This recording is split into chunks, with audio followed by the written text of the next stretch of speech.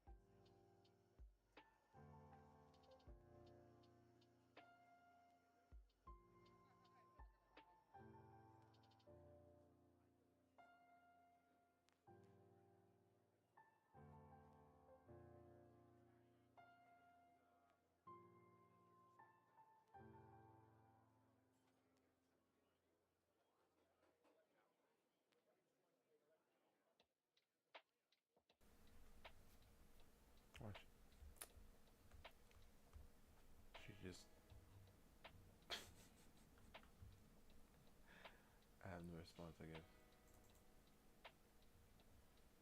Thinking of something, yeah, like a fur thing here too. So maybe.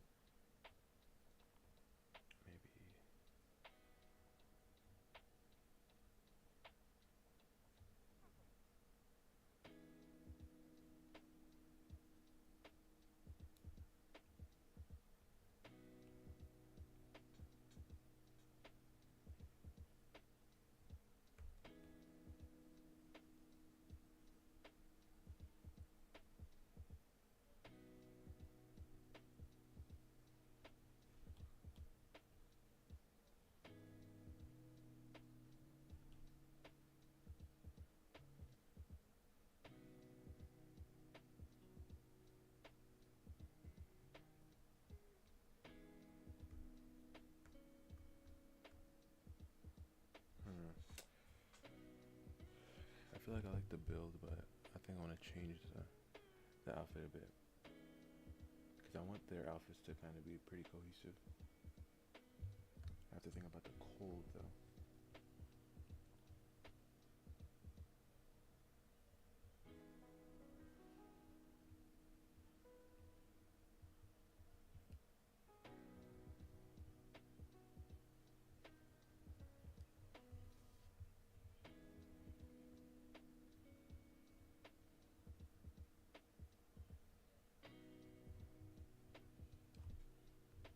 Hmm.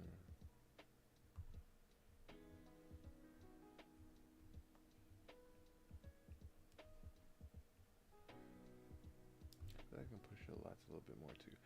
And the hair, I think that might. I mean, I want it to be wild, but I kind of want it to be easy or to maintain. You know, I don't because I feel like when she starts moving, it'll cover her face a lot. I mean, we could. Yeah, let's try again. Something different.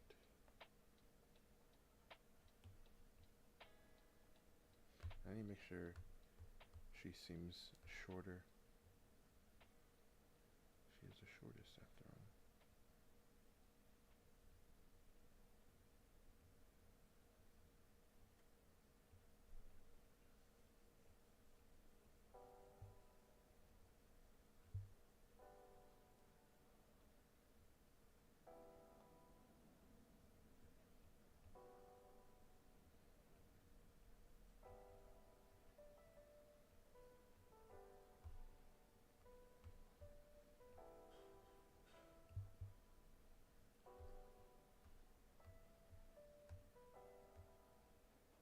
Mm.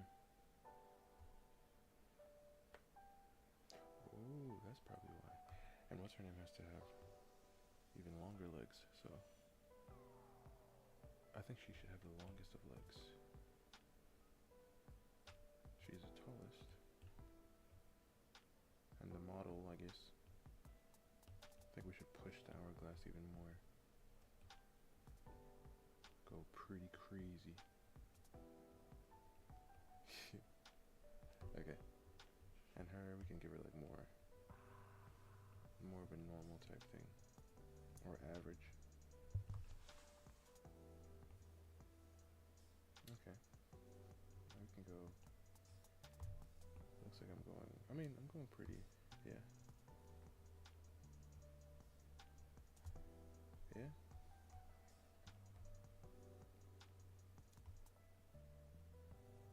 Yeah. Let's move her over a bit.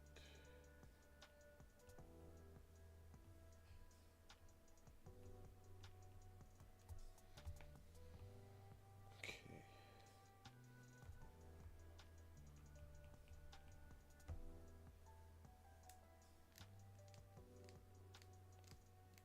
You want to try animating? And have you seen all these people losing their jobs over the I didn't watch it, but I saw like there was a video of somebody talking about it. Yep.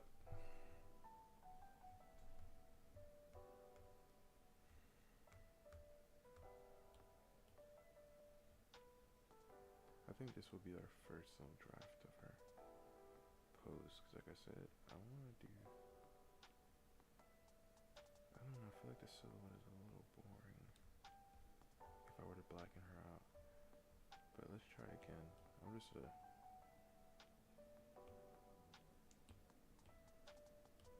think I'll keep, actually no, I'm gonna change the legs, because I was thinking of something even more furrier. Something like this. I love this. I was thinking about this earlier.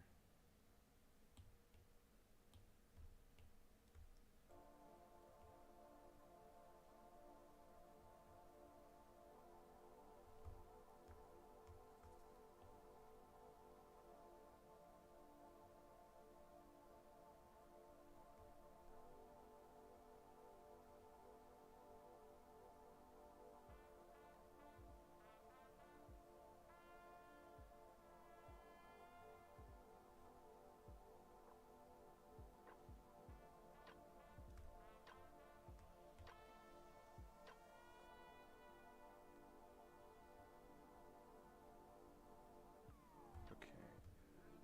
Maybe something, maybe, actually, because she fights usually bare hands. Because I was thinking of a different idea, some kind of, because I want it to be short sleeve, definitely. So we can do like a belt type thing.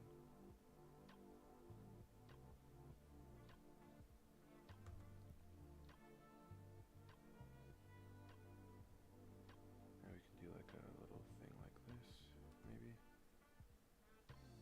I mean, I want this, I don't know. I'm trying to think of like the silhouette that I want. But also think about, because I was thinking of giving her baggy or like more pants type thing, but I don't want to do that. Especially with the way that she fights, I want it to be really easy to move.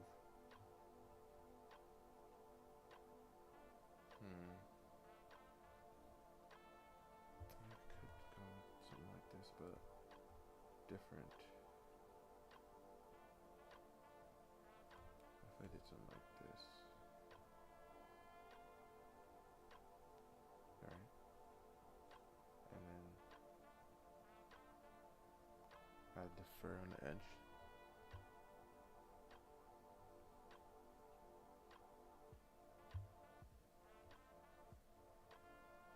Maybe.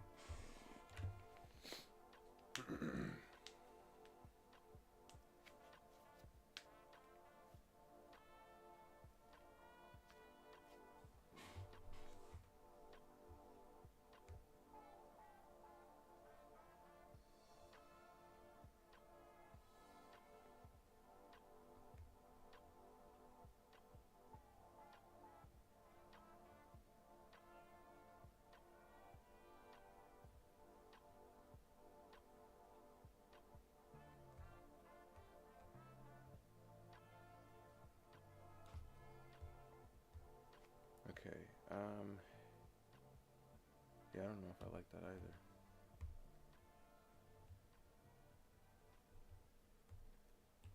Bring the legs back.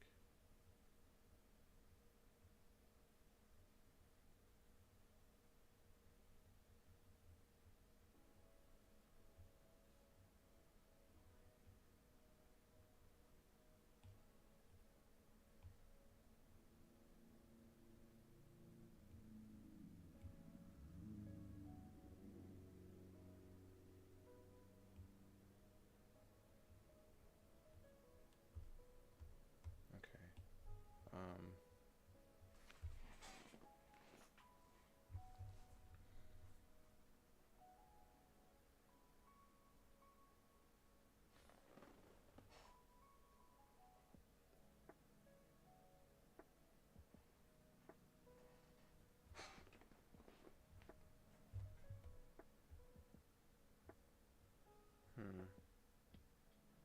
Yeah, I don't know. Something. That's what I said? Huh. Maybe we could do something like, I don't know, I like the top. I like the idea of the top. I think we'll keep that. It's the bottoms that I don't like. I guess we can keep it. Maybe do something like this.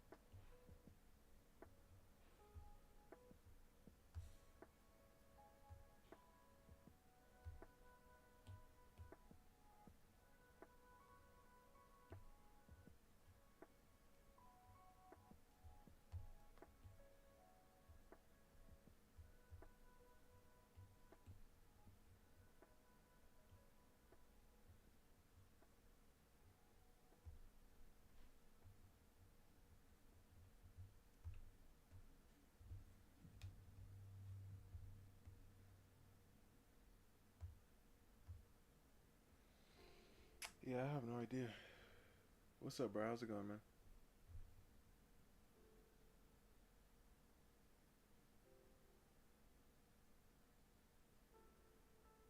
This month has probably been the worst, you're saying? Why do you say that?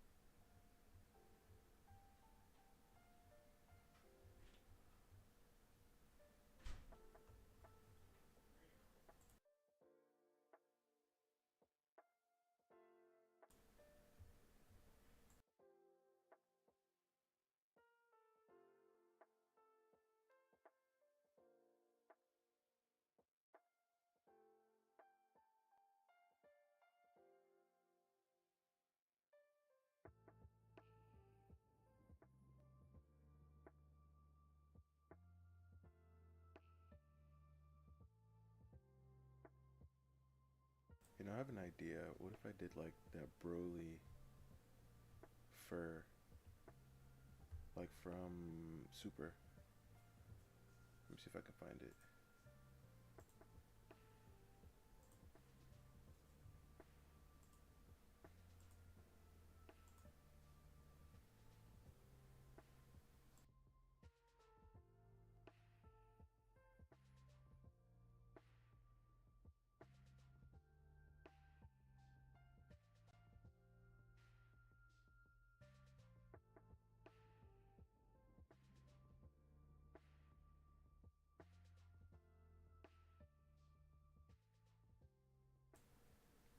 video we watching?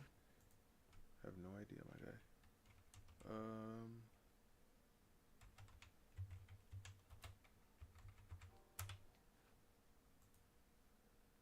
Yeah, so how it comes down like that? Maybe, honestly. You watched it, right? I haven't seen it yet. Fully. I haven't seen the whole thing. But my favorite one from what I've seen has to be the pink one.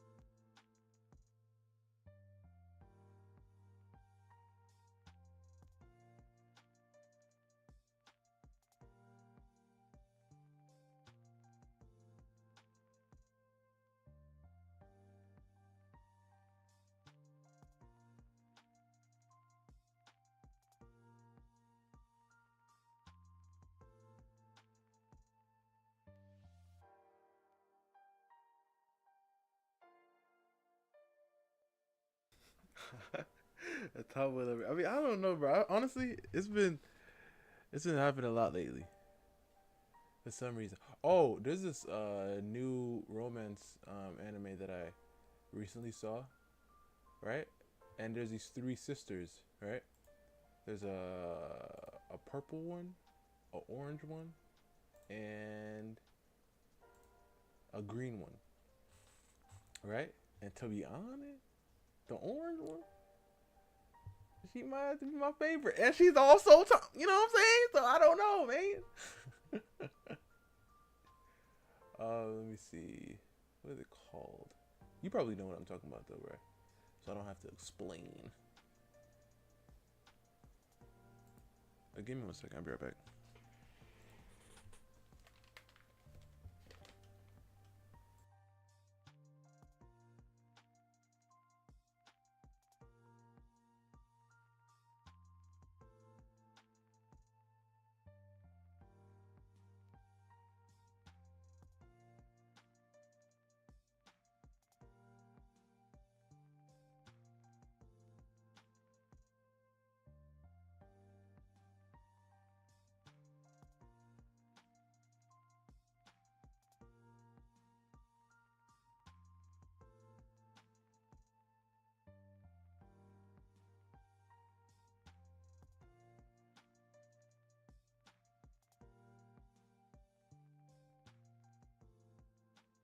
All right, back. I'm actually gonna head out for a second, but I'll be right back again. But whatever.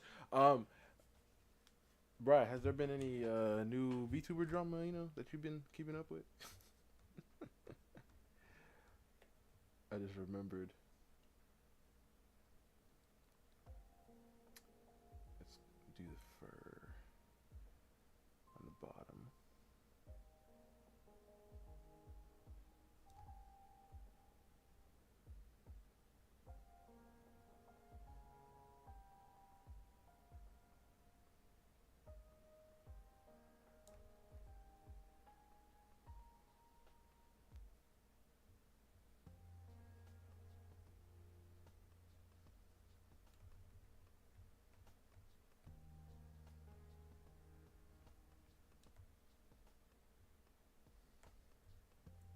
I feel like it makes a lot more sense for her to have more.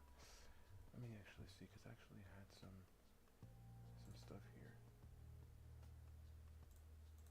Wait, where I can probably show you the girls that I was talking about. Um, I think this could be good to show you.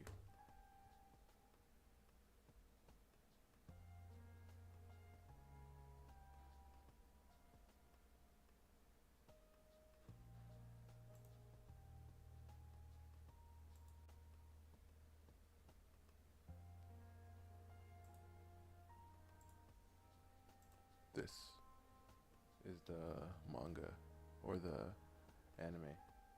And this girl right here, the tomboy one, the pink, orange one, might have to be my favorite.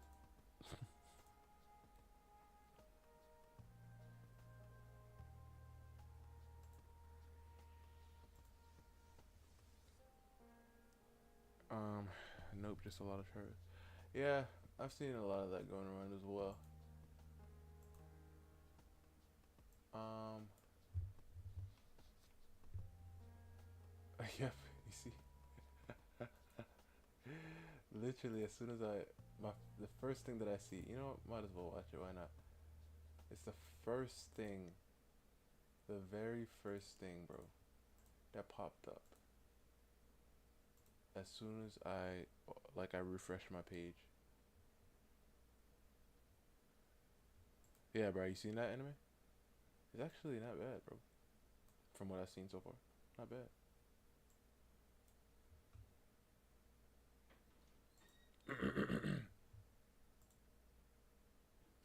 As long as it doesn't show, we'll be fine. As long as it doesn't show Because nothing. they're celebrating someone's death. You can't be evil and employed. Kelly Keegan here is a school nurse for the Easton Area School District. She is being investigated now, and I don't care. I don't care. Still continue to call and let them know that she needs to be fired. But from what I've seen in this article, they're giving her the choice starting tomorrow morning. Either step down and go your separate ways, or you will be fired and there will be consequences. But, you want my honest opinion? She doesn't deserve a choice. She doesn't. Yeah. So you should have thought about that before you It's got on here extremely and said the insane. things that you said about Charlie, his wife, and his kids. Especially when you're a school nurse. I don't even know. I don't even want to know what she said. To be kids. honest. See, Kelly, I'm not the only one that's left voicemails. Thousands have already left voicemails. So I promise you, without a doubt, tomorrow morning, whether you step down or not, you will not be employed at the Easton Area School District. Period.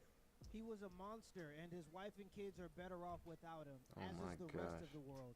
Hopefully her next partner Yo. will respect women and You children. know what's so What? crazy? You know what's so crazy? I was If it reminds me of Korra. Oh. Huh. Okay. You know what's crazy though, right? I was watching this YouTube video, and it was of this girl. I don't know if you've seen these shorts before, but it's like when they guess the celebrity. So what happens is they take a shot, a jump shot, right? And if you make it, then you get to say your guess, right? So you have to keep shooting until you make it, and the first person to make it gets the first guess, right? So this girl was shooting the ball, all right, and then the picture popped up, and it was Elon, right? This girl made it.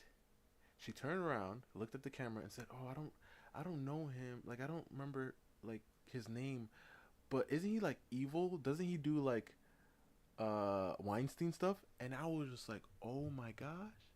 First of all, like, we're not going to mention that part, but it's just crazy that in their mind, because they've just said this guy's evil. I'm not saying I agree with everything this man says, anyways, but I'm just saying because they've said this man is evil, she just brought up the worst possible thing that can happen and inserted it in her mind and applied it to him. Just because she knows people talk about like how evil he is. And I was like, yo, that is terrifying, bro. Like, she doesn't know him. She doesn't remember him. But she knows that people don't like him, and she just associated the most evil, heinous thing that she could think of and put it on. I mean, I want to say that was, I mean, that is bad what he did, but like, you know what I'm saying? I'll say like when kids are involved, but you know what I'm saying. But yo, what? That is crazy, right? And I was watching on Instagram some reels on some people talking about Charlie, and they were literally just making up things that he didn't say. And I'm like, so because you don't like him, and you know that he said something, it's kind of like saying, "Oh, I know he mentioned black people before, so he must have said all black people deserve to get." I was like, "What? That that doesn't make any sense." Yo, it's insane. It truly is insane. Really insane. But yeah, I gotta go look at Korra real fast. Oh, I remember now. I remember now with the Korra fit you're talking about. I remember now. Korra Avatar. I mean, what other Korra? Yeah, I see what you mean now. This fit right here. Nah. I mean, I can see the relation, but nah. Ooh, this one right here, this fan art one is nice.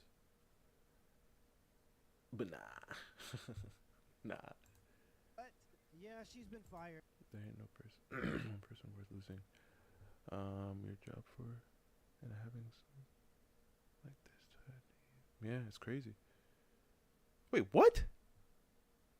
There ain't one person worth losing your job for and having some like this tied to. Oh, okay. I see what you mean.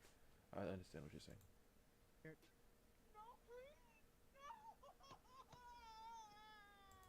Okay, this is the thing. Right here, I don't know if you guys can read that, but I'll zoom in, or I could just read it for you. It says how people expect us to react after what happened to Charlie, right? And the thing is, I don't expect anybody to act like this unless they like really watched him, right?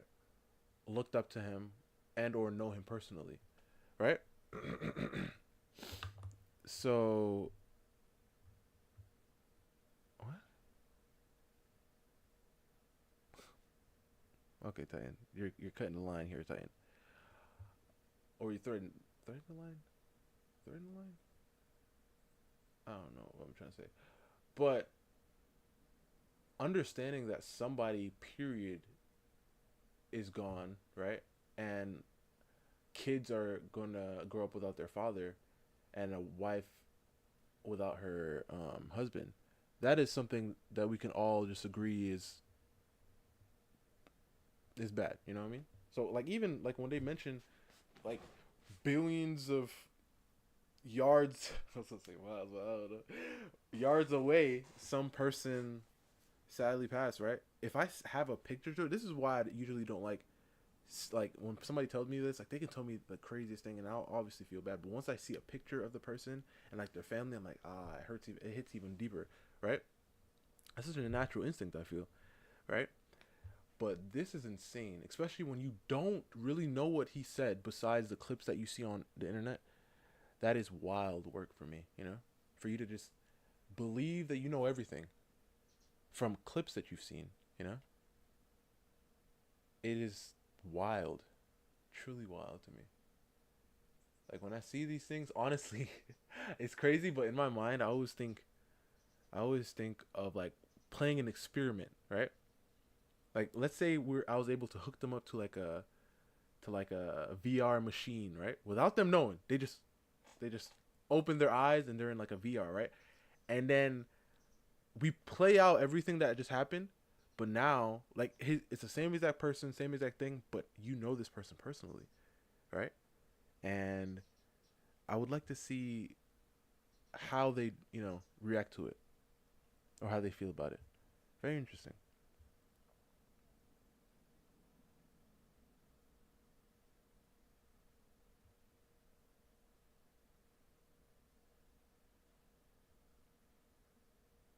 Oh, my comment didn't go through because so it was too scary about the word used. What word used? There are people who are saying that his kids and wife must. Oh my gosh, that is crazy. That is truly insane, bro. And by the way, Titan, the word that I believe that you're gonna use, the reason why I got it taken away isn't because of what you're saying.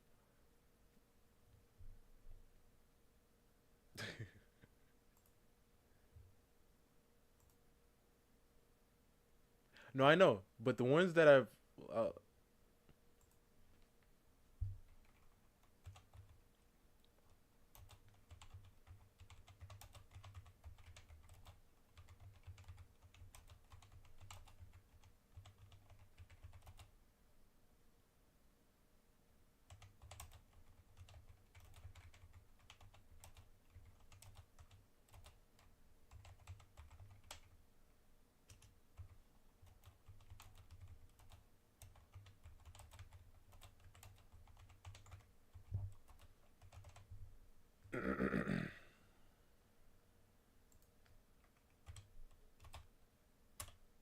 there you go, Titan.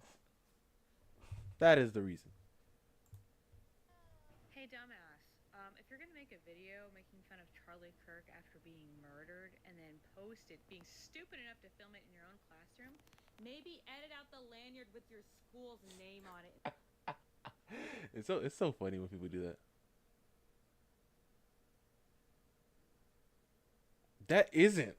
That is a perfectly valid reason, especially as an avid watcher as I am. You know, I'm telling you right now, like almost every single thing, and obviously, I guess more TikTok people are more like that, but almost every single thing in my TikTok era, I was spoiled for too, everything, and that's as a as a connoisseur, that's something that I really I really don't want in my life. In the background. TikTok. It's always funny when people do stuff like this at their job. I'm like, what?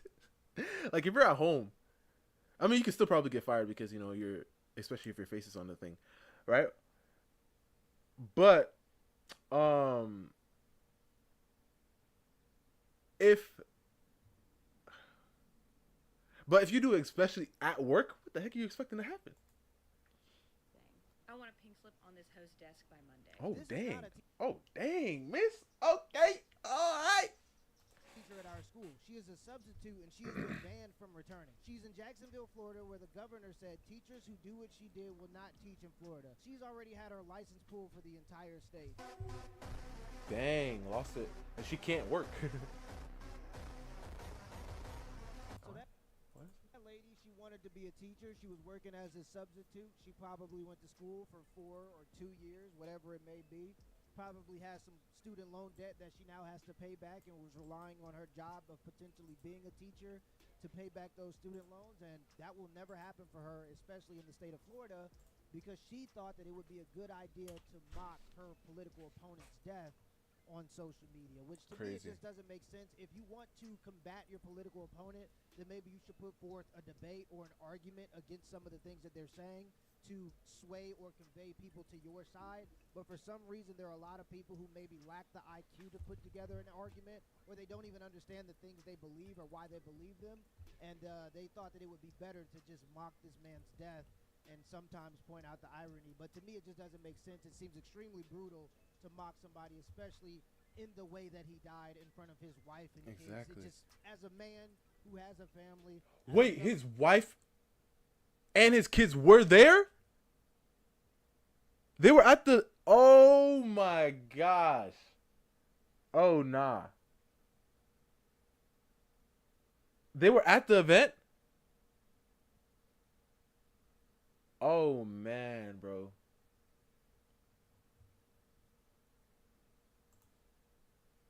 Oh, that's worse. Oh, that's a lot worse.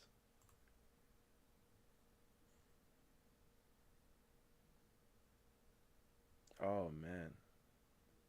Dang, bro. Oh my gosh.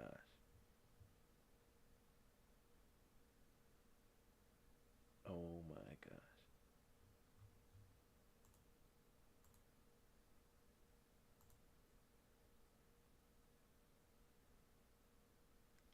Oh my god.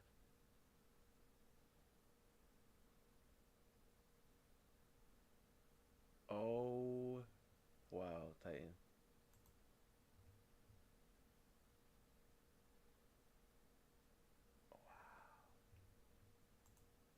fellow human being, it just seems a bit inhumane. And I talked about this a couple of days ago. The right has now decided to use the technique that the left's been using for the past 10 years, and that is, as a mob, calling people's jobs and getting them fired. One thing I notice about the right that's a little bit different than the left is when the right does finally come together, which takes a long time, maybe it's because they believe in like individualism. When the right does tend to come together, they are extremely organized. They are so organized that they have a website now that started on Twitter and now is really manifested. Somebody really put all this stuff together. It's called Expose Charlie's Murderers. Now, on this website, you can make new submissions, but so far they have over 30,000 submissions of people who mocked Charlie Kirk's death on social media. And when they have a person on here, they have their phone number. They have as much information as they can get. They'll get your name. They'll get the city you live in. They'll get the company you work for. They'll get the phone number of the company you work for. They'll get the email address of the company you work for. And anybody that gets more information on you can submit. They get screenshots of things that you said on social media, whether it be your Instagram story, videos of your TikTok, Facebook post, wherever it may be. Any information that they can get and post on this website, this is what people have been doing. It says here, this website will soon be converted into a searchable database. Oh my gosh. Because as of now, you have to scroll. So whoever's at the top of the list, I know they're just getting absolutely ratioed and destroyed because they're at the top. Whoever comes on the website, that's the first person they see. That's probably the first person they're going to call. But it says that this is going to be converted into a searchable database of over 30,000 submissions filtered by general location and job industry. Oh my gosh. Continuously updated archive. That is crazy, bro. Ultimate Docs. Oh my gosh. And the thing is, cause what is it? Is it Parasocial? Is that what it's called? I know from just knowing how big he was, I know he got fans like that, right? Them knowing exactly where you work at and where you live at, this is not what you want, bro. Especially a lot of his people. Oh, they pro certain things. Oh my god. Wow. I mean, like, even, because the thing is, for me, I'm like, even if you are happy that it happened, why tell the world? It's like these people can't just hold it in. You know what I mean? Because objectively, this isn't something we should just be laughing at or be happy about. They just have to tell the world. It's crazy. And I saw something, somebody was like, oh man, I don't want to repeat what they said, but these people are insane. They are like crazy, man. They are truly crazy. Radical activists calling for violence. This is the largest firing operation in history. You can make a submission, you can make donations to the website, and here you go. You can start scrolling, and there are just lists of people. They had to let the world know. I don't get it, bro. This is like I feel like this is a problem. This is a problem. And it's just essentially an endless oh my gosh, your face was there. Texas unemployed. Oh man, they probably like shut down their accounts too. Thinking about it. But you know the thing is, it's like, bro, I feel like a lot of these people are also just people who just are always online. You know what I mean? Like they're always online. They can't separate that, you know? Like they are always online. Professionals, police officers. Wait, what did she just post? I didn't even see that. And it's just essentially an endless list of professionals. Oh my gosh, bro. Can I pause it? The mocking of his death. And it's just essentially an endless list of Yo, you see that, bro? Oh yeah. I mean, she unemployed now probably, but you see that what she said?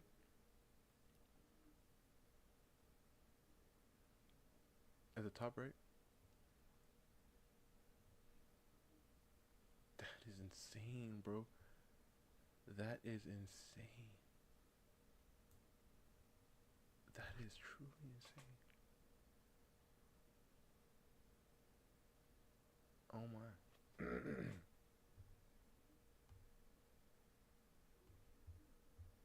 Oh my. Professionals, police officers, people that are law Hundreds of what? makers, mayors. It's all I don't kinds. get that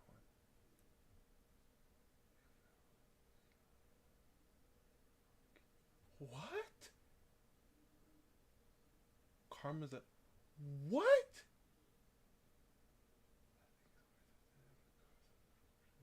Did,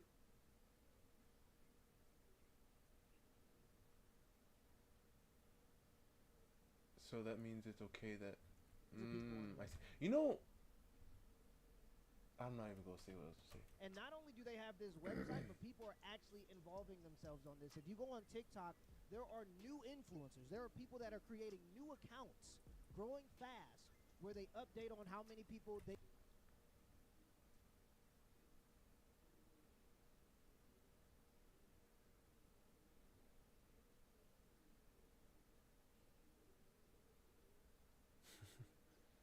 Worth losing your job over, man, losing anything for real, bro. What the? Who's? Oh, this is. Let me lower the opacity for this for now. I'm gonna bring it back up to bring it down. I mean the background, because it's super bright, super de duper. Man, They've gotten fired. Good morning, all. This is a post for Miss Megan Freena. I saw the video you made. Class act, by the way. Let's check it out. Let's all join hands and bow our heads in thoughts and prayers for Charlie Kirk. Thoughts and prayers for Charlie Kirk. Could just be me, but who knows? But mocking the death of a man with 2 children and a wife doesn't seem too family oriented, which seems to be the whole shtick that your husband's electrical company is based on. Oh! Ah! You see, this is why, and this is what pisses me off. And this is why when people are like, this is what pisses me off. And this is why we're like, you gotta choose your wife and or your husband wisely, bro. Because you see what just happened? This lady could just have ruined her husband's whole like everything, just because she wanted to. And it's I think he said family, like his own business, right? Oriented, which seems to be the whole shtick that your husband's electrical company is based on. Yeah, his electrical company. I'm taking it as like he's the owner or the boss. This could ruin everything. Just because you wanted to knock. Oh my gosh, this is you see when it's like, if your wife and or girlfriend and or husband is acting a fool, they just go look back at you, bro. And now this man probably lost everything because his wife wanted to make a TikTok video. Why? Nobody knows. Nobody knows. What did Charlie say to you, miss? Do you know him? I'm gonna tell you this right now. I can promise you this right now. Anybody on social media could say anything about insert black people do this, insert black people do that, anything. And guess what? You will never, ever, unless, we're like streaming right here and you guys ask me the question or whatever, you will never see me or hear me make a video or make a post talking about it. It has nothing to do with me regardless of the fact that I'm black. But I don't know what he said to her or what he said about her or somebody that she know, but she just felt like she is going to mock this man like that and make a TikTok video. And like I said, this man, he already lit the fire. I mean, she lit the fire. He just letting it be known that the fire is over there. I believe it's called Evolution Electrical. Oh! There's the name! Oceanside, California, am I right? Here's where a guy gets curious as I'm blue collar myself. Let's see what that smug little smile got you guys. Ooh. This was recently received increased Oh! Oh my, you see what happens, bro? She should have just shut up, bro. Oh my goodness.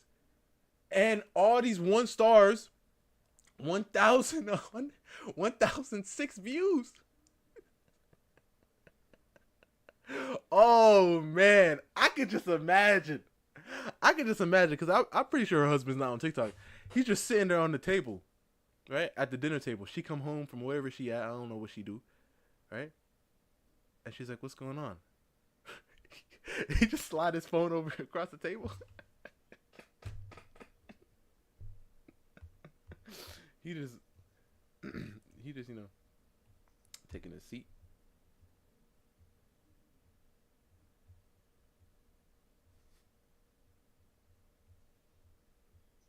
And she just walk in. Oh, what's wrong?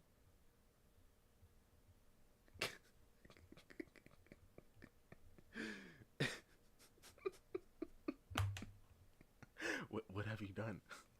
So there's some takes.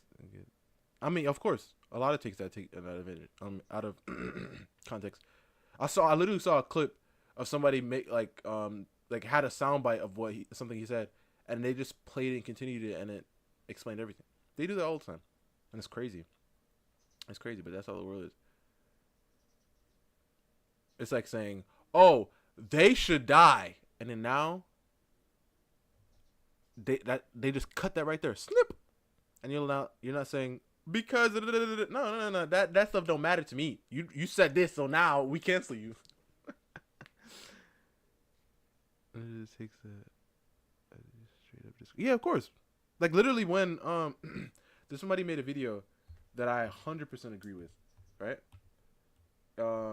It's like this guy. He's on YouTube. He like makes like funny like skits sometimes and stuff, right? And he like be acting with himself. And he said, "Hey, Charlie just died." And then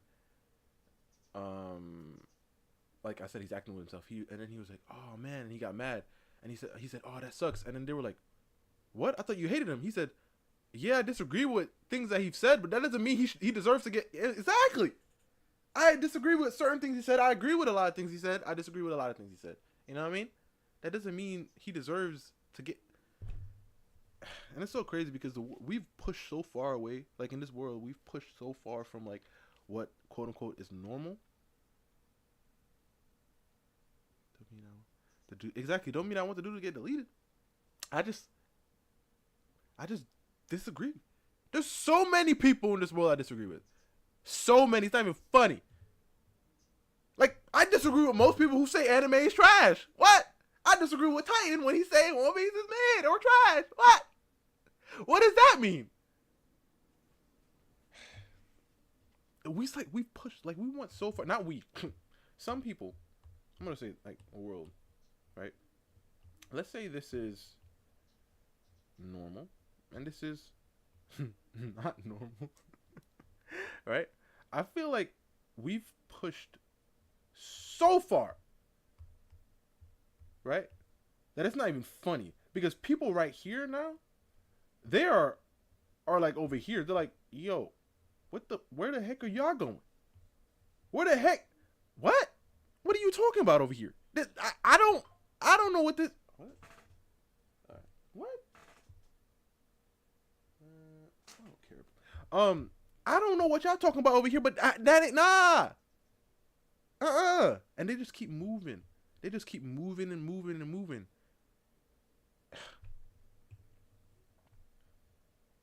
Nobody's submitted for once. Nah, yeah. No, I was talking to like when I was in Colorado, I was talking to my cousins, right? and they were talking about like their favorite animes and everything. And then I had like this One Piece thing on me, and I took it out. I said, "This is the true goat," and they were like, "Man," and I was like, "Ah," and then we just had this whole argument. That's why I brought it up, because I remember, because they disagreed with me, right? But like, I don't. That doesn't mean anything, because I agree with some things Titan say. I agree with some things Bryce says. I disagree with some things Bryce say. I disagree with some things Titan say. That doesn't mean anybody deserves. And it's crazy because it's like, do they just expect everybody to agree on the same things? And it's like, when they make up their own rules, I have to start agreeing now? That's the thing that's making no sense to me. Like right now, if everybody would be like, yo, the sky is red, right? And then I'm like, no, it's not. They're like, what? Are you are you saying you going against me right now? Nah, I'm just saying it's not. They're like, you really think that?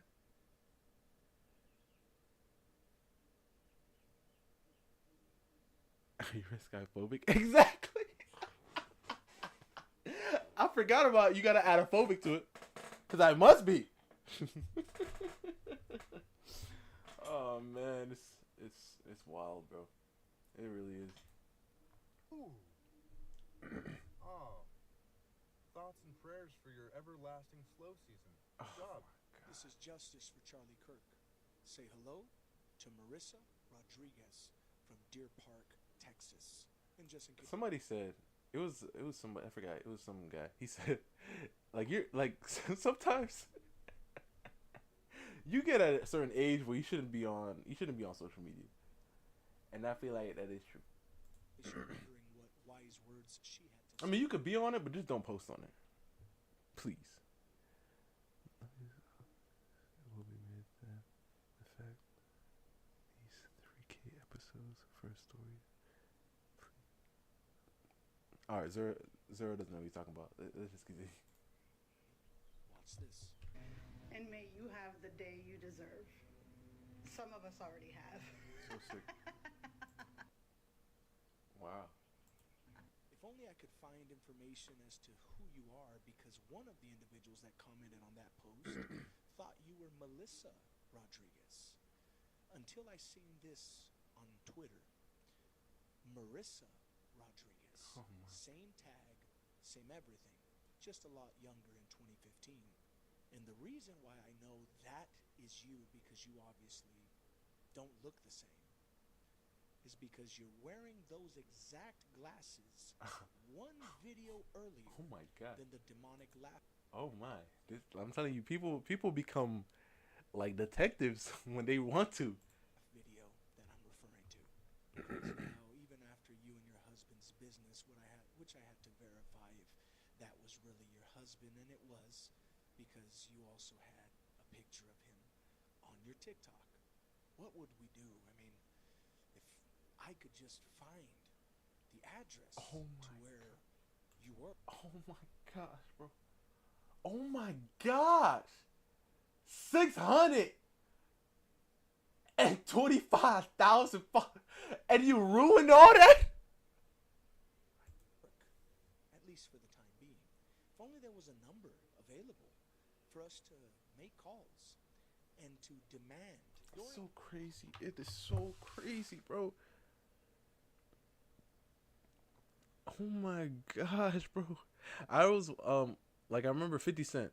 He was talking, and somebody asked him, I think it was an interview or something, I don't remember. They asked him, like, what side are you on, right? Republican or Democrat? You know what he said? He said he don't choose sides. You know why? Because then that's going to split his check or his fans. You know what I mean? If he just says nothing, guess what? Everybody's going to be fine. Sure, maybe some people may ask, but at the end of the day, if he doesn't respond, what are they going to do? Guess what she did? She just was like, if anybody was on that side, the right side, they're just like, yeah, I guess this girl is insane. But all the other people, they're like, oh, yes. Why do people do this? Especially when they have like big businesses like this. Why? And I bet it started just like that. Like everybody was free to come in. Everybody. When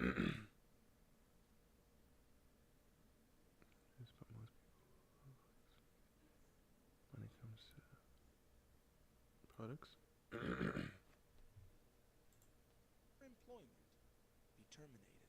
I wish no physical harm to individuals like you. Mm-hmm. That's your game. Mm-hmm. Our game? We are the voice of the Charlie Kirks today. This is the justice for Charlie. And we won't stop until every demonic, every Democrat, every You see what crazy? That's how crazy that is. It's like, because obviously, I bet there are some people on that side who are perfectly. Oh, by the way, Chris Pratt. Yeah, I know. I saw the Chris Pratt. I was like, wow, and they get mad at him for that. Like, can we just literally? Can we all agree? Children, especially at the age that they are literally blameless. Like I said, at that age, I ain't talking about Korea in like 13 or 15 or whatever they had the age at. These children, can we all agree, have done nothing wrong? Nothing at all. With how you're speaking, you're just negating that. No matter how much you hate him, can we all agree that the kids and the wife, or like even more the kids, bro, they have nothing to do with any of this? Huh? Can we all just see that and at least feel bad for them? But these people just feel like they're tainted because they are associated with him.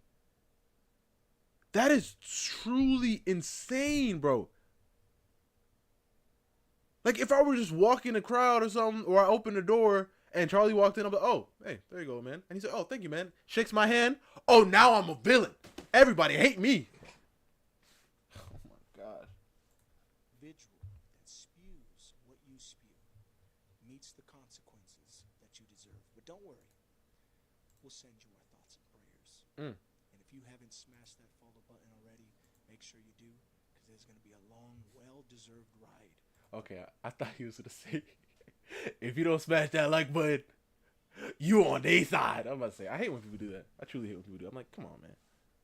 Come on, man. You fishing like that? Come on, bro. Should I start fishing that way? If you don't... Chris Pratt's a Christian, yeah. What do people... Well, exactly. But I feel like a lot of people just want to forget these things, especially like after a movie comes out. Like, oh, he's really good. I like him as an actor. And then he says something like that. They're like, yeah, that evil guy. It's crazy that you guys call them evil, but you guys are the people who are really pro deletion of almost anybody that you don't agree with.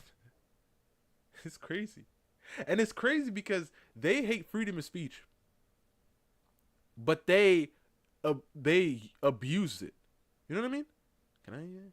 They use it like crazy, but they hate when other people use it and it affects them. It's like, it's insane, bro. It truly is insane. Like, really?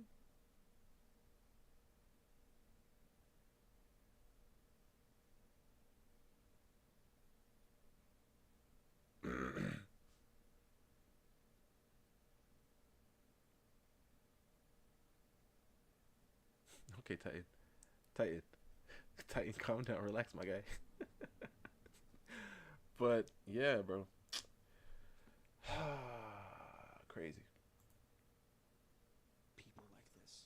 And one more time, thank you for everyone that's been sewing into this to help keep us on our toes, buying us a cup of coffee. Thank you so much. It's hard work, but it's worth it. Especially after these businesses confirm that these individuals that we're reporting are no longer part of their employees. Thank you. Little woman breaks down in tears after her friend shamed her. Oh my gosh! Just look at her. You you know what she ain't gonna come out and start saying anything that shocks you. Celebrating Charlie Kirk's death. A few moments later.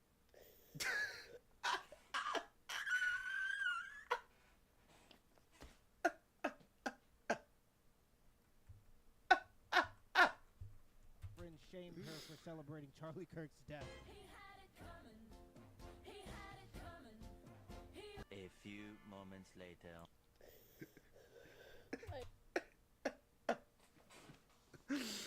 Oh my gosh, bro.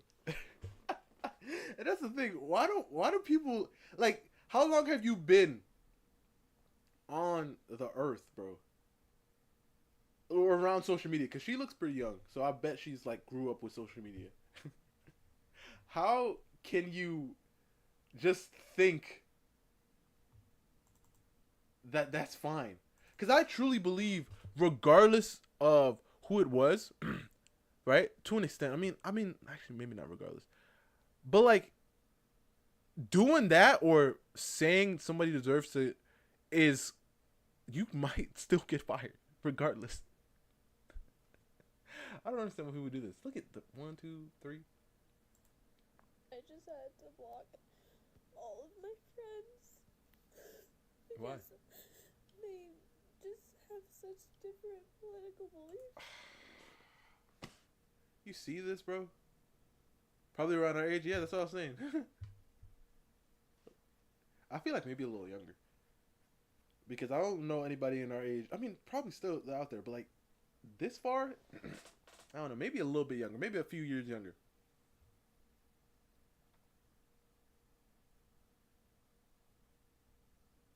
Yo.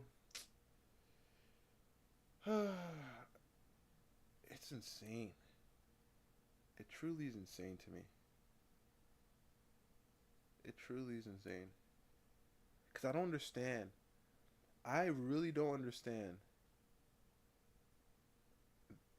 They're an echo chamber. Exactly. Exactly, man. I really don't understand, though, for real. Like, how? Like, unless somebody in my family are saying some crazy, I mean, like, full-on crazy thing.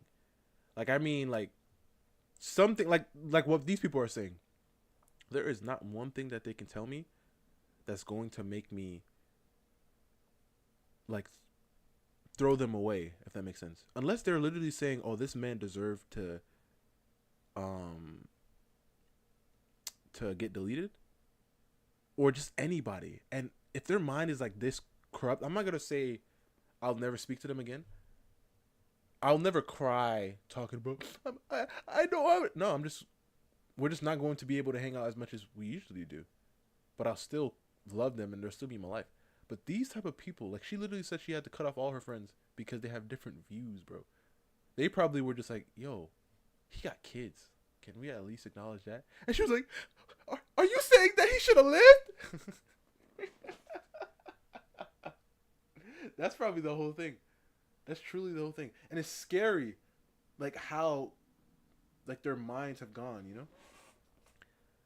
I'm friends with people who have different political beliefs. Man, you don't even understand. Like, I mean, I don't have, like, too many friends, but I know so many, like, I have so many family members, bro. When I hear them saying these certain things, I'm like, sure. We're just not going to talk about politics. But they're still my family. I'm not going to hate them now. We were friends way longer. Exactly. And that's the thing that throws me off. Because I always think, somebody said this before, and I believe to an extent, when they're like, the wings, you know, like left wing, right wing, they're all, like, they're the same wing, like, they're the wings of the same bird, kind of, right? Like, yeah, this one might be good saying some things that you like, and this one might be good saying things that you like, but they're, come on, let's be real, right? All these billionaires, all these people, they weigh each other, like, you know. So I'm always like, there is no way I'm going to choose them over people that I grew up with, people that I've known my whole life. How have they conditioned us to literally be like, yeah, I know I grew up with you. I know you. I know everything you are. I know your character and everything. But this guy said something that you liked and I didn't like, so I'm not going to talk to you no more. What? How does that make sense? So this random guy, it's literally like, It's literally like a random girl and or guy, like, you know, like you end up dating, like let's say you end up dating this one girl who ends up like destroying your friendship with your relationship with your family. That is the same way I feel. I'm like, how the heck did that happen?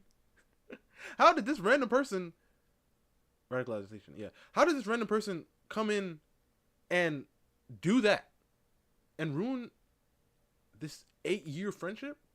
This 12-year friendship? My family? Like, I don't talk to my mom no more because of her? What? That something's off. It's insane. Truly insane. For me. And it's even worse because you never met these people. So they can literally be like, hey, yo, I believe the sky is red, but knowing it's blue. But just lying to you, making you, like, your ears feel better.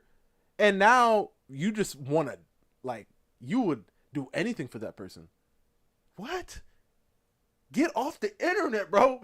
Get off, please. Turn it off. Go outside. Talk to your family. When I was over there, like I said, when I was over there, I was barely on social media. I was just having fun with my family. And nothing mattered. Nothing. Because I was having a great time with my family. That's all.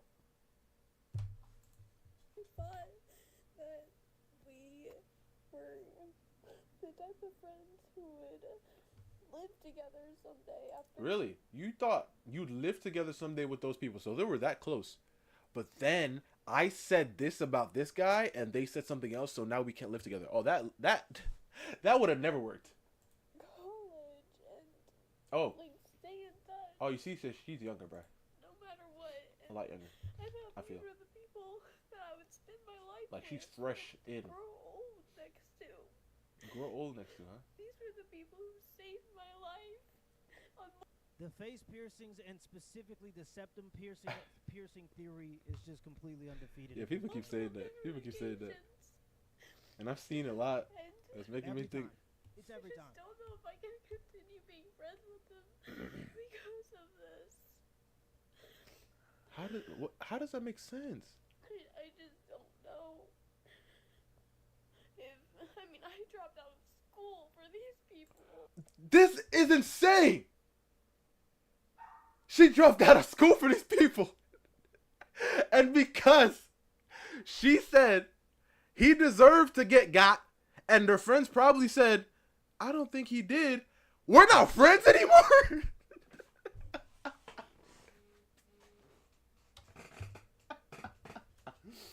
Bro, when I tell you, there's literally, like, I really, and you know those people who like to study minds? I really want to see what's going on in there because it's not like everybody else. It's not like the rest of us. Because how did she get there? She's never met Charlie, probably, most likely. Never met him before. Probably, like you said, Titan, only seen things that he said out of context. She literally dropped out of school for her friends. If I were to walk up to her and say, you should drop out, I bet she wouldn't do it. Which means her friends matter. So now she said Charlie deserved. And they probably said no.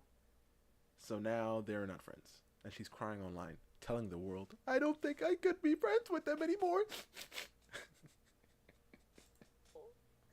I started homeschooling because of these people. I truly feel bad for these people, honestly, because there has to be a level of brainwashing, bro. There has to be. Because it's impossible. Like, so many people thinking wrong. Like, there is something happening in here. And like I said, that's why I feel like she was younger, bro.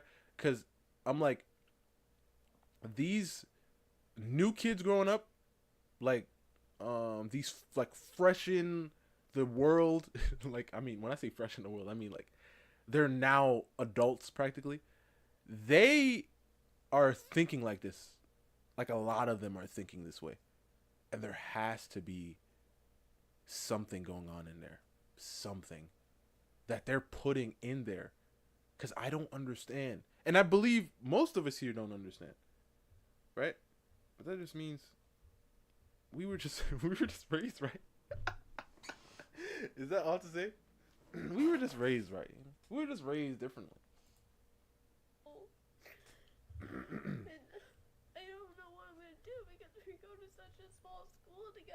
Oh, you see? And I don't know how I'm gonna be able to face them. These people are my whole life. No, they're not. No, they're not. That's impossible. They can't be your whole life. You know who is? Charlie. Apparently. Because you risked it all for that.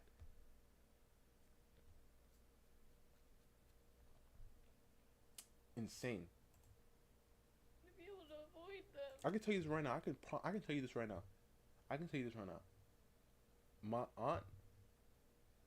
Let's say my mom. My mom could say, insert group of people deserve to get got. Guess what? I'm just never going to talk to that about that insert group of people with my mom. But I'm still my mom. Sure, you say some crazy things, but that's still my mom. That's my best friend. Sure, that's insane what you said, but that's still my best friend. These women are just being psyopted at a level we've just never seen You see? before ever. And I think they're being psyopted by an ideology that preys on the fact that women are more likely to be paranoid, they're more likely to be anxious, and they're more likely to be depressed. And I think when you teach these young women, of course, that everything is against them, it feels empowering, or it gives you something to blame for all of your issues, so that's nice. And because you're taught it at every turn, you're taught it in school, you're taught it all the way in the media and all the movies and all the music that you listen to. Oh, speaking of movies, everywhere to you, have you guys seen F1, the racing movie? it's easy to consume and easy to believe, but what it takes from you and what it makes you is super anxious because you believe that everybody is out to get you. And when you look at these statistics about young women, I feel like I mentioned that, rates but of happiness I don't know if and you their guys rates told me. of being on antidepressants, and you look at their rates of being anxious and on anti-anxiety medications, we actually have an issue in this country. These young ladies are being psyopted. These women are being psyopted into becoming an enemy of themselves, into becoming paranoid. There's a political party that gets a lot of votes out of these women being paranoid, but I think in the long run, in terms of their mental health, you can see the effects that it's starting to have. Don't care. Yeah. And other F1 I movies. don't care if You don't care? Oh, I actually liked it. I mean, you like cars and everything, so I can understand probably why you didn't like it, because it probably wasn't correct or something in a certain way. But it was an entertaining movie. I think that this is my own fault for being the person to blow up these relationships, because everything that they say makes me feel like such a shit person. Okay, wait. Okay, she's getting there, guys. And I can't have that in my life. Not anymore. You know what's so sad? Like, I obviously hope this doesn't happen, but like with how fragile her mind is, and I'm saying that truly because of the fact that she literally can ruin that whole thing because of the situation. How fragile it is. These are the type of people that end up, going and doing that to themselves. You know what I mean? You seen it, Brian? You liked it? It's sad it's truly sad. But these are the type of people. Like, she's literally talking about how she can't live without them, but she decided. She literally just said, I don't think I can talk to them anymore. This is your choice.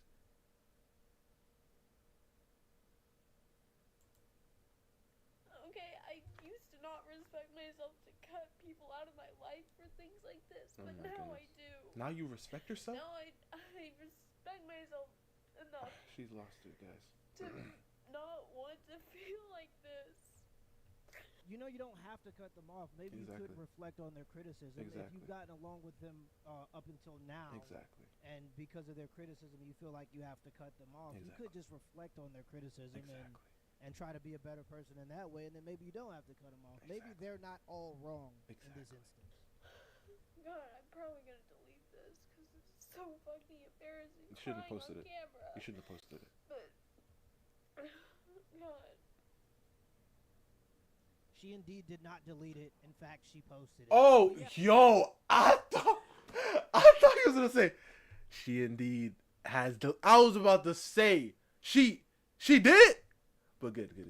I mean, hopefully she didn't. Good. I have more videos of people going after people's jobs, and I have more videos of people getting fired. Let's get back to it. I'm just really glad Charlie Kirk just got himself fucking shot, because he's right. Empathy is dangerous to You see? That's the clip. I mean, what she's saying that he said. She didn't listen to the whole thing. society. So no one should give a fuck that he's dead. You see? Bro. Oh my gosh. This is the out of context that you were talking about, Titan. Oh, man. He said it. I'm just saying his words. No, you're not. All I'm doing is using his words. Because he was talking about something specifically. And you're not talking about that. Me for using his words. I think empathy is a new wave thing and is very problematic. You right. No empathy for you. Why did he hey say? guys, I haven't made videos like this, but Why did he say? I just got let go from the University of Florida as an employee. They didn't tell me why. I know, bro. I know. I am, but she gotta wake up to this, man. She gotta wake up to this, and that's probably why she don't like people, you know, because she like, man, these people are crazy. She could smell it on them. She like, oh, she wanted them blue. She wanted them red sky people. I don't want her to pet me. There's all sorts of things I have to do now, but in the meantime, while I'm looking for a new job, there will be some more sim racing content, it looks like, and possibly even more Japanese content while I go to class. So stay tuned. What did he say? Sim racing? You see, bro, these young cats. That really sounds like an thing to say. But these young cats, man. I don't know, man. Rowan calls to vacate his seat. Can you understand why they are calling for you to step down? Oh, he's been crying. He's been crying. I understand why they're saying that, but that's not something that I'm going to do. Village of Palmetto Bay Council member Steve Cody says he's not going anywhere after the mayor put out a statement Thursday calling for him to step down. What the Cody heck? is under fire over a social media post he made about the death. Oh, wait, is it gonna show? I don't want to see it. I'm not looking. Smith and Wesson. I hope it blurred it for you guys. Kirk is a fitting sacrifice to our lords, Smith and Wesson. Hallowed be their names. Wow, this man definitely got to get fired. The comment was over a graphic of the activist's 2023 remarks that it's worth to have a cost of, unfortunately, some gun deaths every single year for Second Amendment rights. Why did you make the post? It was ill thought out. Cody made a new post Thursday titled "I Screwed Up." No, I know you watched it, but you know, I'm not trying to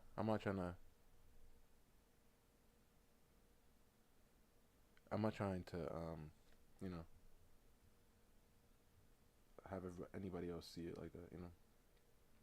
Somebody else said something that like we weren't supposed to see that, you know, and I don't think people should, you know. Really, not a good thing to do. I don't recommend it at all. Yeah. Regret because it was insensitive. I do think that there's a certain bit of irony in it, but it caused a lot of pain for people I know. I didn't find the video. It found me. Exactly, bro. Yep. Like, I literally, because I saw before when he got shot. I saw it before. Like, I didn't watch it, but I saw it written somewhere, and I was like, oh snap. And then I opened TikTok, bro. First thing, this guy said, the first thing is I see him, and then it's showing the crowd, and then I just like, nope, I know what this is. Turn my phone over, and then boom, I'm like, oh my gosh. And then it cut to somebody talking about it. I was like, yeah, let me get up out of here. I have not seen it like actually uncensored. Like my cousin saw it too. She was like, oh man, crazy, bro. And people that I respect. Several leaders and lawmakers are also weighing in on Cody's post and calling on him to resign. Cody says if he could go back, he'd do things differently. It's so stupid. It's so stupid, bro. That's a like you did this to yourself. Like, why didn't you just be quiet? Like, you don't like the man? Be at home by yourself and cheer. Be happy by yourself at home. Nobody needs to know. Like this man, like I said, there's some ages where you just shouldn't post. You could be on it. Just don't post, bro. He didn't understand. He was like, I thought it was fake. I thought social media was like a place to just vent. Like I didn't know it had consequences. But you know, the best I can do is to apologize to those who I've hurt, and vow to go forward. And did he think everybody hated him? But that's the thing though about media too. With like everybody, I mean not everybody, but like in media, I feel like Trump is just hate. So it's like free reign to say things bad about him, right? And because Charlie knew him, same thing, free reign to just say things bad about him. Elon too, free reign to say anything bad. So when they don't like them, they just assume, oh well, everybody's would agree with me, because everybody's doing it online anyway. And then they do it and they realize, wait,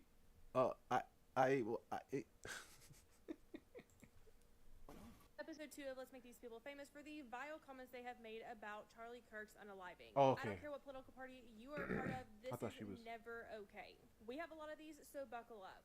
This is Melissa Cook, and she made this vile comment here saying, he is a terrible human being. Terrible. I do not wish blank on anyone, but him not being here is a blessing. She works for this school district right here. Wow. Here at CCSD. Wait, what? She said, did she pronoun him there too? Oh, she did pronoun him at the end. Him not being here is a blessing. She works for this school district right here at CCSD Panthers. They have made this statement addressing it, but nothing has yet to be done about this woman. Pause to read. This woman right here is Stasia Sumter. She allegedly works for the Knoxville Community School District, specifically at West Elementary. She is a special education teacher, and this is her profile. She made this comment here saying, I normally would say till I see you again. So since I never wish to see you again, to you, I say goodbye. Then made this comment here saying, bye-bye, a-hole. This is Zachary Stewart. He is the Assistant Director of Admissions at Hampshire College. They have actually made a comment about what he has said, just saying that his comment does not reflect their values. He said, I'll say this once about Charlie Kirk. The man was not going to say all those words. I will never mourn the loss of a man like that, ever. The only people I feel bad for is his children, simply because they will have to reckon with that kind of person he was. Oh my gosh, bro. So they're not even feel bad because he lost a father. They lost a father. It's because they're going to have to deal with the person he was. He was a horrendous human being. What did he I can't say his name. I think it's Whiny Bullock. He made this comment. I really wish they posted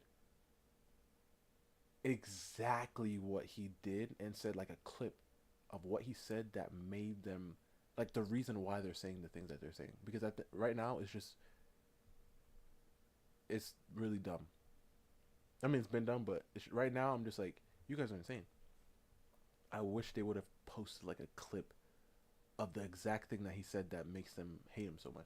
They saying America became greater today. There, I said it. He allegedly works for the Greenville County Schools. They have yet to make a statement about his comment. This is Gerald Burgett, I think, is the lead writer for Suns the Phoenix Sports. And they have made a comment. We'll look at it. Wow. Truly, I don't care if you think it's insensitive or poor timing or decline to respect an evil man who died. Too many of you are more concerned about being polite and appearing to be good people rather than showing some backbone and standing on principle to condemn hate. Wait, what did he say? What? I wasn't paying attention. Is the lead writer for Suns the Phoenix Sports. And they have made a comment we'll look at, but he said, truly, I don't care if you think it's insensitive or poor timing or decline to respect an evil man who died. Too many of you are more concerned about being polite and appearing to be good people rather than showing some backbone and standing on principle to condemn hate. He also made these two comments here. Pause to read them. Phoenix Sports says, we have addressed this matter and with the individual and made the decision to part ways. Wow. There is a lot more where this came from, so stay tuned for part 3. Hi, my name is Quinn Pratt, and I like going on the internet finding people who are making fun of Charlie Kirk's death and reporting them to their employers. And sometimes they get fired. And today, we got 10 people. And once again, I'm going to remind you, this has nothing to do with politics, just morals. Some of these are from my individual effort, and some of these, other people got involved. Big shout out to everybody who helped me. All right, let's get into it. Justine from New Mexico, you're fired. Claire from Massachusetts, you're fired. Leroy from You're Illinois. fired. I don't know if y'all seen And Blair Vince from McMahon. Minnesota. You've been fired. Cameron from Washington State. Fired. Ivan from Texas. Fired. And then we got Sydney from New York. Terminated. Maria from Tennessee. Fired. Destiny from Texas. Fired. Amy from Colorado. Terminated. And Gina from Rhode Island. Fired. Now, there are some people on the internet who do not like what I'm doing, even as going as far as sending me threats of violence. It is exactly because of that behavior why you can't hold a job, why you are a despicable human being. Employers do not want to employ disgusting, vile people like Actually, you. Because employers don't care if you're disgusting and vile. Just don't broadcast it to the world. That's the thing. Because you think they weren't probably, saying these crazy takes at work? Probably. But because the world knows it and you work for us, yeah, you gotta go. That's the thing. I don't know why people do this to themselves. Because they probably talk like this in public. Why does the world need to know? Because once again, I don't do anything. All I do is I take your video that you made publicly that you hoped everybody saw, and I made sure your employer saw it. That's all I do. Yes, I'm in my bathrobe. It's been a long 24 hours of me not sleeping and doing this work. We went from, 15 the last time I did names to 278 currently. Oh my We gosh, also have these two people... businesses that are in the beginning of going under. And then we have 3 people in the UK that we had arrested. Because I'm kind of glad. I'm kind of glad these people do this, because it kind of just opens your eyes to the people that you shouldn't be around. You know what I mean? Like, if somebody really thinks this is something that they should do, I don't know if you want to associate with that person. You know what I mean? Like, if you know them, like I'm not talking about like the family stuff. I'm talking about hopefully your family members don't do stuff like this, but just don't associate with people that you know that do stuff like this. That's something that we can just be like, yeah, I'm glad you showed yourself, to us, so we know not to hang out with this person anymore. Their guns away, and then if you say anything mean or not nice on social media, you don't just lose your job, you go to jail for free. Now, instead of just listing a bunch of names, because it would literally take forever, maybe I'll do a couple after this. Here's the thing I want everybody to keep in mind. If you have an anonymous profile, especially on TikTok, and you think you can say that and you won't be found, you're very wrong, and here's why. Most social media apps do data mining, and they'll take your data and they'll sell it anonymously. Oh my goodness, to this businesses guy and is a stuff like true that. one. Fine. TikTok, and you may not know this, literally copies pretty much everything on your phone. Photos, text conversations, DMs, everything. Your GPS data, your location of where your house is, like where you work, everything. And there's a site on the dark web where you can punch in anybody's The fucking redhead comic username and writer literally get got fired because of, It no. does cost money, but good thing I don't have to worry about that Wow. because I have enough to do this. And there's nothing you can do because you legally agreed to it in the terms of service with their verbiage. And this TikTok's guy. the one that's fucking selling these anyways. As long as I don't dox you or take, physical harm to you, I can do whatever the fuck I want. I paid for that data. It's mine now. I own your phone. It's mine. I like it a Oh lot. my Give me more gosh. phones, please. This Let's man go through a paid few of for them. your Caleb data. from Minnesota. You had an anonymous entire name. comic got How's your canceled job? and Not so well. DC Natalie offer. from Maine. You had an Refunds? anonymous name. Not Dang. so good. Madeline from Connecticut. WDC, they're like, yo, once again, I don't care what you do in your private time, but as soon as you start getting public and you work for us, oh man. Madeline, sorry, I'm so bad with these names. You also had an anonymous name. And then here's just a few other people. Owen from Washington, fired. Lily from Oregon, fired. Juan from Massachusetts, fired. Victoria from New York, fired. Henry from Colorado, fired. Amelia from, I should be doing the fired part in the Trump voice. What the fuck am I doing? Henry from Colorado, fired. Get out of here, you're gone. Amelia from Hawaii, did I say that one already? I got too excited. Sebastian from Vermont, Zoe from Maryland, Miles, you're gone. You're not going miles with your job anymore now, are you? And you are from Rhode Island. Ella from Delaware, Levi from New Mexico, Scarlett from California. A lot of these are blue states. I have just noticed that from other people commenting it. Mason from Illinois, Grace from Michigan, and oh wait, here's a couple. Wyatt from Texas, that's a red state. And Savannah from Florida. Wow. That's another red state. 3 people in various Europe countries, I almost said states, what a noob, have been not only fired from their jobs but arrested. So you know, I briefly just talked about this, but something that I've noticed from just scrolling on this database of over 30,000 people here is that a lot of the people on here, majority of the people on here, I'd say it's about a 70-30 split. 70% of the people on here are women, and I don't know what this new thing is and why women seem to be so much more politically violent and okay and accepting of political violence, but this is obviously some form of extremism. I personally have a theory, and I've seen other people making theories on this topic too.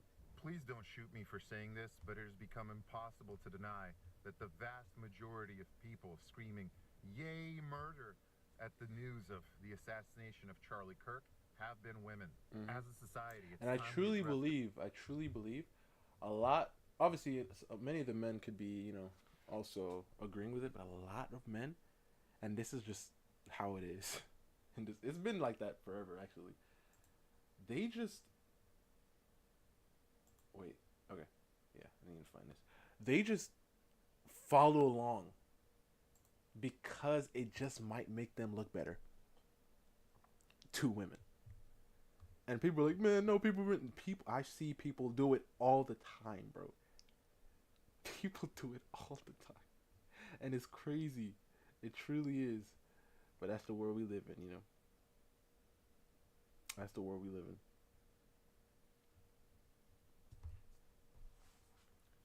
So, and a lot of these people, a lot of these older guys that you've seen do it, like their wives are probably telling them all this stuff.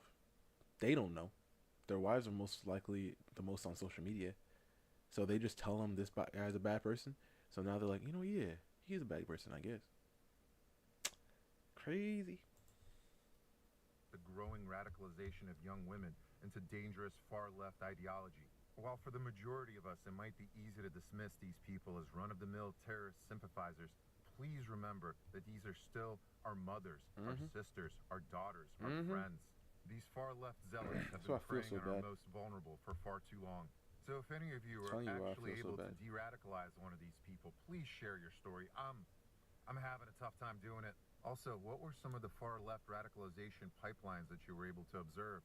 What were some of the warning signs we might have missed?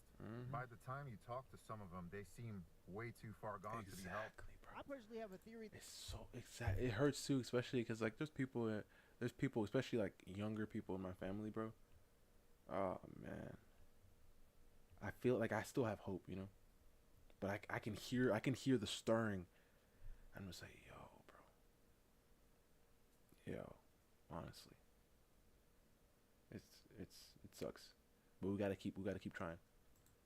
That it's because women don't actually have to do the fighting. They'll never have to deal with the violence that comes from political opposition for the most part, outside of losing men that they're close to, because they don't really value men as much because that's what they've been taught.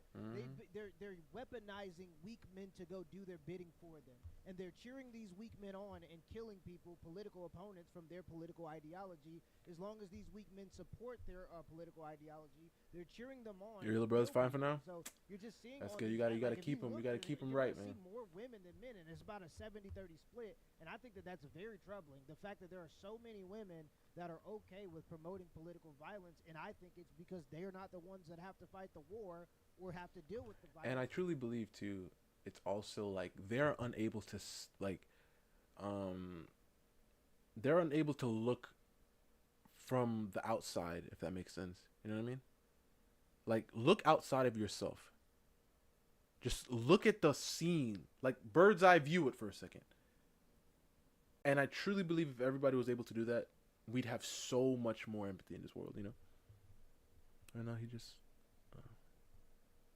interested in video game school, and when gonna post again. That's good, man. Just keep them locked in, you know what I mean? You can sprinkle a little bit of anime in there if you want. You know what I mean? A little bit of One Piece. You know, that'd be good. But that's good though. That's good, truly.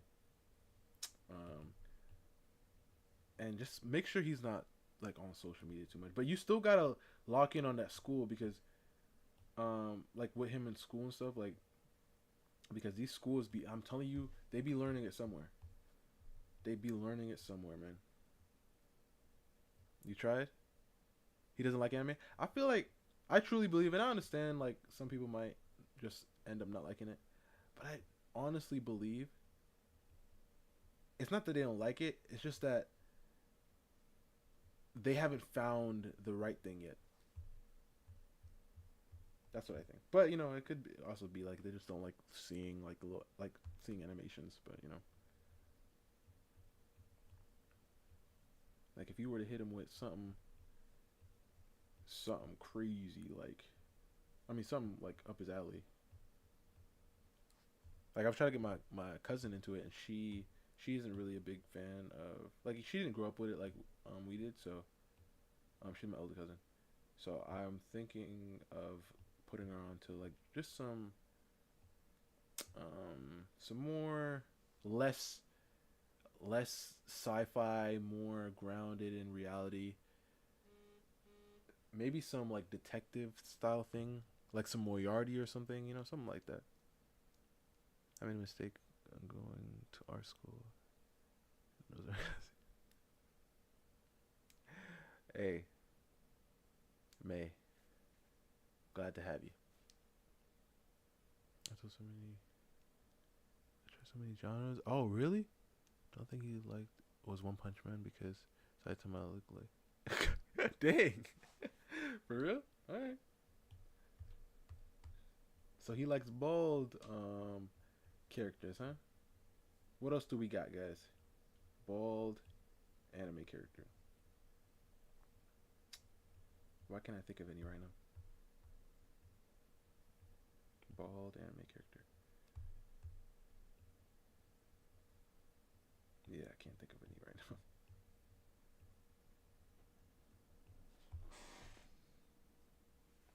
Probably Black Lagoon. Ooh, okay. That's the whatchamacallit one. Ooh, Gangsta too could be good. It wasn't just bald. Oh yeah, that's true. The bald and the yellow. And the cartoony style. Oh, Krillin. Yeah. Does come. Meet Haley Curdell, a 911 dispatcher from Nashville. Oh my gosh. I don't even want to zoom in. If you can't see that picture, you can't see it. She has been put on unpaid leave due to her social media post. For some reason, Haley thought that this cartoon would be appropriate. This is a person that works in law enforcement. She's a 911 dispatcher. Well, she was. A lot of people on this app were making jokes about Charlie Kirk's assassination on social media. And today, they are waking up, finding out that they have no jobs and they have been fired or laid off. Well, what did you think was going to happen? Exactly. Just because you don't agree with what somebody says does not mean that I you watched Black should be Lagoon, doing Cowboy stuff Bebop. like Cowboy this. Bebop is good. It's disgusting. I hope they find the rest of the people that have been making jokes about the situation, and I hope they all lose their jobs. This is a sad world that we're living in. Yeah, guys, it looks like the right ain't playing. These are all the clips I could find for now. There was other clips that I saw him have. Let's see. Unless you guys have something you guys want to see. But there was more clips I'm pretty sure I saw. Because this one just came out an hour ago. But I'm pretty sure yesterday he's been posting a lot about Charlie.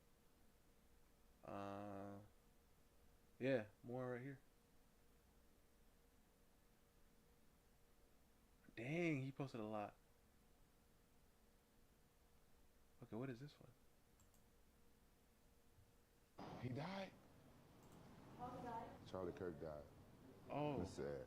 For having an opinion about things. Like, the guy went to colleges and was having opinions.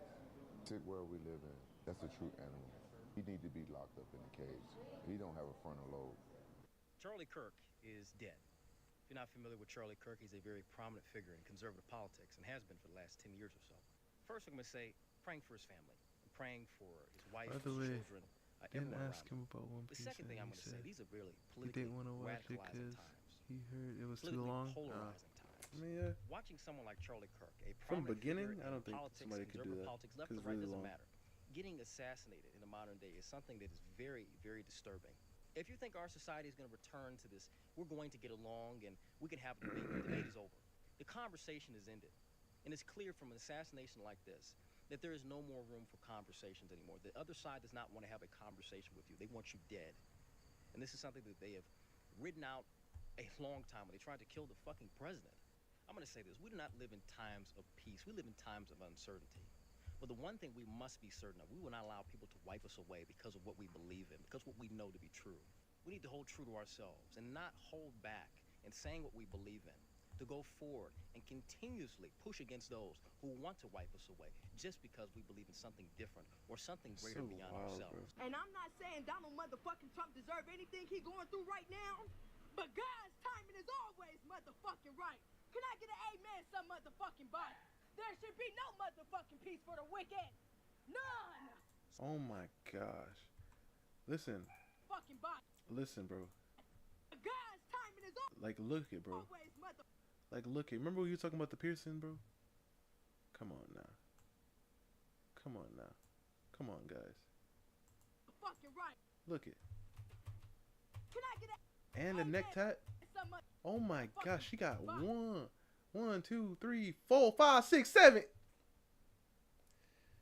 Yo, I don't like when people say things like that because, you know, it's like generalizing, but most people that I've seen on here that they be showing that got that piercing, they all do be acting like this, don't they? There should be no motherfucking peace for the wicked. None. So breaking fucking news, Charlie Kirk got shot in the fucking neck. That was the last bastion. I can't be a liberal no fucking more. You see the fucking comments? I hope the gun You is... see what I mean?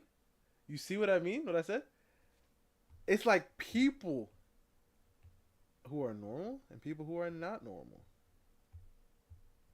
Alright, we gotta have to fix this again. Or quote unquote normal. Let's quote unquote it. Boop, boop, boop, boop. Boop, boop, boop, boop. Right? They've gone so far, bro, that even those who are like right here are like, yeah, nah, I think I'm with them. I don't know where y'all going, but I don't want to go over there. It's okay. The same fucking people asking for moral decency. I cannot, in good faith, align myself with you guys anymore. You see? I once had a headache. You'll be all right.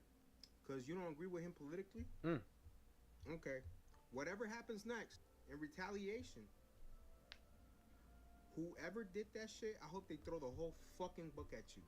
The whole fucking book at you. Why I did not agree with his views, when you put violence in the fucking middle of the equation, all this shit goes out the window. Everything that you stand for goes out the fucking window. Who's next? Candace Owens? Take that shit as a warning. Stop doing the fucking... Oh public my panels. gosh, him just saying that? Dang. Stop doing all that. Oh, what do you think about him? These people are fucking insane. Oh, well, both sides are... No, these people are fucking insane. Dude, things are gonna get very... Do not speak politics at all in public. Do not do that shit. These people are fucking unwell. Protecting fucking... Dickhead stabbing See? Ukrainian girls. You see, bro? Wait, Bus. they protected that guy? They were protecting that guy who stabbed... Oh! Oh my gosh. I'm not even gonna talk about that. That's a whole other thing. Especially because it's a woman too. That, oh man, nah. But, bro, you see what I mean? There's something wrong. I didn't know they were protecting that guy, bro. First of all, I almost got... Listen, that clip, bro.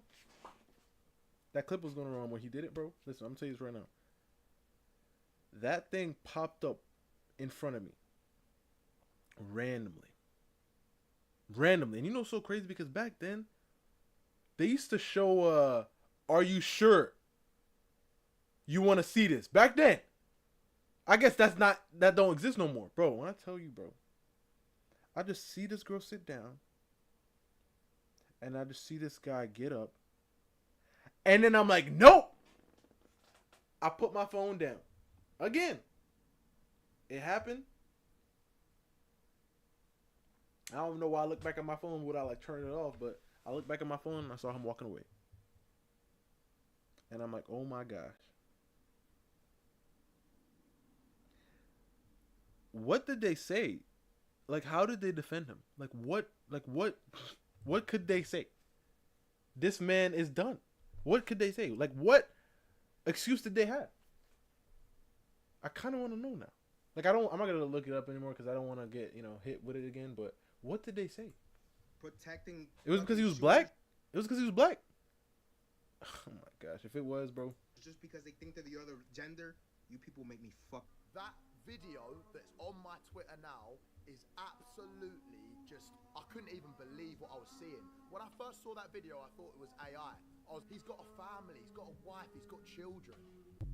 Democrats say that Trump is starting a civil war, but they're the only ones that are making violent threats and having violent protests and causing all sorts of trouble. So who's really starting the civil war here? Seeing people rejoice over Charlie Kirk getting shot just shows you that society lacks empathy. Like, how could you ever be happy somebody losing their life because you disagree with what they say? Like he did something to you personally. Tighten up. So Charlie Kirk just died 7 minutes ago. He was confirmed dead. Didn't like the guy. I don't disrespect the dead though. I thought the nigga was honest. He was going to survive. It was one shot. It was one shot right here. I thought the nigga was going to survive. I ain't gonna lie. I hope that aside, prayers out to his family. I hope the shooter's not black. Y'all just killed the Hokage of the. Listen, I'm not laughing. You know why I'm laughing. Okay, come on, we grown here. What the heck this man just say? I heard people saying that too. They're like, please, he can't be a black man. Please, bro, please. I hope that aside, prayers out to his family. Respect. I hope the shooter's not black. Y'all just killed the Hokage of the fucking. I pray that the shooter's not black. We have been through enough. We all against violence. We all against gun violence. But then you. Bro needs to take anatomy lesson. Respect. The neck, exactly. The next area, man. Yeah, exactly. The neck. Yeah, the neck, the chest. I mean, I guess the rib could technically, but still, the neck even more because it's literally just muscle and nerves. Like really.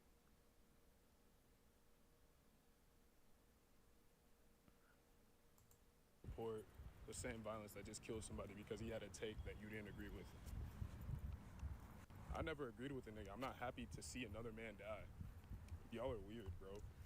But I'm starting to see that a lot of people on social media are literal monsters. Should we care when he didn't care? How I feel about people getting offed because of their social media opinions has nothing to do with how others feel about it and everything to do with how I feel about it. I don't think that you should get shot for having conservative views on social media. He wasn't a politician. He wasn't some corporate giant. He wasn't affecting your life at all. So I don't care if someone I hate gets assassinated in broad daylight and the video is shared everywhere. I think that is wrong. Me, independently of who the person is. Y'all will get on this fucking app and talk down on the women who cheered on Kevin Samuel's death, but don't think you're doing the same thing to Charlie Kirk, a man with a family. Like, y'all, that's cool shit to y'all? Do y'all really get that mad at people on social media? Are your lives really that miserable? I want you all to know Unless someone has done something to me in real life, I've never wished death on anybody on social media. People have said wild things to me. Yo, inbox me crazy. y'all don't even know, bro. I said he never had a gun, but if he was on the train and witnessed, heard that girl.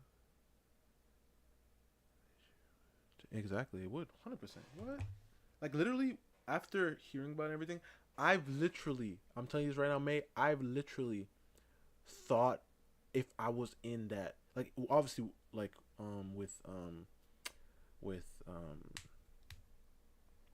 hindsight, right? If I was sitting, not next to her, but like next to him, like on the other side, what?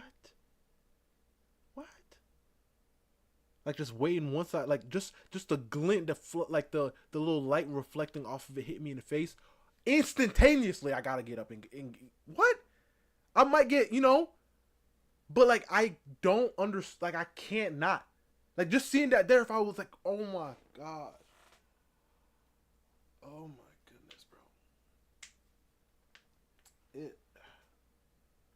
it's crazy, bro. It truly is crazy. He was so small, bro.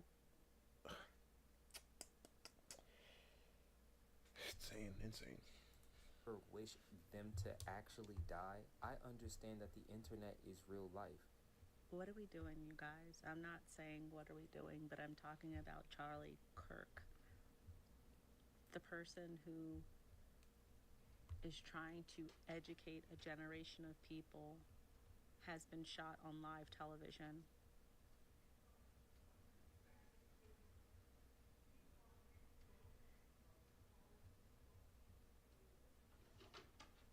If you guys could see the stuff on X right now,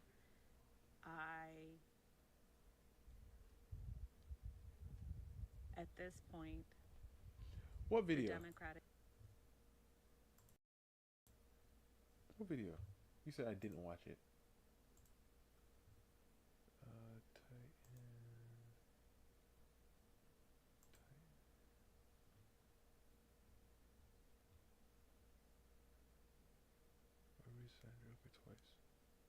Oh no, I guess I didn't. I saw the first one. I don't remember you sending that one. Did you send it the same day? You did. Party should be viewed as a terrorist organization.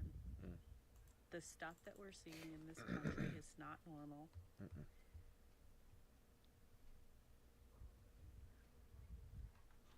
It is an awful video. There's no way he survived that. There's no way he survived that. The Democratic Party is a terrorist group. They are a terrorist organization. So crazy. You guys fucked around and are about to find the fuck out. What the fuck do you mean you shot Charlie? Oh my god, bro. They marched on the Capitol just because Trump said so. What the fuck do you think they're about to do now that Charlie Kirk is dead? First of all, the man did not deserve to die over not believing in abortion or LGBT. I'm gonna say that right now. But second of all, you stupid motherfuckers made him a fucking martyr. I actually fucked with Charlie. But you see how we all did all of that in DC for George Floyd? It's about to get so much fucking worse. Lock your doors and good luck to everyone supporting and celebrating his fucking death. Not me. I'm safe. Not me. Hey, not me. Look at my bio, bro.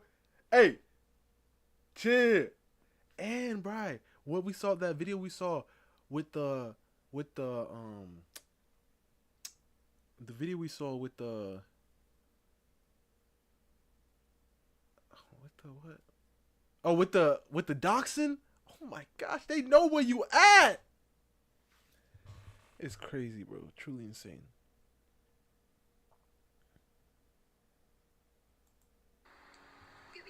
That's what we do. That's the way. It's the only way. Oh my goodness, bro. You see that? I'm telling you, bro. There is an age.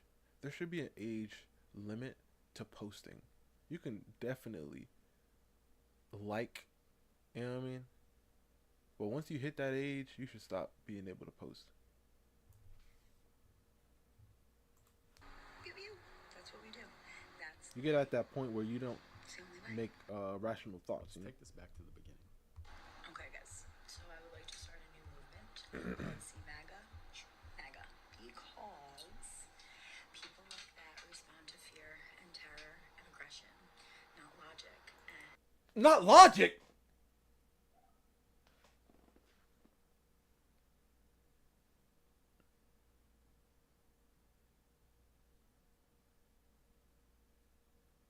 It's so insane to me.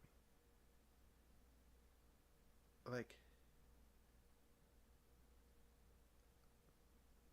age limit for what? Age limit for posting.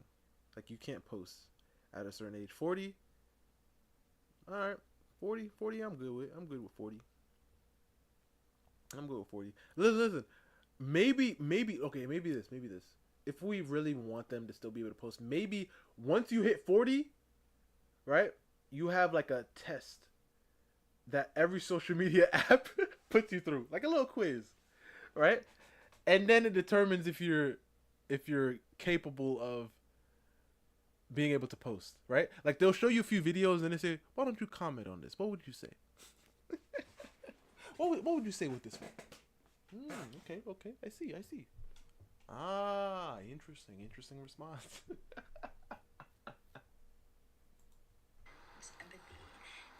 It's so crazy. This lady's definitely single, or her husband is she's probably divorced, most likely. I don't know. Intelligence, it doesn't work for them. So fear works. So if we all get our guns and use our Second Amendment right and our common sense, at this point this administration is begging us to rise up and revolt. And you see somebody with a MAGA hat? Pew pew. That's what we do. That is so not a good idea. Most of those people with hats, they be out with. And you want to play this game? And the crazy thing is, she is saying this, bro, with her face. Oh, whoops. With her face full. With her face fully online. Bro, I'm going to recognize you. If I see you at work or wherever, I'm going to remember this day. You don't think people are like that, bro? This is insane. This lady really doesn't understand. Like, people that talk like this, they don't understand. They really do not understand, bro. Oh, she got arrested? Are women because they run headfirst into emotion. Smartphones was a mistake, 100%. Everybody can't have one. They run so forward, like they run head on with emotion. Head on. And which is why, like when you've noticed, when I heard this thing from this doctor lady, this doctor lady, she was talking about how different fathers and mothers parent, right? How mothers tend to parent, obviously, more nurturing, and fathers are more active, right? And when she said that, I don't know if it was like, just my phone listening to me or what I was watching. So, literally hand selecting things that was around that subject. But I started seeing videos about that happening in action. Like a little girl or a little boy would just be crying for nothing. And the dad would be like, just, no, stop, just chill out. And then the mom would just try to hug them. And we're like, calm down, let them deal with the whole situation. And then they end up dealing with the situation. But now a lot of these people grown. So they don't got nobody to just be like, yo, stop. No, stop. They just keep getting coddled. And that little girl that was talking about she can't talk to her friends no more. If only, and I'm just guessing here, her father's not in her life. If only he was there, he'd be like, you crying for somebody you don't know? You better go over there and make up with them people. What? And it's crazy because since they affirm this delusion in their mind so much, it's starting to become real. You know how they say tell a lie long enough, it starts to become real? Is that what they say? Isn't that the saying? Or I could be wrong, butchering it. But that's kind of how it is. They've lied to you so much, making you hate a whole side of people that just don't agree with you. Guess what? Guess what? Can I tell you guys something right now? This is going to be shocking to you. This might be shocking to some of you, but some of you going to be like, yeah, I already knew this. Listen, at the end of the day, we don't really have a choice. If these people, these corporations, these billionaires, whatever, decide, yeah, we're going to cut this, guess what's going to happen? It's going to be cut. So if I just say, I think that shouldn't happen really, and you say, well, I think it should happen, guess what? It don't matter because they make the final decision. Sure, they say, well, you can say this and make a petition. Yeah, sure. But at the end of the day, it's their decision. So you doing something to me isn't going to stop anything if they want to do it anyway.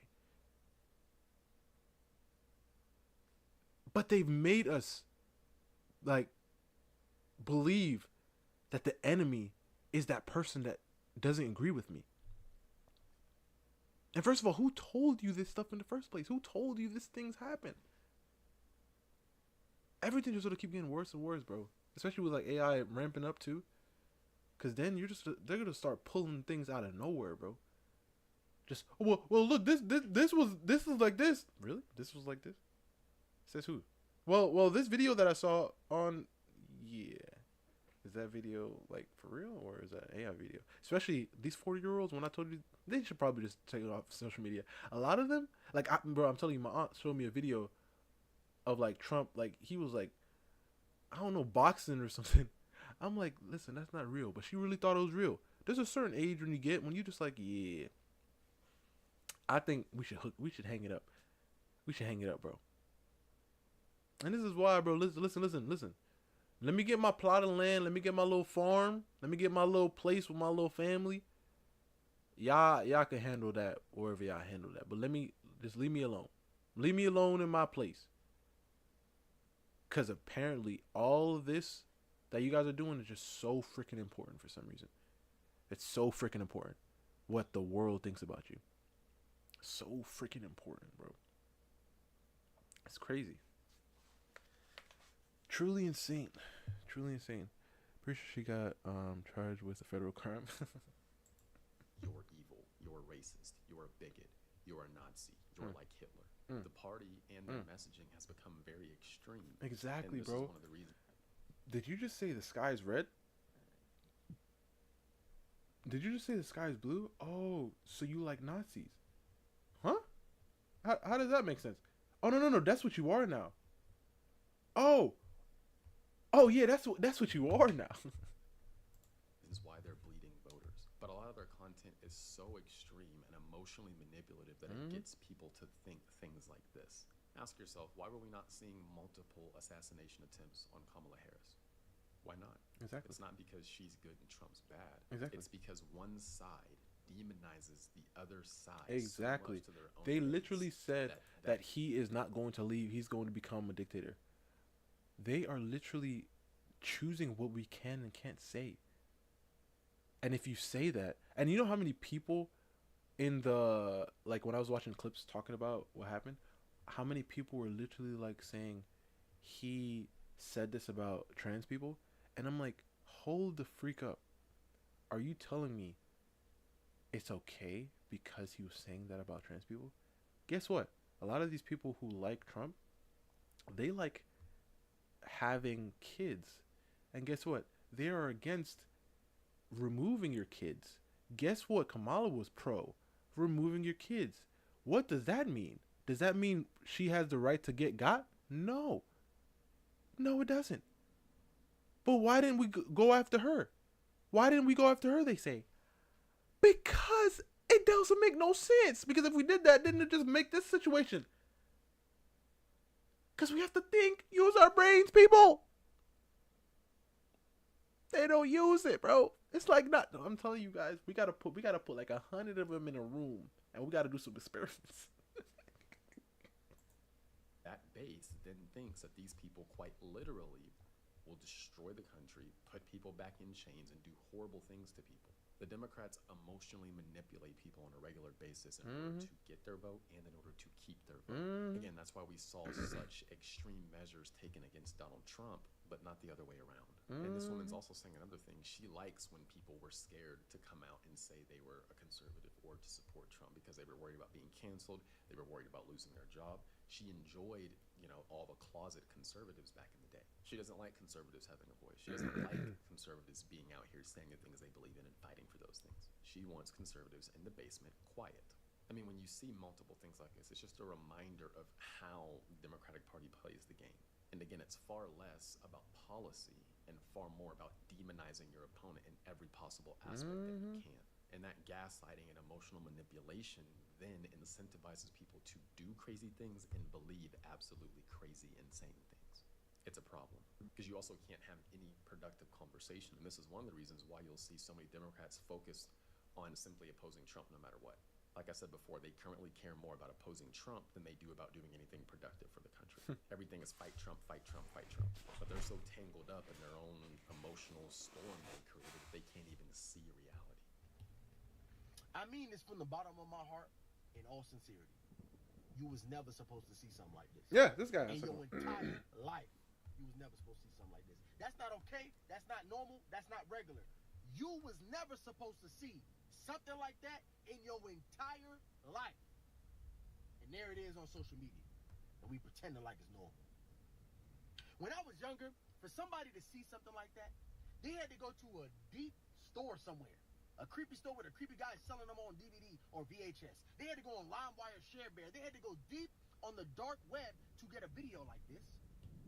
But today you open up your favorite social media app, and there it is. The same app you going on to talk to your friends, talk to your family, see cute babies and puppies. These type of videos is popping up.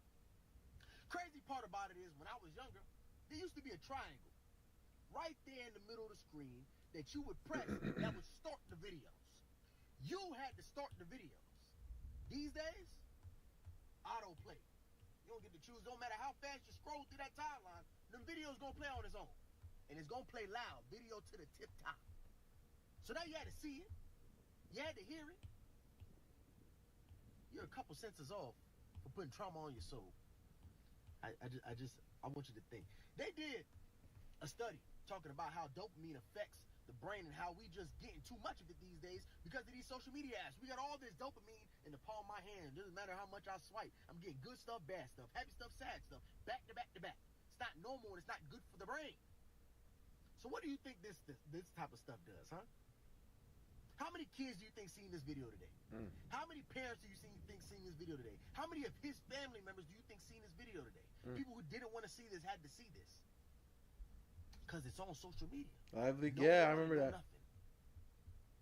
I think the craziest part about all of this is I saw another angle where a man was there and saw it happen.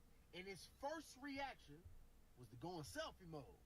Yo, insane, bro. Popped. Follow me on TikTok and Instagram and YouTube. Insane. I live on the same planet as you, buddy.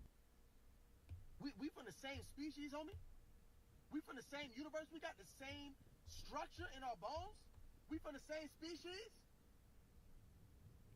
I don't want nothing to do with that. Desensitized up here. Your mind ain't right. Something is wrong with you that you. We gotta open up the facilities, guys. How can I get up? How can I get right on this? Let me shout out my social media. We getting sick, homie. We getting sick. I'm trying to tell y'all. We need to take some time to think about this type of stuff. You was never supposed to see something like that in your entire life. And social media shows you. I love you. Have a nice day.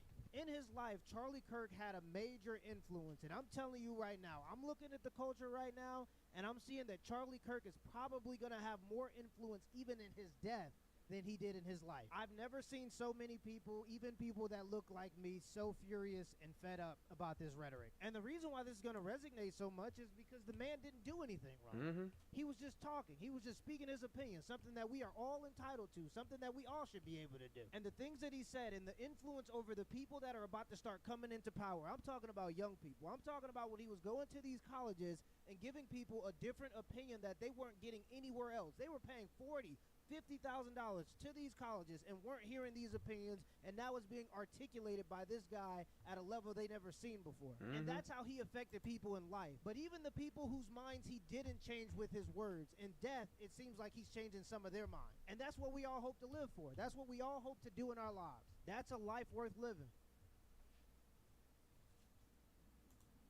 Crap. What the heck? Key moments at the White House UFO. Man, this is a Titan video. Oh yeah, Titan. You said the video, right?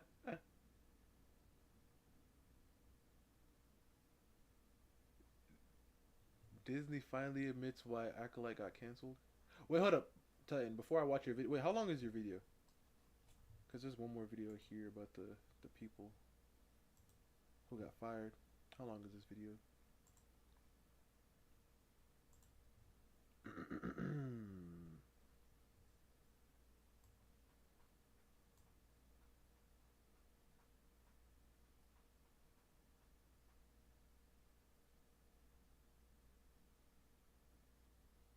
Oh, it's 9 minutes? Okay.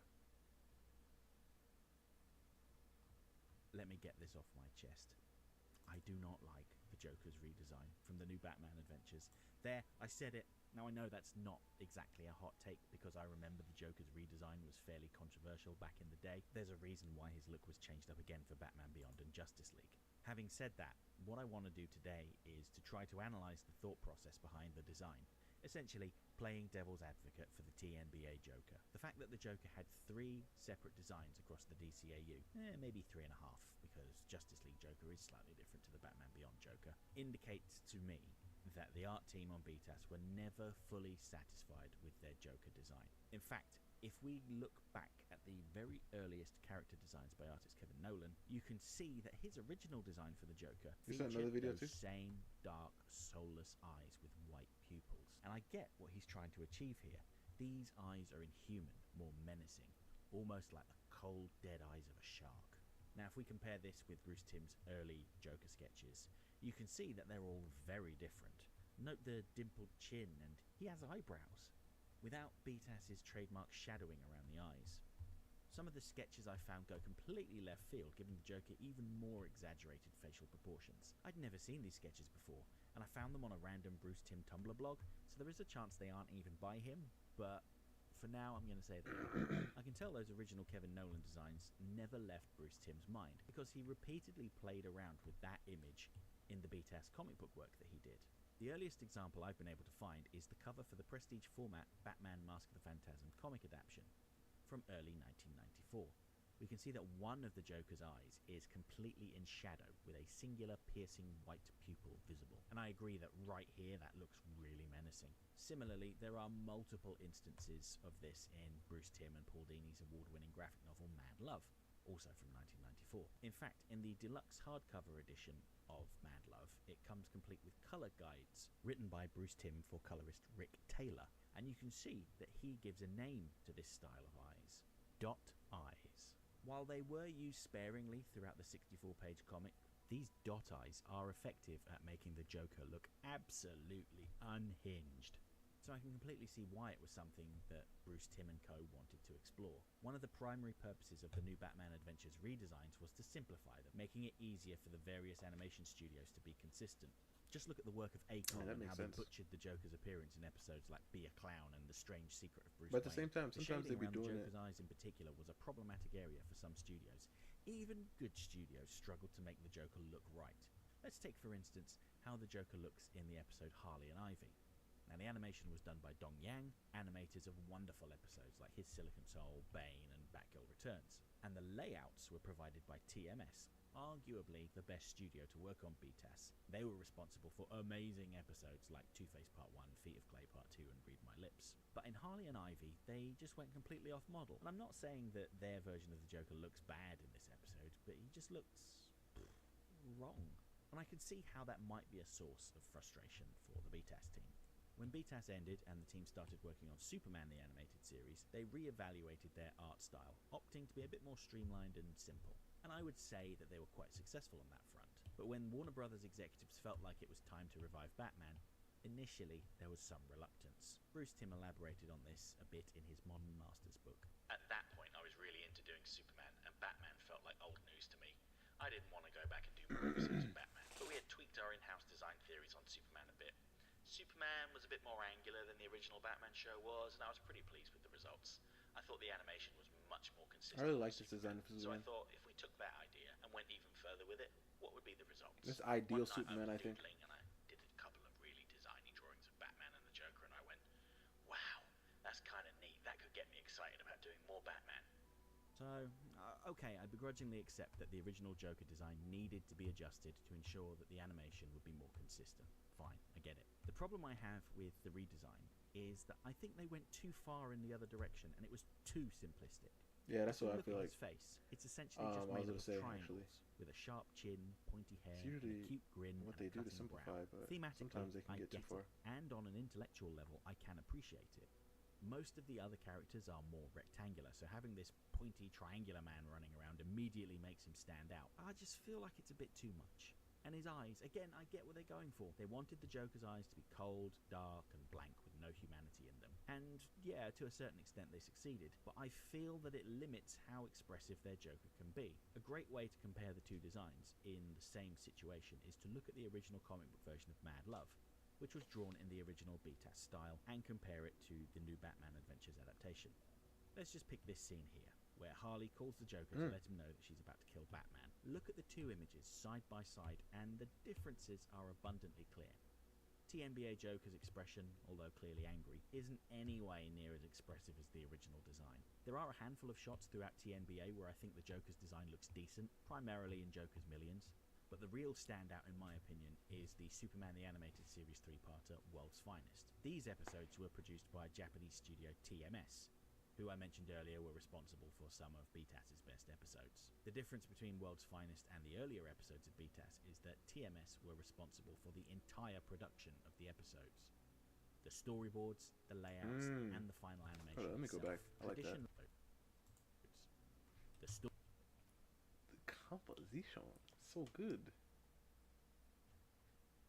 And I love these shapes.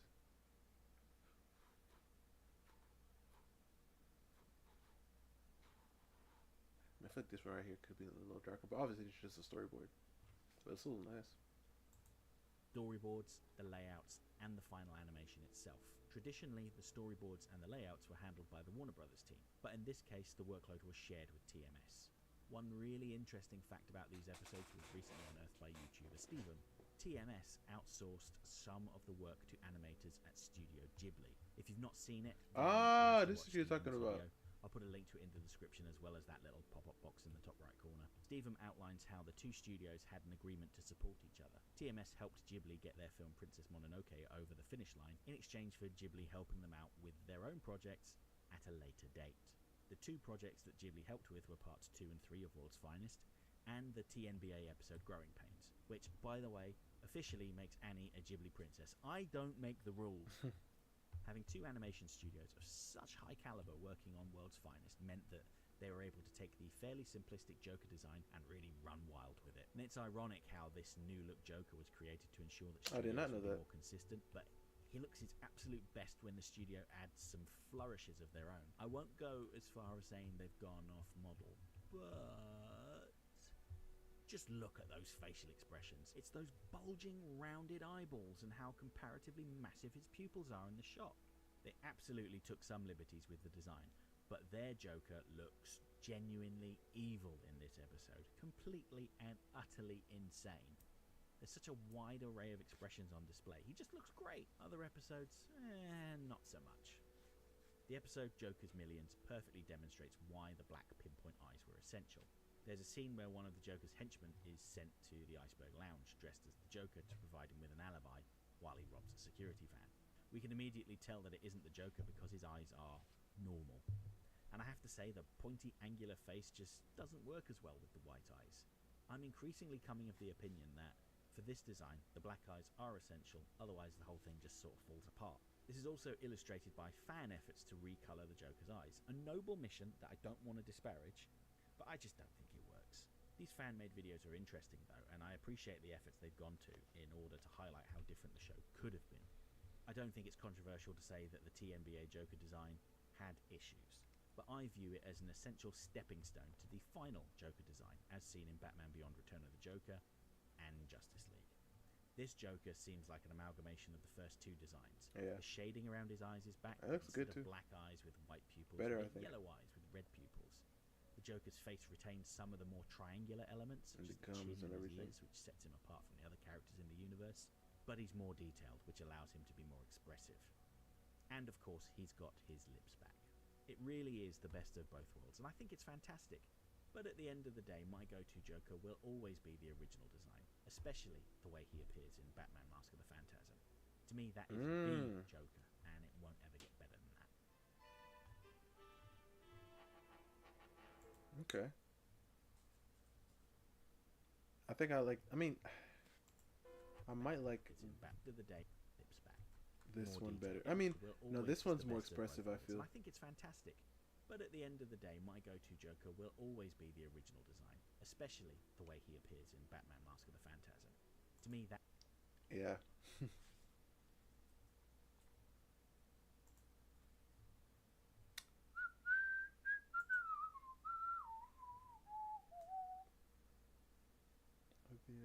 What the heck?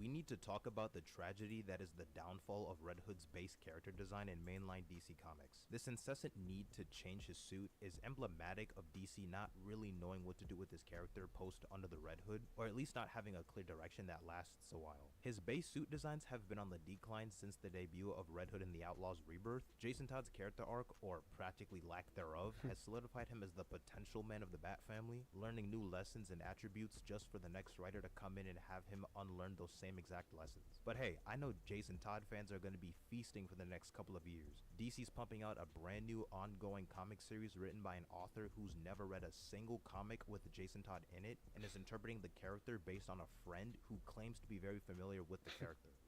Oh. That makes sense. Oh. Like. That sounds like what Without taking Disney's into been account doing. his Robin suits, I'll sort of be going over the evolution of most of the base suits Jason Todd has worn as Red Hood, as well as some of the design choices seen in outside media. The first ever Jason Todd Red Hood suit debuted. Oh, that's the guy you were talking about. Issue 635, published in December 2004, and was designed by Doug Menke for the Under the Hood story arc. The thing that almost everybody can appreciate about this suit is its simplicity. Writer Judd Winnick wanted Jason to have a minimal, streamlined design because the character would want to have good mobility. The motorcycle jacket served as a way for him to store some of his gear, for example. He would also rock a domino mask underneath the helmet. I honestly don't have any complaints about this suit. I'd imagine most people's introduction to Red Hood was the Under the Red Hood animated movie adaptation. Slight difference in the design with him rocking a brown colored jacket instead of black, but the base of the suit is pretty much kept intact. The next suit Jason wore appeared for only a few issues in Grant Morrison's Batman and Robin run, where Dick Grayson was Batman and Damian Wayne was his Robin. Red Hood served as a short-lived antagonist for the dynamic duo with a sidekick of his own, named Scarlet, who was disfigured into looking like one of Professor Pig's Dolatrons, taking her under his wing for a brief period. This new design is more reminiscent of the original Red Hood persona donned by the Joker before he fell into the vat of chemicals. The new suit intentionally imitates the look and MO of Batman as a means of Jason trying to prove himself the better figure for Gotham. It looks better in certain drawings, but it's a suit I don't really care for all that much. The base of the suit and the emblem on the chest isn't incredibly appealing. It's been dubbed the Pillhead suit by the fandom. Now, the upgraded version of this suit debuted towards the end of Morrison's Batman and Robin run, right before the New 52 reboot. Pretty sure he only wore it for 2 issues. The head looks more like a traditional helmet, and Jason actually wears a leather jacket again. I rock with the side gun holsters and the overall simplicity of the base design. The chest logo could use some work, but the suit's not too shabby. But not too shabby. Not too shabby at all. Now we're starting to get into the sexy territory. The New 52 reboot brought forth a brand New new 52 costume for Red Hood. First seen does in the everything debut well. issue I mean, of not Red Hood everything, and the Outlaws, a team but a lot of consisting things well. Red Hood, Starfire, and Arsenal. This would essentially be the pseudo prototype for what would eventually be my favorite Red Hood suit. Big red bat symbol on this chest, light brown jacket, a more traditional red helmet. This era also had Jason become more associated with the Bat family. However, there's one fatal flaw that almost ruins the entire suit for me. His face? Whose idea was it to give this nigga lips Yeah, imprinted on the his helmet? face. Look at this, bro. It's so ugly. Minus 20 points off the grade book. Complete nonsense. This wouldn't be the only suit Jason would put on during the New 52 Really? era. The Red Hood Arsenal series gave us a new design that You don't like none of the New 52?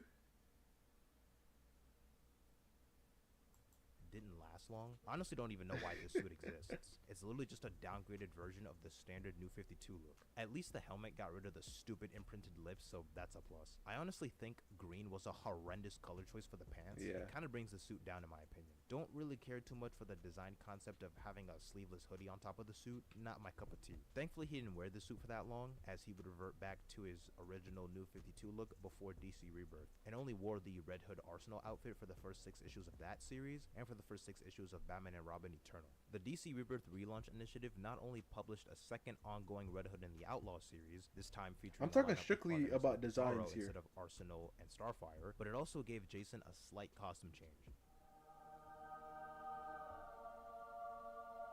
Oh, it's beautiful. This is the Citizen Kane of Red Hood suits. They pretty much just took the New 52 design and made it better with a couple of minor adjustments. No more stupid looking lips on the helmet, and the sleeves are rolled up. When I think of the character Red Hood, this is always the suit that comes to mind first. Red Hood suits have never gotten better than this in my opinion. This suit was used for a couple of years after Rebirth started, before facing yet another redesign in Red Hood the Outlaws issue 26 with the Outlaw suit. Don't think it's a bad design, but it's definitely a downgrade. Has more of a minimalist look with less visible body armor, ditching a full-on helmet for a hockey mask that covers the bottom half of his face and a domino mask, as well as wearing a red hoodie in contrast to most suits that have a hoodless biker jacket, which would allow for the mask to be removed with ease whenever he needs to communicate with people, while also hiding well in the shadows. Jason Todd as a character was heading into more of a dark place, striving to be That is more true. In hands-on, any in your iteration. So I face, guess- and brutal with his methods, ditching his dual handguns for a crowbar. Newsflash, that didn't last long. The new emblem maintained some Bat elements, but ultimately the creative team wanted something that would separate him from the Bat family. Still a decent suit, but it just doesn't have as much sauce when compared to the previous entry. Some artists are able to make it look really sick, while others make it look a bit bland, so it can be slightly hit or miss on that end. Task Force Z was a 12-issue limited series featuring Jason leading a task force of undead supervillains who died during an attack at Arkham Asylum, basically leading his own zombified Suicide Squad. The suit is fine, I guess.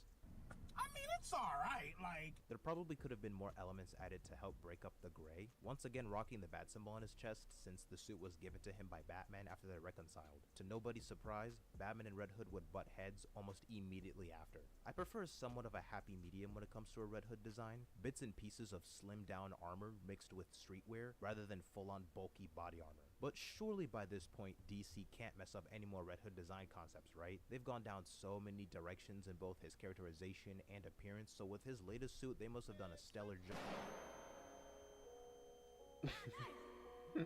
Nah, I know for a fact this isn't supposed to be Jason Todd. Who is this? Whose man is this?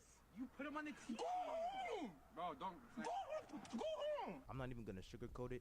This suit is straight buns. Holy downgrade Batman. Easily the worst suit Jason Todd has worn is Red Hood in main continuity. Dude looks like Red Hood if he was from the CW Arrowverse. It really is just a boring design, ditching the staple helmet for a fat domino mask and a red hoodie. I'm not even sure what's going on with the vest and the presence of a bunch of pouches and straps all over. It's just one of those things you have to see for yourself. Like, what am I even looking at?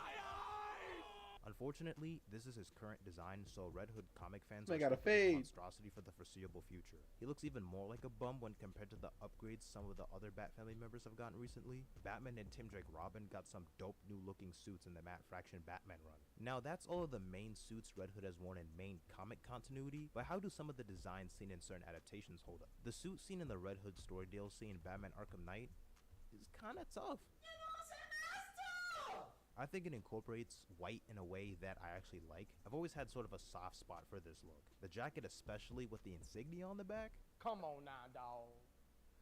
Come on, man. Injustice 2 had a pretty spot-on base design for Red Hood, keeping the classic Rebirth-inspired color palette and giving him the signature light brown jacket. The only issue I have is that depending on the lighting, it looks like the helmet doesn't have any white eyes. The actual lenses for the helmet are just kind of dark. Anytime the Titan show is brought up, I will always, without fail, make sure to mention how they provided DC fans with generational ass with this show. Any redeeming qualities are few and far between. A lot of the designs for the heroes throughout the show aren't too shabby, but does that apply to Red Hood? The actual design and concept of the suit, I don't really take issue with. I think he's it looks talking about pretty every comic single accurate in terms of the bits and design. pieces they pulled from different eras, like the chest emblem looking identical to the Outlaw suit, the overall base suit with the jacket resembling the New 52 in Rebirth. Although there are a couple of issues. Personally, I don't like the boots and the shin guards. I think they clash with the rest of the suit, and the helmet is way too damn big. It is not form-fitting at all. The third video game installment to highlight is the base suit for Red Hood from the Gotham Knights video game, not to be confused with that trashy CW show. Ever since this game was announced back at DC Fandom 2020, I've never really been a fan of this design, and I switched costumes as soon as possible when playing the game. I don't think it's hideous or anything. It's not like that Colgate-looking suit Miles Morales wore near the end of Spider-Man 2 that called for the player to immediately switch suits. The brown tank top hoodie is a little off-putting for me, and the lenses of the helmet are giving off Deadpool vibes that I'm not really digging. Also not a fan of where the jacket portion is cut off at the bottom. One quick honorable mention when it comes to the gaming side of things is the suit Jason Todd wore under the Arkham Knight moniker, where his identity was a mystery. It's an honorable mention because it's technically not Red Hood, it's a different persona, but hypothetically speaking, if there was a Jason Todd suit that could make me buzz just by looking at it, it'd probably be this one. I had this exact poster of the suit on my bedroom wall for the longest time. What else is there to say? It's so clean. No lie. Never mind. Look at the fucking drip, man. Hold on, B. Hold on, yeah. Look at the fucking drip. My son got the Denver Nuggets jeans. Is you fucking serious? Red Hood has probably undergone more experimentation with his aesthetic than any other Bat family character besides Batman. Many different looks have represented different eras or mental states of the character, but it's a shame how mainstream comics Jason has lost the sauce completely, both in how he looks and how he's been written for the past handful of years. Might have forgotten to mention a couple of suits, but I think you get the point. DC should have honestly had the Rebirth suit with the rolled up sleeves be the default look for Red Hood from that point onward, like what they've had for Nightwing for the longest time in his classic black and blue look. Will Jason Todd finally stop being almost chopped out of the Bat Kids? Only time will tell. The GOAT.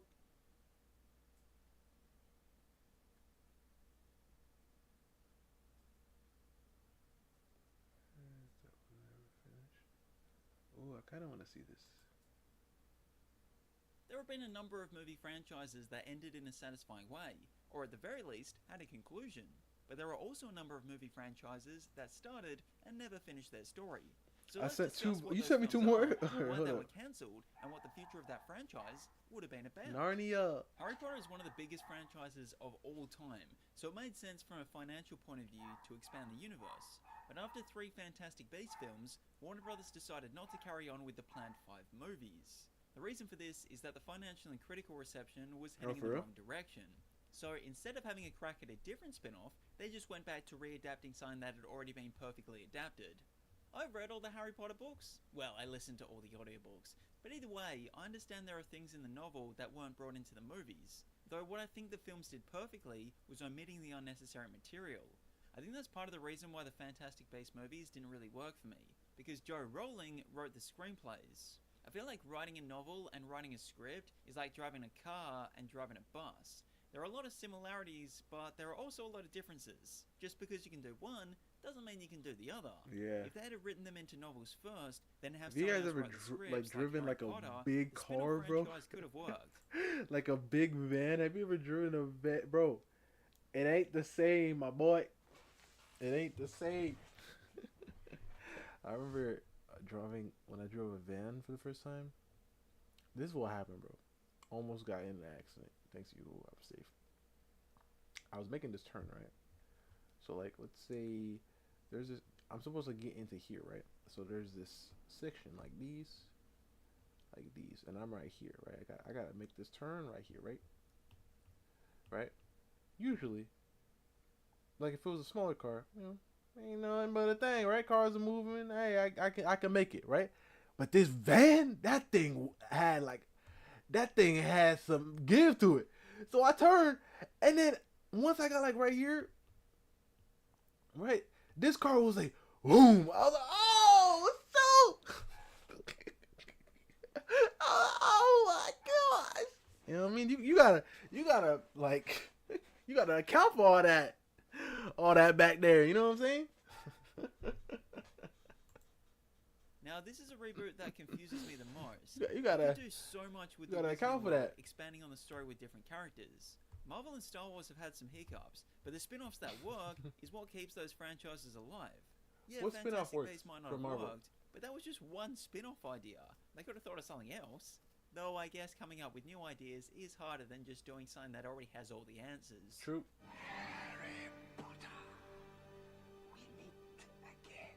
The Divergent novel series is a trilogy. The Divergent movie series is also a trilogy. So why am I mentioning this? Well, this franchise was made during a time where it was legally required for the final book to be adapted into 2 movies. However, after the 3rd movie, Oh, that's why only made 100 Harry Potter did that. 79 I mean, million on a budget Twilight did between that. 110 and 142. The final part, intended to be titled Ascendant, was cancelled. Plus, the first 2 movies also didn't do great numbers on a financial... Man, who you lying to? Plus, the first 2 movies... Man, you ain't making that. Look, he ain't moving fast enough. Man, that train slowed down. Titled Ascendant was cancelled. 0% chance this man's making it moving that slow. On a financial or Nah. We're not hoping for Twilight or Hunger I Games don't type believe money, it. but instead were unable to crack 300 million worldwide on any of their films. Unlike most 2-part movies that film both at the same time, Ascendant wasn't, so they kind of just didn't bother with it. It's kind of both funny and sad for people who are fans of this franchise that they got so close to wrapping up the Divergent story, but instead were like, nah, it ain't worth it.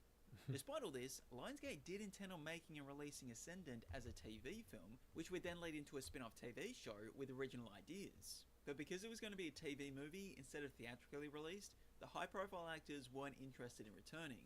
And not long after, the studio thought, maybe no one is interested in this at all, so scrapped the TV movie and TV show. Come on! You think you can ditch me like this? Another series that didn't finish adapting all their books into movies was Percy Jackson. In the original series, there were 5 books, but we only got 2 movies. The Titan's Curse was in development, but was cancelled for a number of factors. One, they weren't doing amazing numbers at the box office, both only just cracking 200 million on a budget of around 90 million each. Secondly, the reviews for both films were mixed. And finally, the actors were aging out of their roles. Yeah. However, in 2019, That's the thing when about live Disney action. bought 20th Century Fox, this included the rights to the Percy Jackson novels. So in 2023, That's they why I released the feel first like season of if you're gonna make a live action like trilogy or something like that, you gotta just go. And I know it's about like funding, and you gotta see like what everybody's talking about, but just go make all the movies back to back.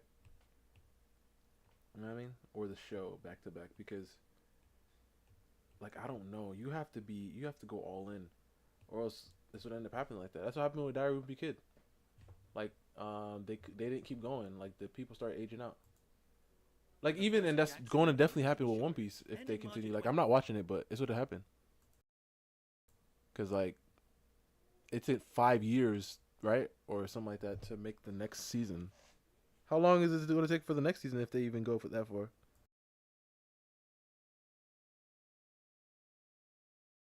In 2025, they greenlit a 3rd season, which is set to finally adapt that 3rd book. Personally, I think TV shows is the best format to adapt book series into. 1 season per novel. That sounds like an amazing idea. Ocean's 8 is set within the Ocean's 11 universe. No, not that Ocean's 11, the Clooney one. As far as box office and reviews goes, it did okay. Oceans was making good. I 300 liked it. million on a budget of 70. I For really like that context, one. But Ocean's 13 made 310 on a budget of 85. Now, Warner Brothers clearly set this up to be the first in a trilogy, so they could have Oceans 9 and 10, but number 9 has had no movement. Like, there's not even a lot of talk about it. Instead, it just looks like they're not going to bother with it for Sandra whatever Bullock. reason. There are, however, 3 other movies in development within the Oceans franchise. One is a prequel set in 1960s Europe, starring Margot Robbie and Ryan Gosling, who would apparently be playing the parents of Danny and Debbie Ocean. George Clooney and Brad Pitt have confirmed that there's an Ocean's 14 script. Debbie and Director Debbie. of Oceans 11, 12, and 13, Ocean. Steven Soderbergh, has also spoken about the possibility of making a movie that crosses over with another franchise he directed, that being Magic Mike. What? So, do I think we'll be getting an Ocean's 9? No. Do I think we'll be getting a Magic Mike crossover? No. but I do think we'll be getting either the prequel or Ocean's 14, or maybe even both. And perhaps Ocean's 14 could feature cameos from the Ocean's 8 crew, plus Magic Mike. Why do you need to do this? Because it's what I'm good at. Alright, strap in, because The Amazing Spider-Man 2 wasn't just planning for a third, but a whole cinematic universe set within this world. The Amazing Spider-Man 3 was planned and had a release date slated for June 10, 2016. However, this later got pushed back to 2018 when Sony decided to make a Sinister Six movie first. But not just one movie. The film was set to be a two-parter, with the first being released on November 11, 2016. Drew Goddard was attached to write and direct this movie, which was said to pick up directly where The Amazing Spider-Man 2 left off.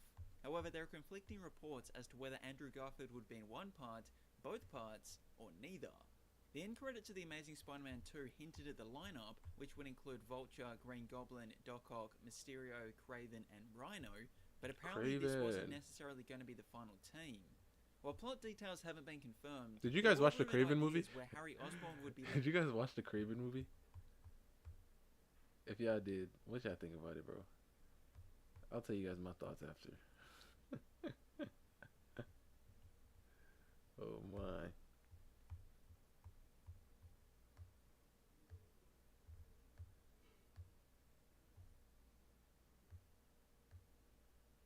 Hell no. Listen. Before I give my full thoughts, it wasn't my choice. Alright. Why does Kraven need a movie? I don't even know, bro. Watching the movie, I was asking myself that question.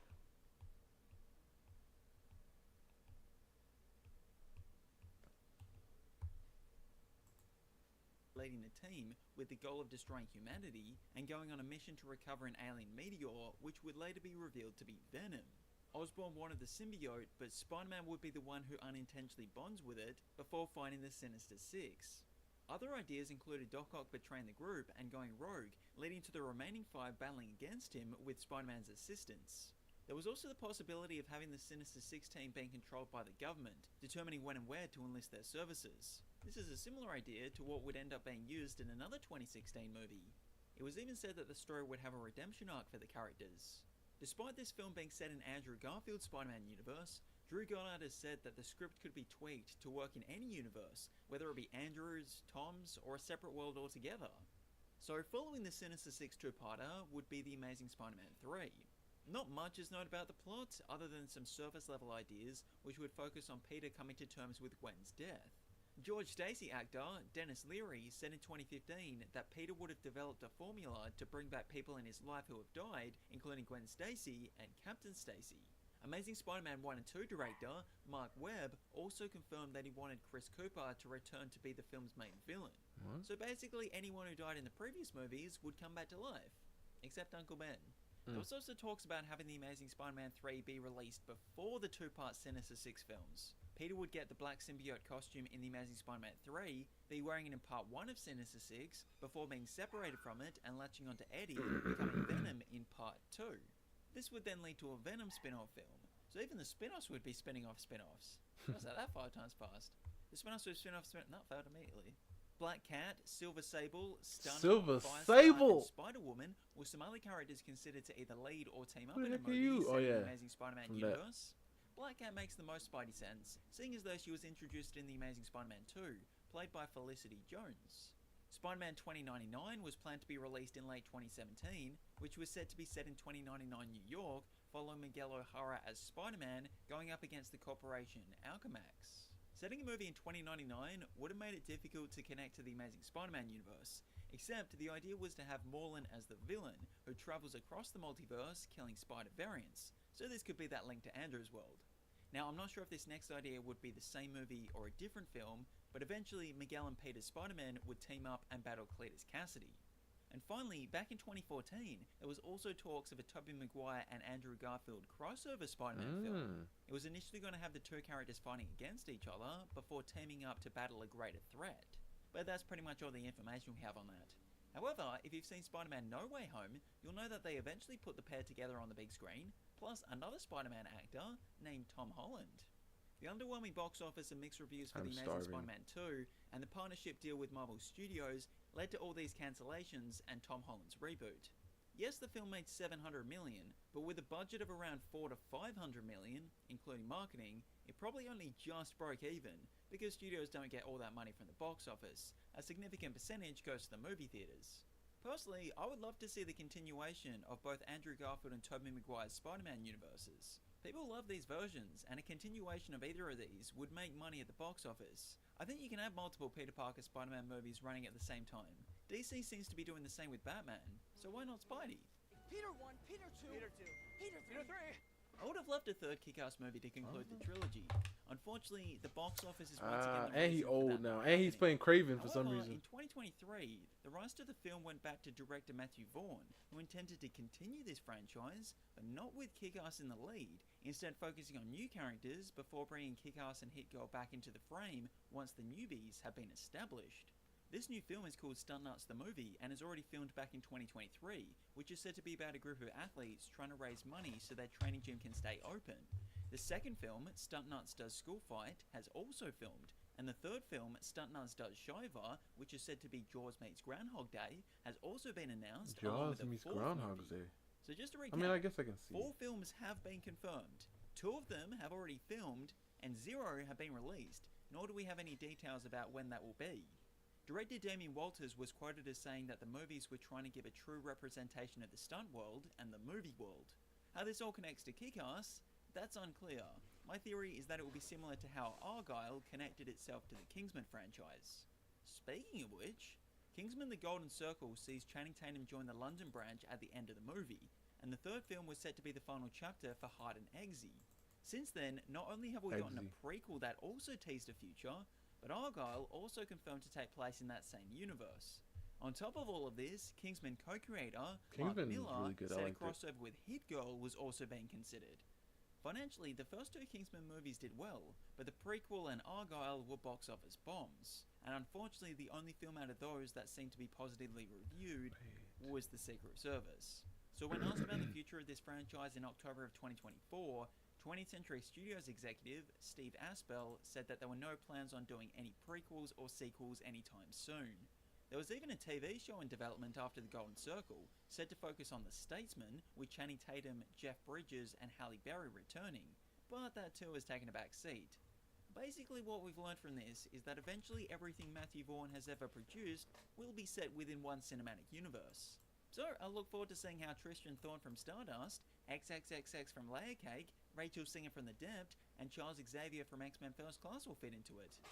When you can access all that, you'll possess a power no one can match.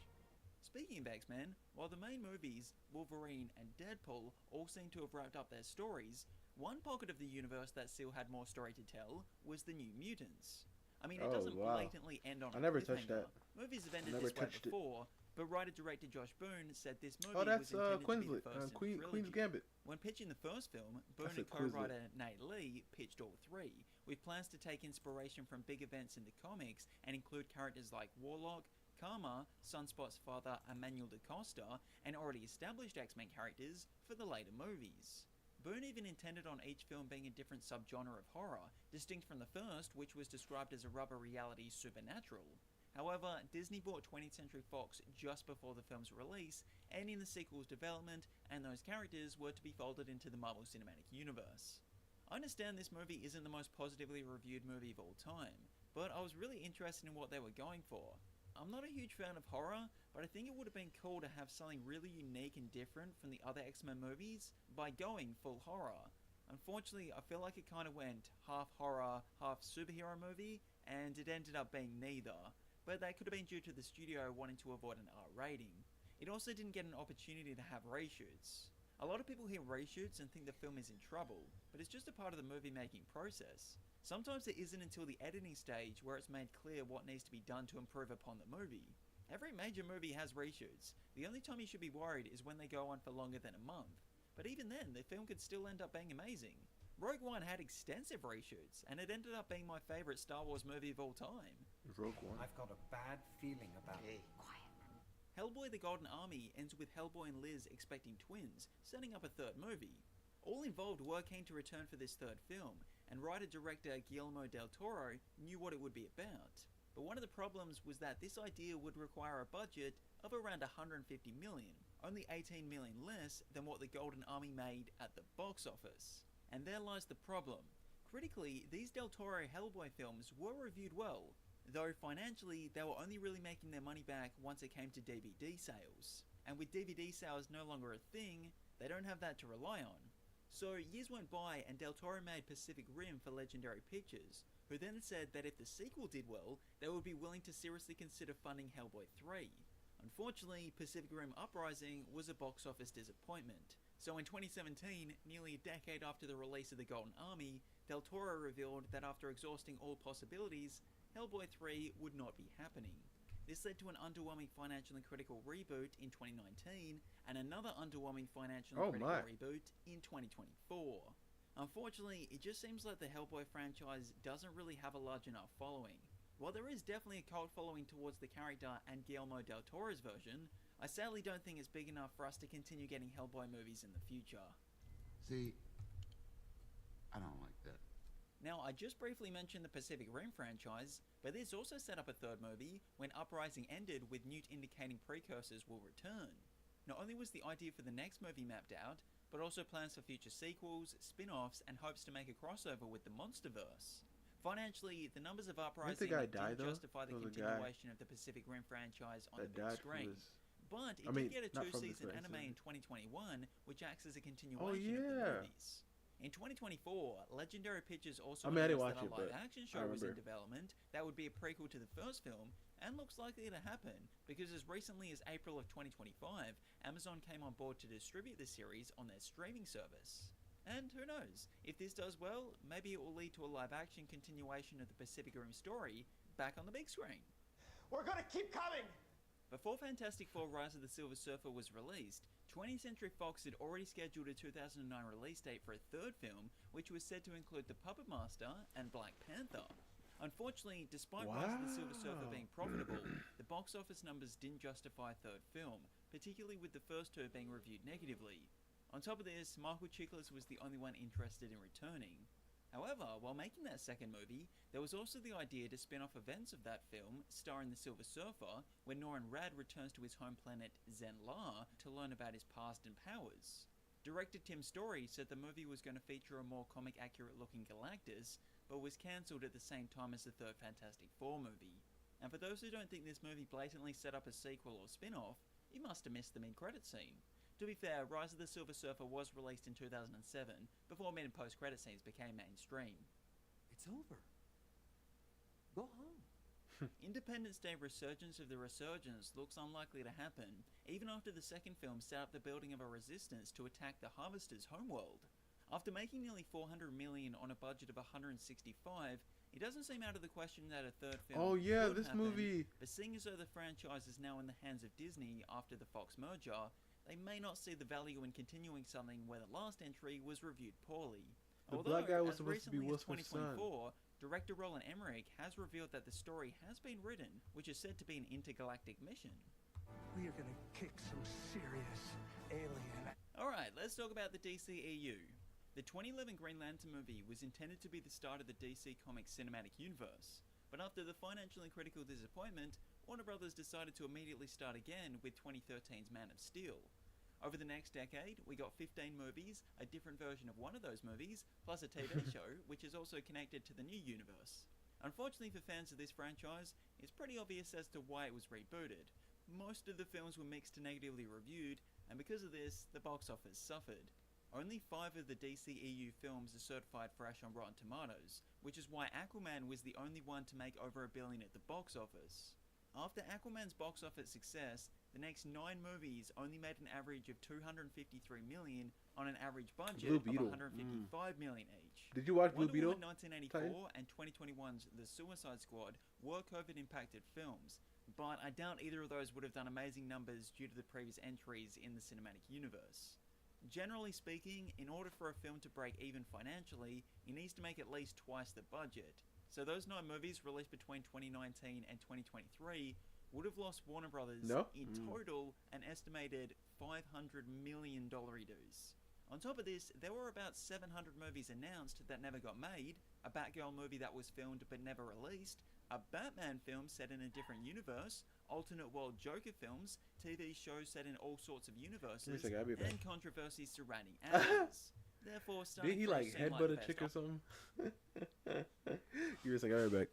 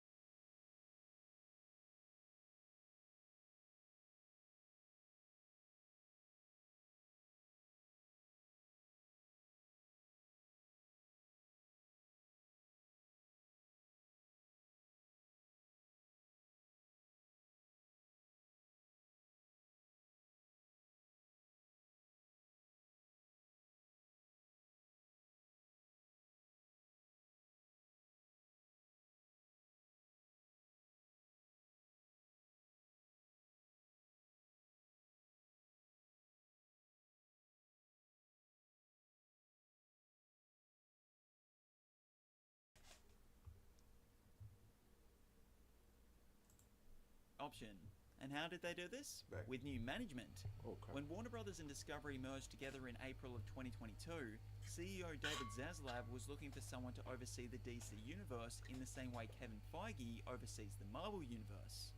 By October of that year, it was decided that instead of one person, it would be two, those being James Gunn and Peter Safran. Essentially, Gunn would focus more on the creative side of things, while Safran took care of the business and production aspects. The pair worked with a group of writers to develop an 8 to 10 year plan, starting with 2025 Superman starring David Corenswet instead of Henry Cavill, to let audiences know this is a reboot. So due to this reboot, it means that the Deathstroke villain team, Apocalyptic Future, Mr. Mind, Superman vs. Black Adam, and Ted Kord's Blue Beetle tease will remain unanswered. Unless they do multiverse or say Blue Beetle and Shazam are set in the new DCU and tell people not to worry about continuity, like Peacemaker. Have you guys ever thought about doing a rebranding of sorts? The Chronicles of Narnia is one of the best-selling book franchises of all time, with 7 novels in the series, but only the first 3 have movies. In 2016, a script for The Silver Chair was being written, but despite Pete, Sue, Ed and Lou not being in this film, the decision was made to reboot the series with a new cast. It's unclear as to why, but I would imagine it had something to do with it being 6 years since The Voyage of the Dawn Treader, and 11 years since The Lion, the Witch and the Wardrobe, so it would probably end up being an additional 2 years before The Silver Chair was actually released, meaning the original audience had probably lost interest, so the studio was looking to target the next generation. Captain America the First Avenger director, Joe Johnson, was hired to direct in 2017, but that was the last we heard about the project. The next time news about the Chronicles of Narnia came was in October of 2018, when it was announced the C.S. Lewis Company had agreed to a multi-year deal with Netflix to adapt those novels into movies and TV shows, effectively cancelling that Silver Chair iteration. Despite the deal happening in 2018, it wasn't until 2025 when filming actually began on a movie. That first film is going to be The Magician's Nephew, which is the 6th book. The screenplay is written and directed by Greta Gerwig and is scheduled for release on November 26, 2026.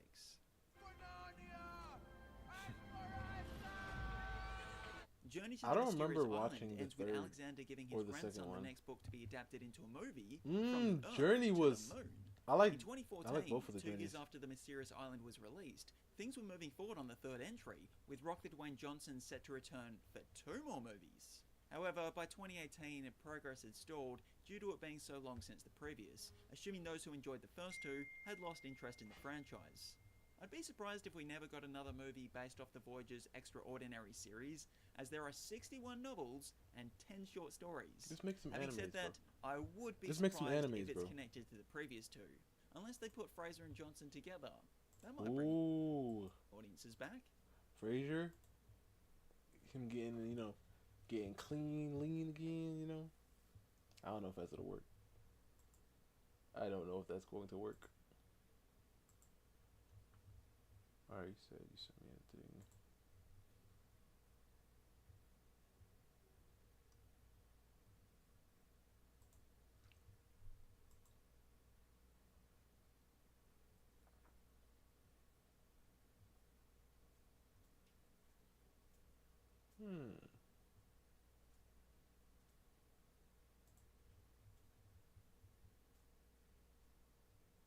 The last thing I wanted to see was his dad's stupid gun. Of course, eventually I would see it. And when I did, it wouldn't be protecting anybody. Hey, hello, how do you do? Shady Durex here. A few months ago, we took our first look at the show Static Shock. And as soon as you intellectuals finished watching that video, y'all requested en masse that the next Static Shock review should be on Jimmy, the famous episode about bullying and guns. Now, I know what you're thinking. But Shady, if a lot of us requested this, why did it take you so long to finally review it? Well, the answer to that is a bit complicated. You see, as a YouTuber, I have to... Little do they know, it's not complicated at all. I intentionally take a long time to get to the request just to tick them off. Especially that one guy who wears glasses and that girl who's always eating. I like ticking them off the most.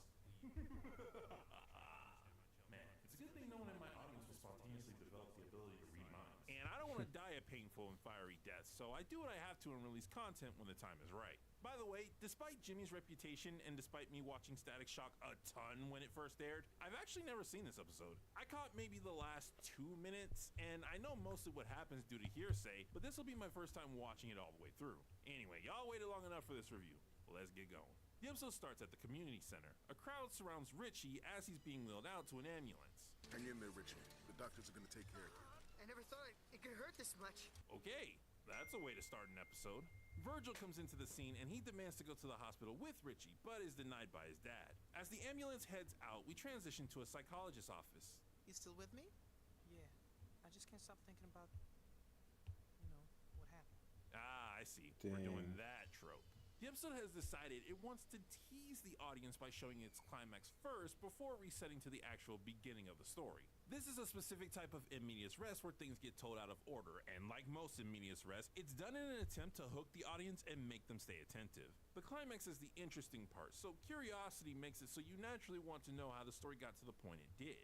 I never really know how to feel about this literary trick. Yeah, On the one it hand, works a large sometimes. part of me agrees with Morty. I'm not a huge fan, personally, of the whole 3 weeks earlier teaser thing. I feel Yeah. like, we should start Yeah, our me stories too. where they begin. When it does that, I'm just like, sometimes when it does that, I'm just like,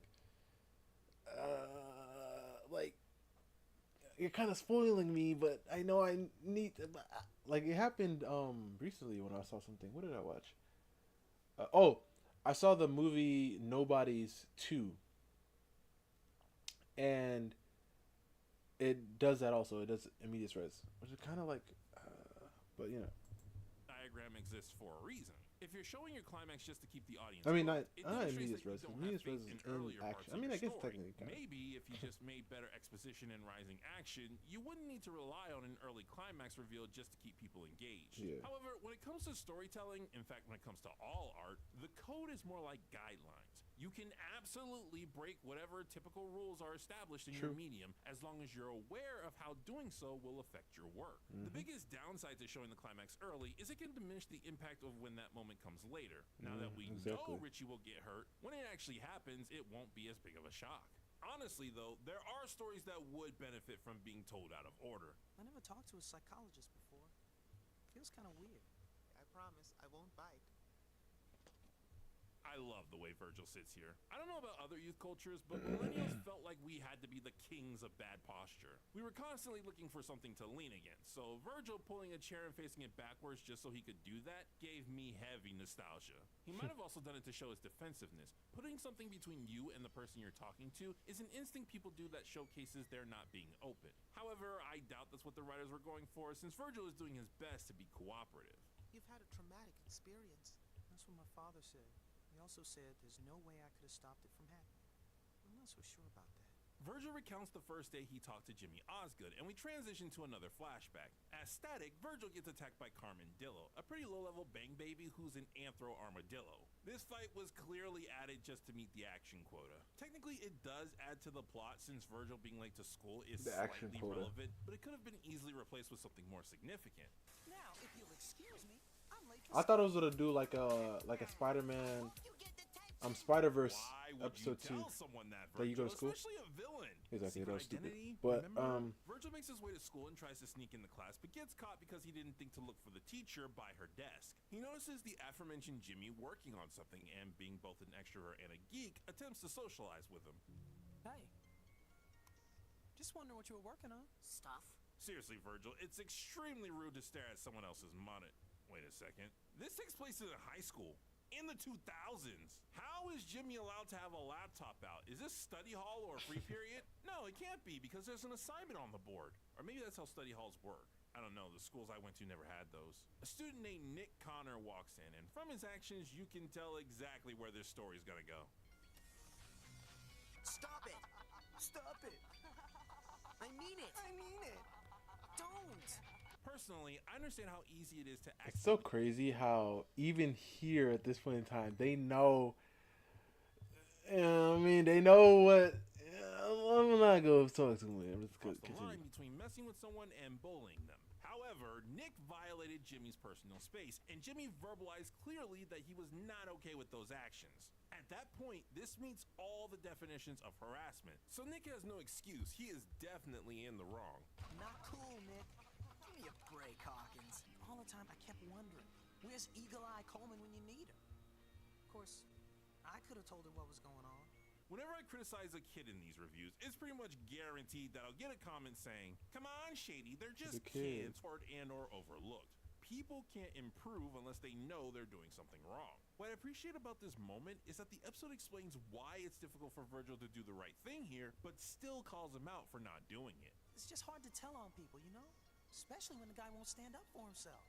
Even as an adult, it's difficult to justify butting into someone else's problems. If they think the best solution is to keep quiet, who are you to tell them how to live their life? I'd also argue that, despite him being a superhero, it's within character that Virgil doesn't physically stand up to Nick.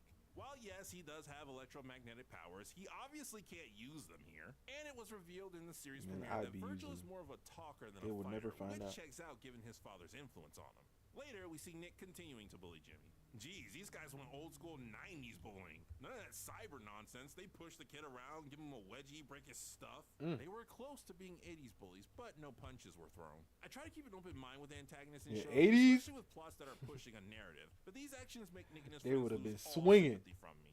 But Shady, what about empathy? You said in the Tuca and Birdie video that we should be empathetic to everyone, even our enemies. Titan, did The you episode hasn't send this gone to me into out Nick's for a perspective. Isn't it specific being reason? biased? No. Jeez, you gotta bring up the Tuca and Birdie video? I made that thing years ago. Okay, in the real world, you should always try to fully understand any problem you get involved with, which usually means listening to all sides, even if one seems clearly in the wrong. However, in a story, relevant perspective heavily depends on plot and narrative. I criticized Tuca and Birdie because the narrative was about how Birdie was being mistreated by certain men in her life. The perspective of those men, however, could have determined that rather than being mistreated, Birdie was just being treated in a way she didn't like, which is a very different conversation. In this episode, the narrative is that a series of events that could have been prevented by multiple parties caused something bad to happen. Yes, there is a possibility that Nick could have had a good reason for doing what he's doing, but that reason wouldn't prove nor disprove the narrative, making it irrelevant.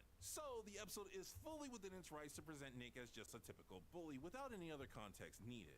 Well, I think you're just sexist. Yeah, I guess that's why I said the same thing about Val Yor and Starfire. Besides, I can't be sexist. Some of my best friends are female. Really? No, that was a lie. They're all guys. After the bullying, Virgil and Richie help Jimmy get his things. You gotta report this, Jimmy. Take it to the principal. Mind your own business. Believing they can at least do something, Virgil and Richie visit Jimmy at his house and offer to replace the mouse the bullies broke. See that layer of dust? Non-use. Virgil, maybe clean things before you give them away? Jimmy, I'm going to... Oh, visitors. You should have told me you were inviting friends over. Well, I'm glad you're here anyway. Help yourselves to a snack. I'll be back. A way more calm reaction than what my parents would have had. Ain't no way they would leave kids they didn't know alone in their house, especially not without a heads up. Smart. Try not to chase them away, okay? Measuring. Okay, the attempt to establish Jimmy has trouble making friends was just subtle enough.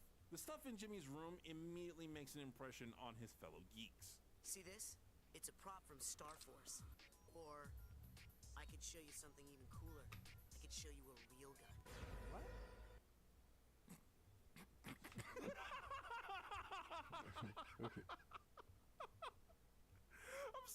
I'm sorry. I know that was supposed to be a really serious, really dramatic bomb drop, but you gotta see it from my perspective. Jimmy has 2 guests in his room. He wants to impress them, so he casually walks over to the black one and says, "Hey, you wanna see a gun?" I didn't see it that way, but okay. Some implications there. Virgil freaks out when he hears Jimmy can get access to a gun. This is a natural response for any kid to have, but given that Virgil's mom died from being shot, it hits closer to home for him. He storms out of the house with Richie supporting his decision. As the two leave, narrator Virgil foreshadows the rules of Chekhov. I must sound like a major chicken. No, Virgil, you did the right thing leaving Jimmy's house. Well, I'd say the right thing to do would have been to inform Jimmy's parents that he could easily get his hands on their gun if he wanted to. But I don't blame Virgil for not thinking to do that. Every day, more than 10 young people die from guns, including those who were shot by a family's handgun. That number sounds massively inflated. I mean, maybe today I could believe that, but back in the 2000s? Maybe she's talking about international statistics rather than US numbers, in which case, that's a very misleading statement considering culture. Virgil explains how, after hearing an apology from Jimmy, he and Richie start hanging out with him more. Although, he had a pretty odd definition of recreation. How is being on one's laptop an odd definition of recreation? I know this is the 2000s, but there was plenty to do on a computer even back then. This is why, even though Virgil is supposed to be extremely smart and a geek, I don't consider him a nerd. I know canonically he's a genius, but he seems to only do that kind of stuff when it's required of him. Unlike Richie, Virgil usually has no passion for intellectual activities. Come on, Jim, shoot some hoops. I'm not very good. That never stopped Richie. Hey, here. I highly encourage treating people this way to get them into new activities. Despite being 6'7", I put off playing basketball until college because people constantly raged at me whenever I played. Apparently, the tall one has to be good at that game or they're not worth existing.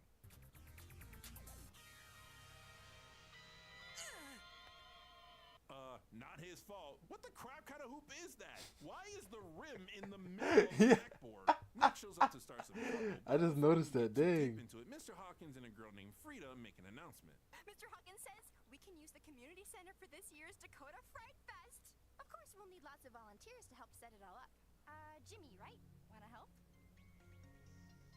That sucks, bro. Nah, before we continue, we gotta give Frida some context. But people are like that. So this was the popular girl of the show. Multiple guys, including Virgil, were trying to get with her throughout the show, though Virgil eventually starts crushing on another girl named Daisy. Shoot, the show starts with 5 different guys wanting to ask Frida out, and you can clearly see why. She's got an alpha personality and is very good at luring people in, especially teenage boys. Look at how she asks Jimmy for help. She calls him by his name despite having never met him before, looks him in the eye to form a connection, smiles so she appears comforting, puts her hands together in a pleading manner to make him feel empowered, and pulls her hair back so Jimmy can clearly see all the signs she's giving him. This in total gets Jimmy to agree, to which Frida thanks him with a hug, a positive reinforcement that will make helping her feel rewarding. Thus, Jimmy will want to keep doing it. All of this is textbook feminine charm, and there are very few who could resist it when it's this well executed. The point is, Frida is... I folded a couple times myself. Back in the day, you know. I folded a couple times myself. This is something she does all the time, but it works really well on Jimmy. Probably more than she expected it to. For Jimmy, the day Frida graced him was the most important day of his life. But for Frida, it was Tuesday. Anyway, some nights pass and the decorations for the festival start popping up. Wait a minute. Bats? Ghosts? Fright Fest? This is a Halloween episode. No! I've been Smeckledorfed again. Y'all requested this episode knowing good and well I don't do holiday videos when they're relevant. But you did Christmas videos last December. Now my reputation is forever tarnished because y'all just had to get your Halloween fix. Virgil describes how Jimmy was better at decorating than everyone else, despite him being mentally isolated in his own world.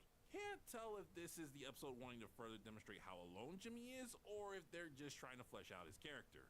¿Por qué no los dos? On the day before the opening, Jimmy heads to Frida to show her some of his new decorations. Unfortunately for him, Nick is also there. How'd you like to go out after Fright Fest tomorrow? Well, we're all sort of going out together at Burger Fool. You and Osgood, huh? I am not interested in Jimmy Osgood. Ooh. Oh. That was painful. Don't worry, Jimmy. Getting rejected gets easier with time and practice. So I've heard. Nick catches Jimmy eavesdropping and doesn't like it, so he decides to try and teach him a lesson. Despite this not only being a maze, but one Jimmy helped build, Nick somehow is able to corner the dude. He and his compadres once again pull out one of the OG bully tactics and shove Jimmy in a locker. Let me out! Let me out! Wait a second. Let me out! Let me out! Oh goodness, Richard Steven Horvitz, is that you? Wow, I didn't even realize it until Jimmy raised his voice. Once he started screaming, I suddenly got Billy flashbacks. Destroy us all! Destroy us all! Oh, Virgil wow. and Richie are able to rescue Jimmy, but not before the mental damage has been done. That's rough, buddy. So, this might seem relatively tame for a superhero show, but it's important to remember that Jimmy is just a regular kid. I've seen worse things happen to people, but that primal fear of helplessness activates in different moments for everyone. The scene makes it very clear that with this action, Nick and his friends cross some kind of line. Fright Fest came and went the next night. Jimmy never showed up. Wait, what? After all that build-up, we don't get to see the festival? Ugh, I know it isn't the focus of the episode, but it's difficult for me to just brush aside an event that they spend a good amount of time talking about. I'm looking at you, High School Musical. We transition to sometime after Fright Fest. High I'm School tempted Musical. to say it's the next High School Musical. We transition What to the High School sometime Musical do? after Fright I mean, High Fest. School Musical do I'm be doing tempted that. to say it's the next day, but that would mean they did Fright Fest on a school night, which is not smart. Nick, in an attempt to get back on Frida's good side, offers to help take down the decorations. Elsewhere, Virgil and his dad are on their way to the community center when Virgil suggests they swing by Jimmy's. Hey, Jimmy, it's me, Virgil. Jimmy? Wow, some screensaver. The Battle Journal. How many times we gotta go through this? Virgil, it is rude to look through someone else's computer. All I wanted was to be left alone. And they wouldn't even do that. The introvert mantra. Well, it ends tonight. I'm putting a stop to them. Once and for all. You gotta come upstairs right now. He doesn't mean it. Your son's depressed, Mr. Osgood. I work with kids, and I can tell you, you can't dismiss this. Okay, but why did you open the curtains? I mean, other than it being a metaphor for everyone finally seeing what Jimmy's been hiding. Pops, Jimmy told me he knew where he could get a gun. It's gone. What were you thinking, having a handgun in the house where a kid could get to it? Yeah, Mr. Osgood, that's definitely your B. I'm all for the Second Amendment, but personal responsibility is my first and foremost priority. Yeah. Still, it's difficult not to sympathize with the guy. He didn't know his son was going through these issues and trusted him enough to keep the gun around. Virgil figures Jimmy might be at the community center. Mr. Hawkins and Mr. Osgood notify the police and begin to make their way there. Is there no phone at the community center? I feel like someone there needs to know. In fact, Virgil, you have a walkie-talkie that can reach Richie and you know he's headed there. Virgil wants to go as well, but Mr. Hawkins is a good dad and knows not to bring his son into a dangerous situation like that. At the community center, we see that Virgil was right and that both Jimmy and Nick are indeed there. What's that? A gun. And now I got Moxie flashbacks. That's not funny. Breaking my computer wasn't funny. Shoving me in the locker wasn't funny. Jimmy has almost reached the point of no return. However, Frida and Richie, two of the people who were actually nice to Jimmy, managed to talk him down. Unfortunately, Nick's friends are also watching this encounter, and once Jimmy lets his guard down, get him! Stupid. Stupid.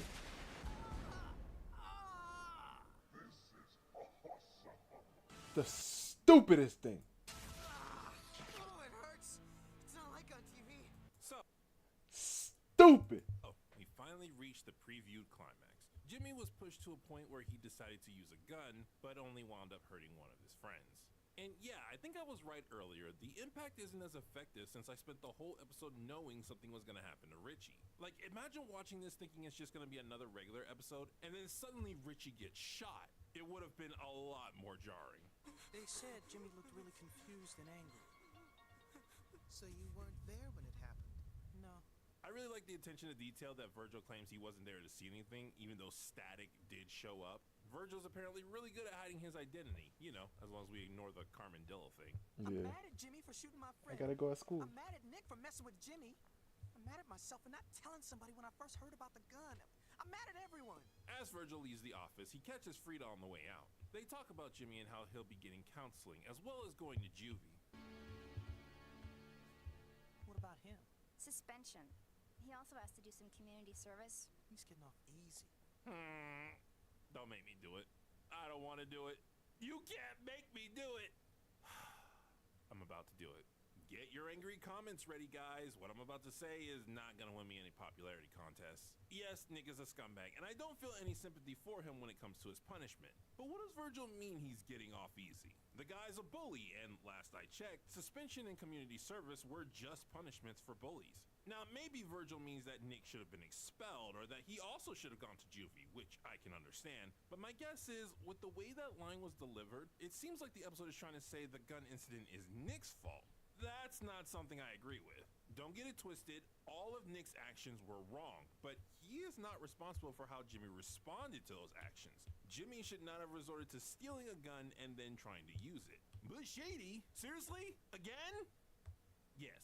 But Shady, you said in one of your King of the Hill videos and in your Riot video that the person inciting the incident is largely at fault for where it goes. What makes this situation any different? I did say that, didn't I? Okay, there are a couple of reasons why these situations aren't one-to-one. Firstly, I don't consider all these separate moments of Nick bullying to be one incident. In the moment with the gun, Nick hadn't done anything to Jimmy except tease him. He even says sorry immediately after, though obviously he was just trying to please Frida. Jimmy's act of pulling out the gun was not a proper response to what was happening in the moment, as opposed to Raya and Bobby, who were both defenders in their respective situations. Jimmy wasn't defending himself. He was either trying to get revenge or trying to preemptively end any future bullying.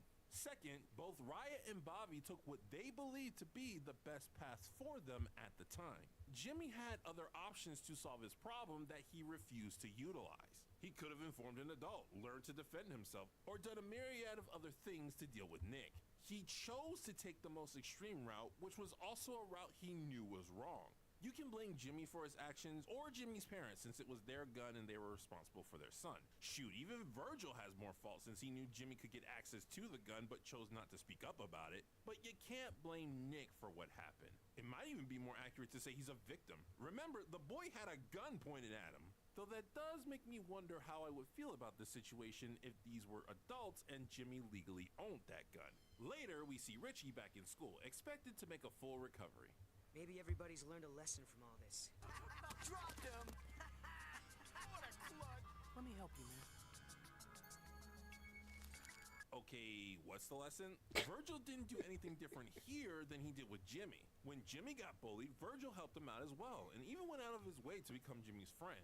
Like, I would expect the lesson to be that we should increase our efforts to try and prevent tragedies before they become unpreventable. But if that's the case, that wasn't demonstrated in what Virgil just did. Before the episode officially ends, we get a PSA from Static. He lays out some statistics, or static sticks, about guns. Like the earlier statistic, I press X to doubt here, especially since everything Static says is suspiciously worded, but all in all, the message is the same and should be taken to heart. If someone tries to show you a gun, don't stick around.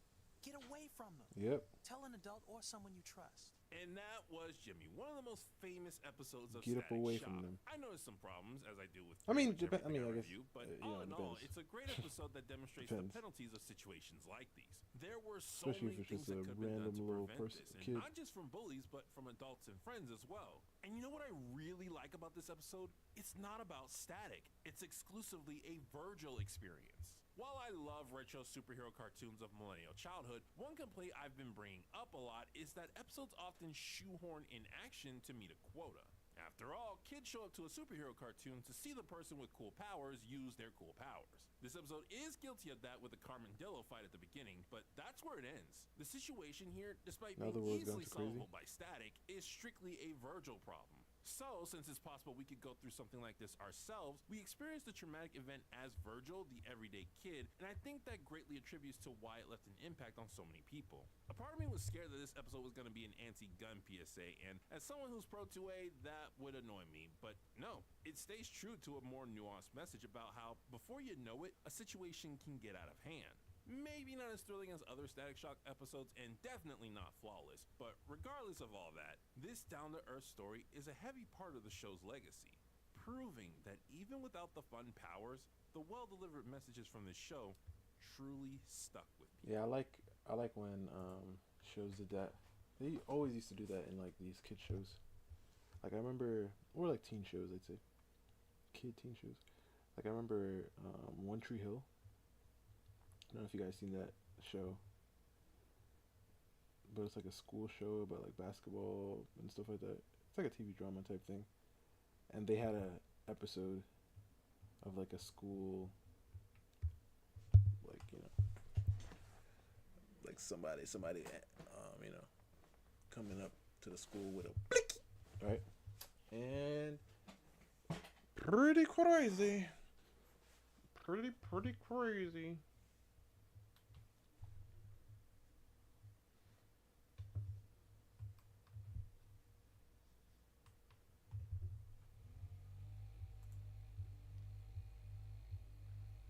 Another.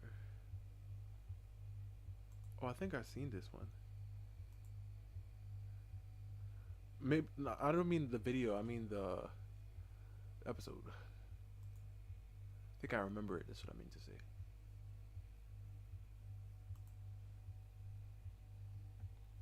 Excuse me. You put a roof over their heads, you feed them 3 squares a day, and this is the thanks. Richie wasn't the only boy who ran away from you last night. What your son heard, Hawkins. I wasn't talking about him.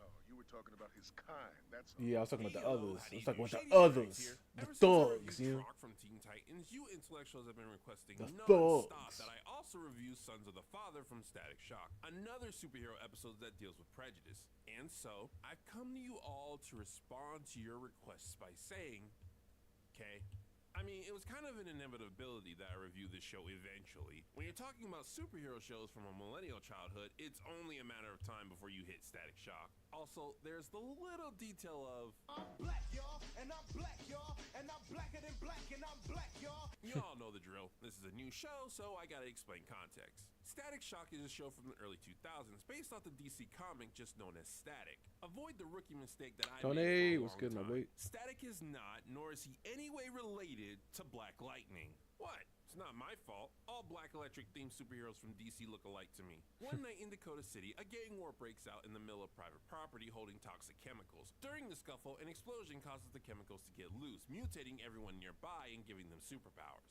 This event became known as the Big Bang, which is just a brilliant name for a superhero-causing event.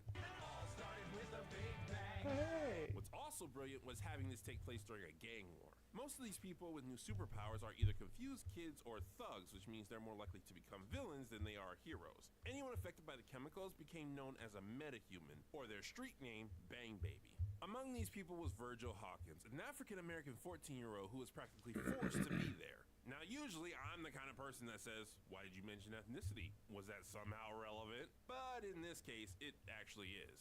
Part of the point of Static Shock was to show aspects of black culture, so I'd be remiss not to mention his skin color, even though I'm pretty sure most of my viewers have functioning eyes. Wow, that joke was very mean to blind people. Meh, I doubt they'll see it that way. Virgil didn't actually want to be a part of a gang. He was just going through a hectic time in his life and was actually trying to get away from the situation. So, when he realized he was a bang baby with electromagnetic powers, instead of turning to crime, he donned a new uniform, became the superhero Static, and dedicated himself to stopping other bang babies as well as just helping people in general. And yes, his name is just Static, not Static Shock. This show came out before I hit my teen years, and I kid you not, I did not know this until I was in my 30s. Though Virgil lives with his dad Robert and his sister Sharon, the only one who knows that he has these powers is his best friend Richie Foley, who often helps Virgil in various ways, including supplying him with new tech. Alright, like usual, there's way more lore to this show, but that's all you need to know for now. The episode starts at the mall where a supervillain attack takes place. Live from the Dakota Hills Mall, it's the Meta Breed Show. Oh man, this takes me back. The Meta Breed were some of Static's main rogues. There's Talon, an anthropomorphic bird with a hypersonic scream, Shiv, a guy capable of making energized weapons, and Ebon, the Umbra kinetic leader of the gang. Why, yes, I did have to look that word up, and I'm not going to tell you what it means so that you have to look it up. Your valuables. Now.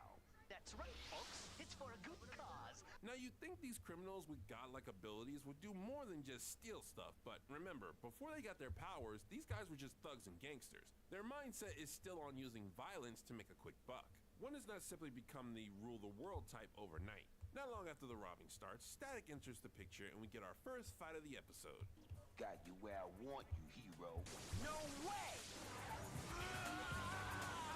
I call that my Nova Ball, Ebon. One interesting thing about Ebon was that he wasn't much of a physical threat to Static. In fact, Static has an edge over Ebon since Ebon's weakness is bright light. He was supposed to be the big bad of the show, but that was because he represented the opposite of what Static stood for. While Virgil believes in using his abilities for good and tries to help, Ebon took the Magneto approach and not only lords his power over normal people, but also constantly tries to convince other metahumans to join. Doing pretty good, man. Doing pretty good.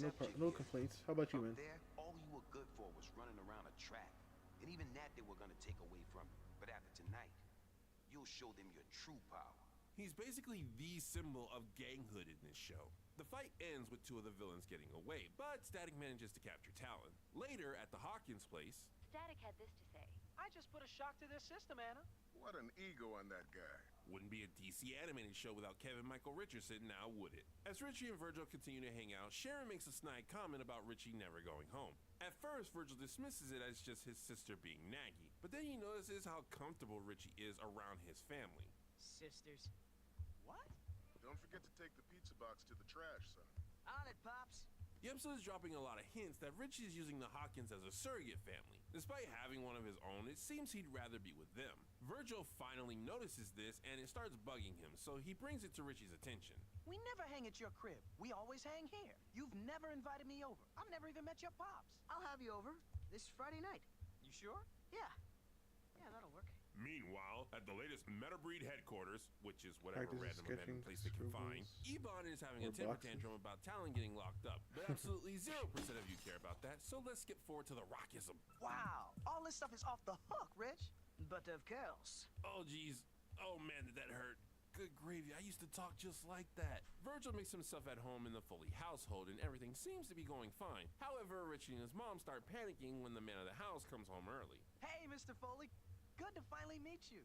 Hey, Dad. This is my friend Virgil. He's black? Later at dinner, everyone's being... For a second, I was like, huh? Awkward because they know things they don't want Virgil to know. However, Richie's dad, whose name is Sean, lets some of his personal beliefs slip out. I brought over the latest MC Rapwell CD. There will be no rap played in this house. Some rap is positive, Mr. Foley. That music teaches kids to disrespect their parents. Yep. Actually, you're thinking of hip-hop. Common misconception. Oh, In fact, okay. a lot of times people simply. and even dictionaries use those two words interchangeably. Rap is just speaking in a rhythmic and rhyming way to create a sense of music. I apologize. It's akin to singing. Hip-hop has an entire culture behind it, using rap as its main tool to get its messages across. And as Virgil says, it's not all necessarily negative. It tears down everything guys like me built. Look around you. Dakota's gone to pot. Well, not in my house. But Dad, that's not fair. Richie is embarrassed by his father's behavior, but Virgil figures Mr. Foley is just being a stubborn dad and brushes off the hints thrown his way. Unfortunately, there's only so much one can plead ignorance to. And now I see why Richie acts like a hood, Maggie. That kid's a bad influence. All his kind are. All along, hanging here was a bad idea. Well, you got what you wanted, Dad. My best friend's gone because of you and your stupid racism. Hey!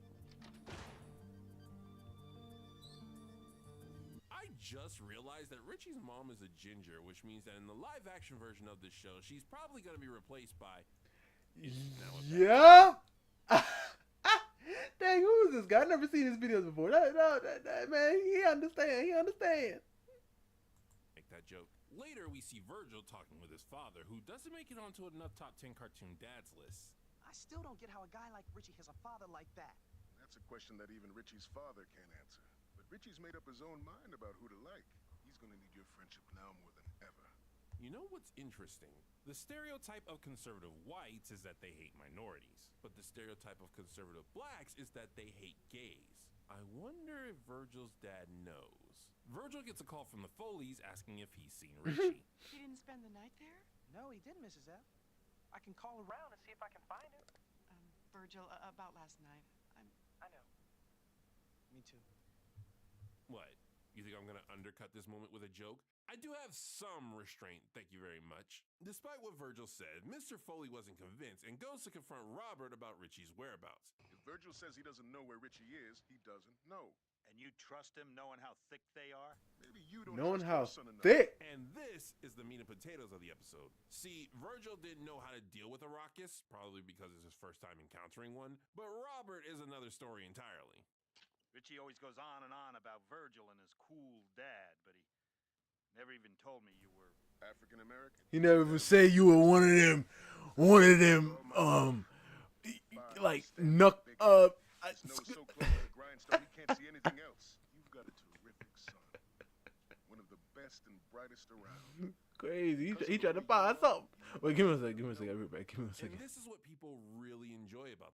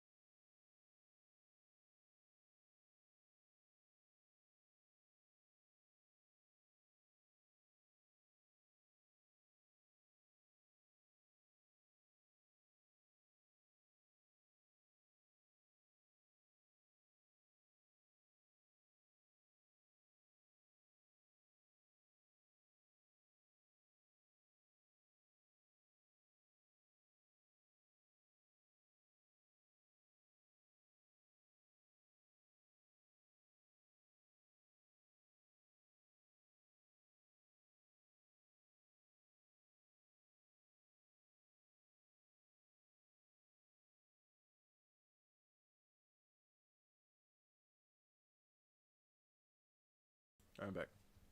I'm trying to learn how to draw sweat. Really? Well, it's not extremely difficult once you start thinking about like the shadow it casts. So if you were to draw a character and you were going to draw the sweat on the character, right? Just think about sweat casts like its own shadow. I think about this when I think of like tears and everything. So I'll just follow the path that I want, obviously thinking about the shadow. Let's use multiply. Let's be smart about this. Right. So then I use that shadow, or, you know, tier, whatever. It can be a tier. Let's do a tier. Why not? Follow the form, because that's what matters. And then you can put your highlights in there. I'll put it on a different layer.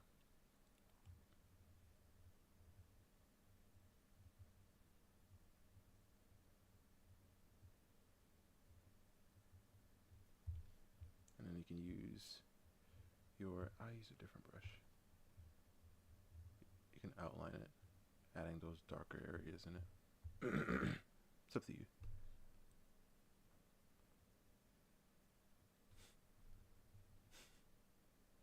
Oh, sweats! I'm tripping. My fault.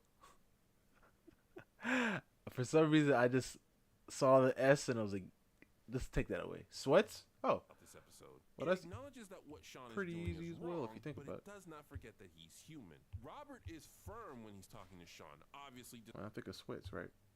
You gotta think about the body. Let's say I was gonna put some sweats on her, right? You gotta think about gravity first and foremost, right? Think about how baggy these are, and then find where the hips are, of course, because that's where they originate, right?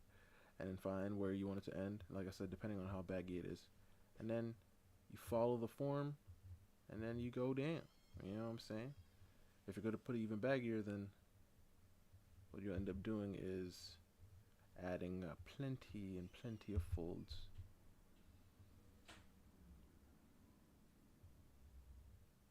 Definitely look at a lot of references for, you know, for aid.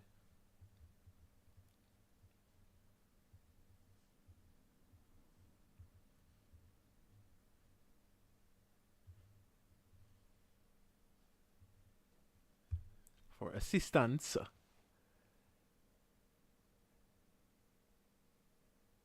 In my yeah, just look at some reference. Disapproving of his beliefs, but he never And look at the treats big Sean shapes, like you know? he's a monster incapable of being redeemed. Just a person who's making a very bad life choice. In fact, if you're paying attention, you'll notice that the episode does a deep dive of Sean's beliefs. He's a hardworking man with grievances in his life, using rockism as a scapegoat and blaming what's wrong with society on people who have nothing more in common. Wow, you see how it was back in the day? This city, Maggie, this city. It's bad enough I gotta deal with them all day long. Now one of them's in my house. He's also got that classic fear of change, lashing out at anything new or different just because it's unfamiliar. And while the show focuses on one type of bigotry in particular, Sean has also got a bit of ageism going on. Look at him, living like pigs. Little punk. The man is just angry, but he's fooled himself on what he's angry about. But his son is into all sorts of things that he's against, even talking highly about another family that he had no idea was black. It's making him second guess himself as well as his beliefs. Also, the fact that Richie is so distant from him is making him question how much his beliefs are getting in the way of what's important. Back to the episode, Static searches for Richie on his own and manages to find him. Ebon happens to see Static and decides to follow and eavesdrop. He made me lose my best friend over this mess. Come on. You and me, we've been through too much together to let this get in the way. I'll take the bus. Go straight home. I'll check you later. So, Static's your main man, huh? That's your main man. Wow, took Ebon this long to realize that Carver's best friend was Tino. Ebon figures that he'll use Static's relationship with Richie as leverage to force Static to break Talon from police custody. Richie, however, is smarter than the average bear, that was almost a double entendre, and pulls a fast one to contact Static without Ebon knowing. Ebon finds out what Richie's doing right as Robert and Sean burst onto the scene. Ladies and gentlemen, we got ourselves a climax. That's my son! We've got business with him, old man. I feel like Sean, watching the blackest man he's ever seen, threaten his son would only further his bigotry. Exactly. I'm in control. You see, I told you! Them... Like so in control that them... it's not even funny. What were we doing with our diction in the 2000s? It's painful that that sentence made sense to me. We're gonna brush through this because it's usual superhero shenanigans. Static comes in, defeats the bad guys, and Richie and his dad have a heartfelt moment. Son, I'm sorry. Sort of gets you. Right here. Do your folks know where you are, young man? That is your son, and you know that. No father, being that close and hearing his son speak, would see a superhero. Exactly. They would see their own kid wearing a costume. Exactly. This is why Miles Morales does a voice when speaking to his dad. Exactly. And look at his hair is the same. Wait, what? So the episode ends with His Sean hair no is the longer being same. a raucous, as well as him trying to be a bigger part of his son's life and adapting to the new trends that are popping up. Coda Comic-Con opens in 15 minutes, bro. Thanks for taking the day off to take us, Mr. F. No problem. And that was No Sons of the problem, He might man. tick some people off with his opinion, but Man. Oh, I'm sorry. I'm sorry. Not yet. clearly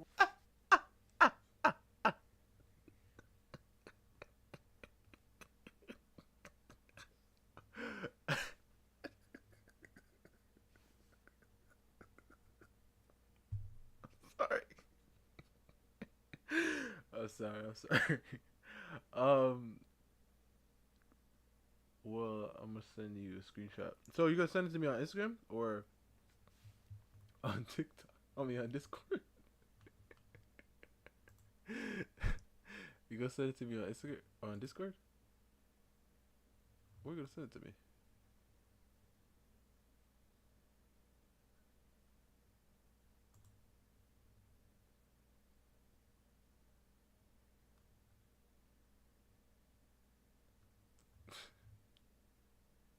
Come on.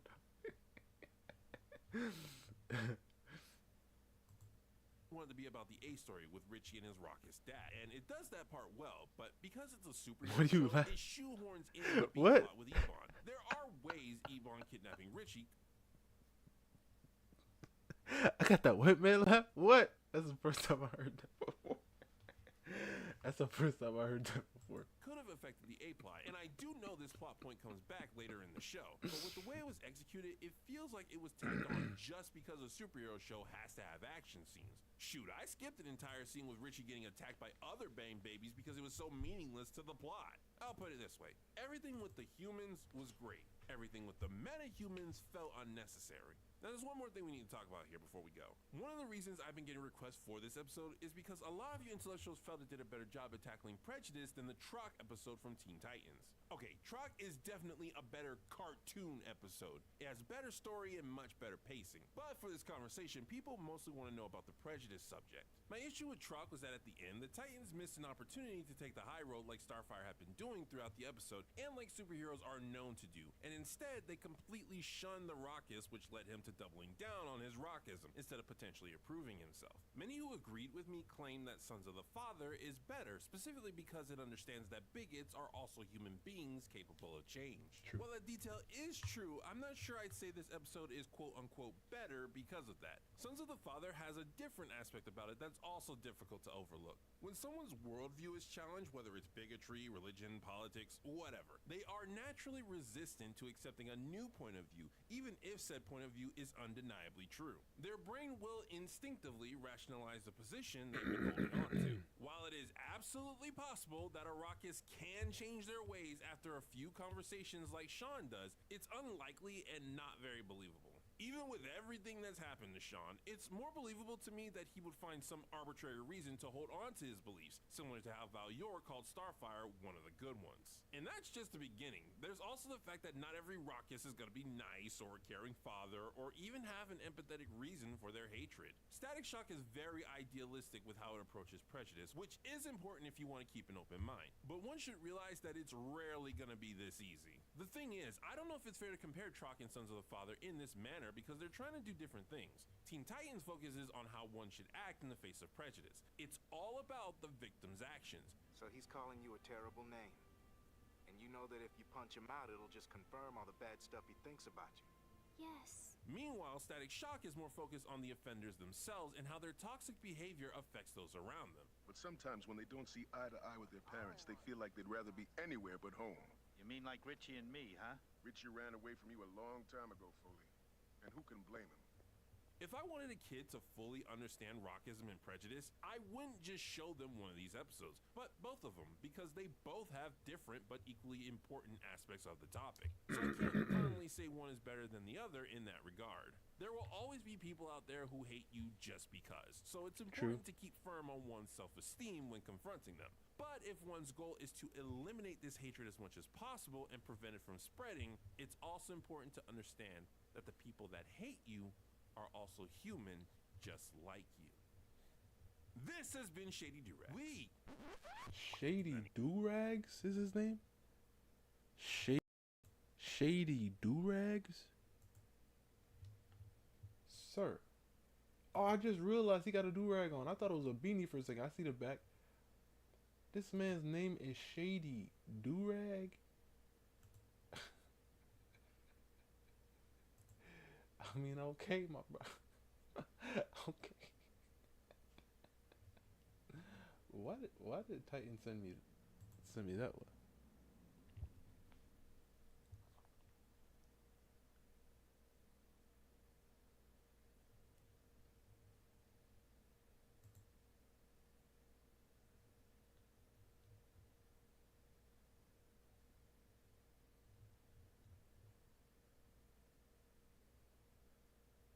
Oh, you've been saying that? Oh, my fault, man.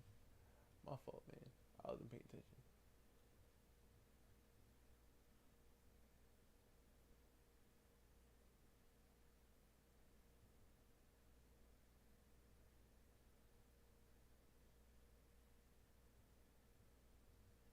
Huh. My dad knows best, right?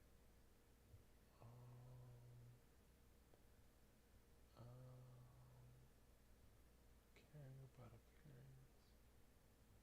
Oh, this is interesting. Bat Legacy. Interesting catalog you got here.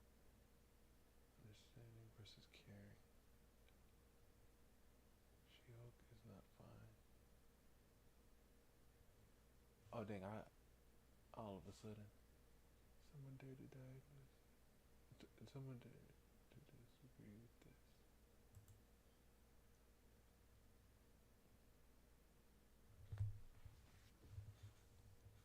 Ladies and gentlemen, allow me to introduce you all to Shady Do-Rag. He recently did a video on the controversy regarding the live-action remake of Little Mermaid having Ariel played by a black actress, and I have some thoughts on it, to say the very least. I know you're upset and it's all a little shocking, but honestly, I'm just so happy to finally meet you. Hey, hello, how do you do? Shady Durex here. A long time ago, I made a mental list of things I felt I had to accomplish before I considered myself a real YouTuber.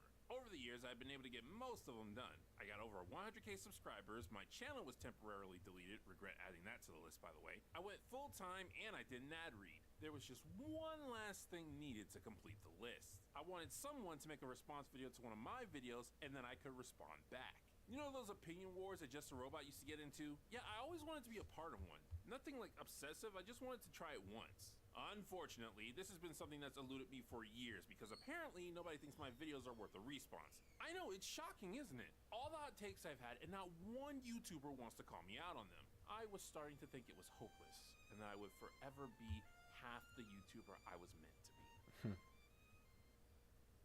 But dear viewer, sometimes when you hold on to a dream long enough, that dream comes true. For at last, someone made a response video to me. Well, actually, someone did technically respond to one of my videos a while ago. No One Asked Noah gave a response to a few things I said in this video. However, I don't count her because she didn't actually respond to my video. She responded to a video Jar made, which happened to have a clip of my video in it. This new response video I found is a full video made just to respond to me. My ego is excited. A commentator by the name Tater decided one of my videos was just too ridiculous not to give some backlash. And which video did this almighty savior of dreams decide to tackle? Oh, this is gonna be good. Now before we get started, let's make some things clear. First of all, I will not be doing this to anyone who makes a commentary about me. This is a special occasion because I've always wanted to do something Yeah, it like did start this. off that way. I mean, At first I thought he I'll was still do like commentaries and being response hosted by videos. somebody. In fact, I have another one in the works, but I don't plan on making it a habit to respond to videos done on me. Second, I've seen enough of these on Jar's channel to know how this goes. Some of you intellectuals are gonna wanna find the original video and give this guy your own thoughts. That's fine. It'll help his views and his engagement. Just remember to be civil and respectable. I didn't make all those videos about empathy and communication so my audience could go off starting internet harassment. Also, keep in mind this guy is punching up. You're always at risk of massive backlash when you do something like that, and some people aren't as ready for it as they should be. Alright, I got my angry shady face ready. Let's do this. The video's called Throwing Shady Do-Rags.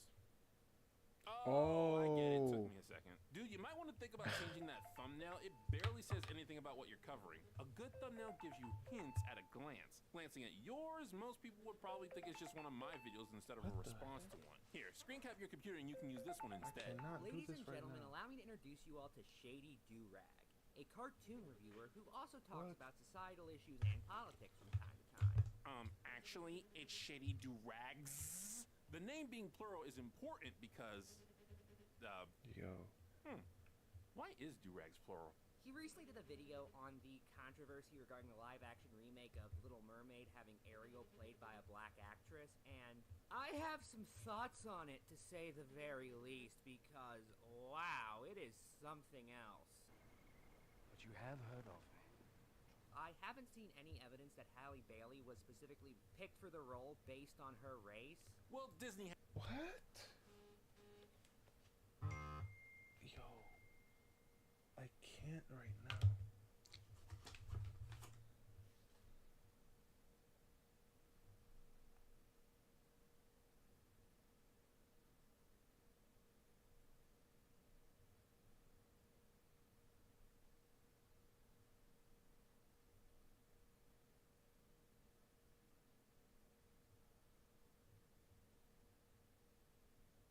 Okay. 'Twas fine. It's kind of strange that he sounds Caucasian. Is that something weird to say? He sounds Caucasian. To be telling a black person, I don't know, because it's usually, I thought it was like you're not supposed to get involved. That's what I thought it was like. I guess not. But also, why the heck was Halle Bailey even a choice? Last I checked, Ariel had fair skin and red hair. Fair skin, red hair. Right? Some may call that a ginger. I don't call it a ginger because it's like orange hair technically is ginger, but you know, semantics. Why the heck is this black chick up there? Has what you might call a pattern of behavior. Whenever they do anything that is considered even slightly progressive, they feel the need to scream it at the top of their lungs, though they make sure they do it in a place where China can't hear them. Meredith Roberts and like our leadership over there has been so welcoming to like my like not at all secret gay agenda. Let's have Oh these my two characters gosh. kiss. Let's in the background this like I was just wherever I could, just basically adding queerness. While I'm race glad swapping she isn't said new, it it's out often loud. done in modern media to be inclusive and or diverse rather than for enhancing the artwork on its own. There is no obvious creative reason why Disney would change Ariel's character to being black, so it's not an outlandish assumption to believe they had progressive reasons for doing so. I haven't seen any evidence that Halle Bailey was specifically picked for the role based on her race, and instead believe it's more likely she's just an accomplished actress with a history of working for Disney. No. Well, like I said in the original video, I could care less about this specific actress, but rather it's the character design I have a problem with. Keep the actress, but change the design in post, and I'll pretty much shut up. Shady, isn't that white Okay, I ain't say all that now. I ain't say to do all that now. But hey, I guess it would look closer to her. If anything, right? the actress, but change the design in post, and I'll pretty much shut up. But Shady, isn't that white? Yes, and as long as it isn't being done to keep a certain race out of media, nor to perpetuate racial stereotypes to a serious degree, then it's no more raucous than casting a black person to play a white animated character. I also believe that cultural homogeny is a two-way street, and as of right now, we're seeing a greater melting pot between what is typically considered black and white culture than we've ever seen before. Are we, though? From what I've seen, people are real quick to point out what experiences are limited to specific races. I'm a black man carrying the stars and stripes. What Senator, don't I you need to do better. We, the descendants of slaves in America, have earned reparations for their Oh some my and gosh. continue to earn reparations. Oh Every one my of us been gosh. submerged in the systemic prejudice, racism, and Oh white my supremacy. When I was in school, I was taught that America was once a raucous nation and that some of that raucous still exists today. That was it. Today, we have this thing called CRT, which does the opposite of blurring the lines, telling people their experiences in life are based heavily on their race. Obviously, I personally think anyone of any skin color can understand what is typically viewed as a racially locked issue. But to say society as a whole is becoming better at sharing this opinion feels like it's ignoring both modern media and people's responses to it. If that's okay, then I don't really see an issue with a black person playing a character from a European fairy tale. What a coincidence! Me either. Will I, an online personality, side with you and validate your opinion, or will I give you another video to type angry comments in? Am I on your side or the enemy's?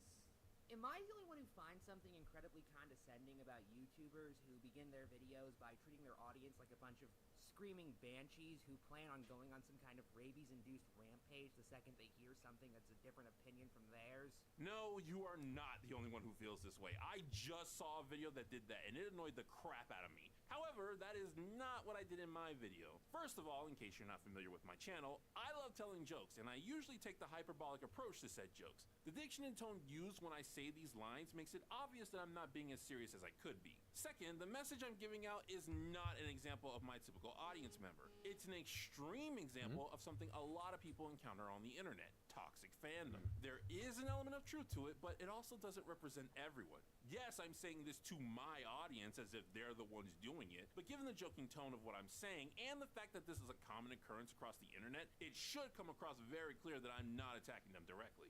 However, opening the video video by essentially saying that anybody who watches it either wants their opinion mindlessly regurgitated back to them, or plans to just fling shit at a wall in response to what you say, not only casts your audience in an extremely bad light, but also makes you sound incredibly defensive. With that said, it does give you a very convenient excuse to dismiss those criticizing you.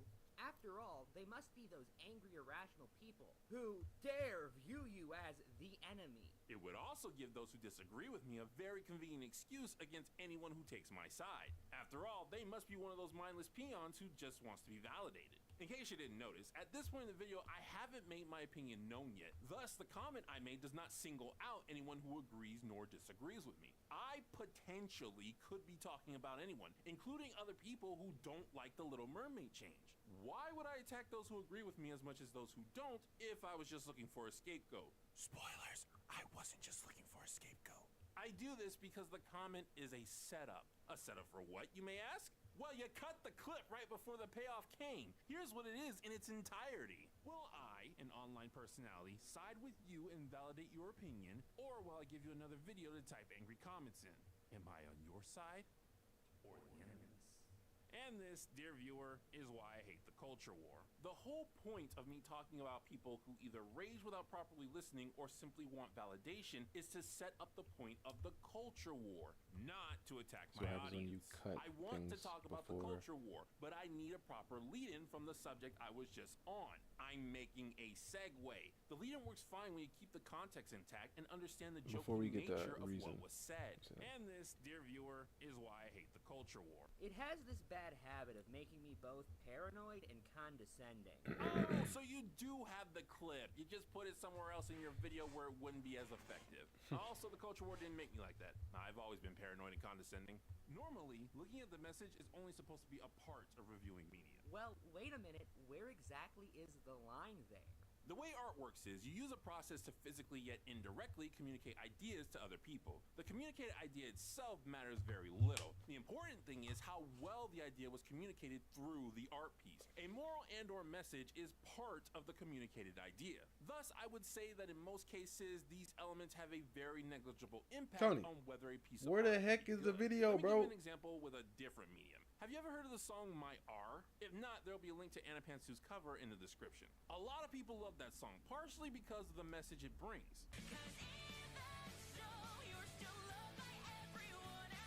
But if I made a horrible song with the same message, girls get sad and sometimes it is much worse than you think, that doesn't suddenly make the song good. Because despite having a similar message that inspired the creation of the song, the execution of it is horrible. Conversely, you can make a great song that has an awful message behind it. The bunny, whoa, I love the bunny. At what point is a message so abhorrent that you are allowed to condemn a work on its message alone?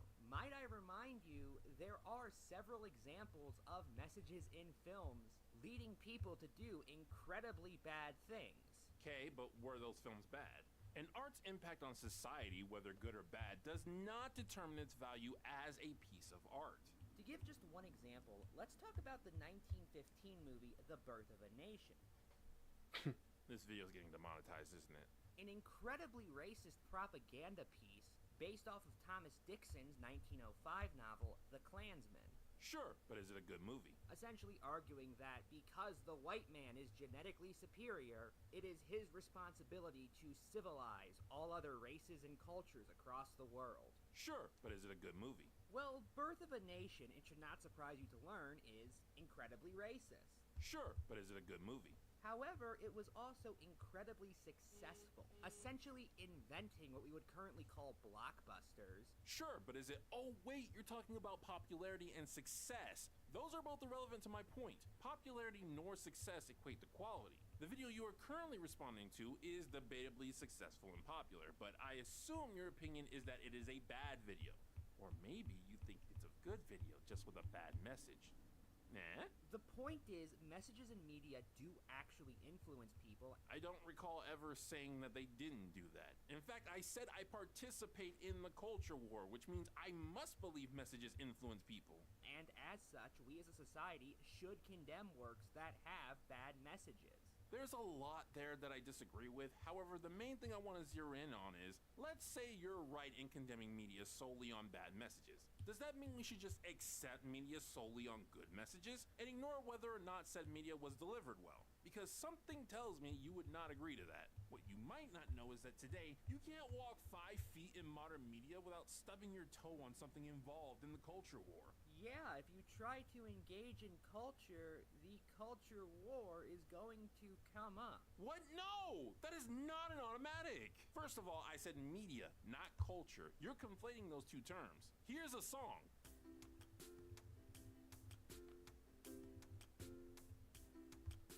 Did your brain immediately jump to thinking this was pushing some kind of message about society? I highly doubt it, because that wasn't why the song was made. Second, the statement you made assumes that any message that might be pushed in media must be a part of the culture war. The culture war is a war, as in there is conflict. Most people, in America at least, agree that teaching kids to share is a good message. So a show that talks about sharing while being part of American culture is not a part of the culture war. Modern media is choosing to push messages that specifically want to participate in the culture war. In the current culture war, a huge part of the reason it exists is because Hollywood has decided that everything must be political, or they believe catering to the people who feel that way is the best way to increase their sales. Wait, I thought it existed because we're all humans with different values.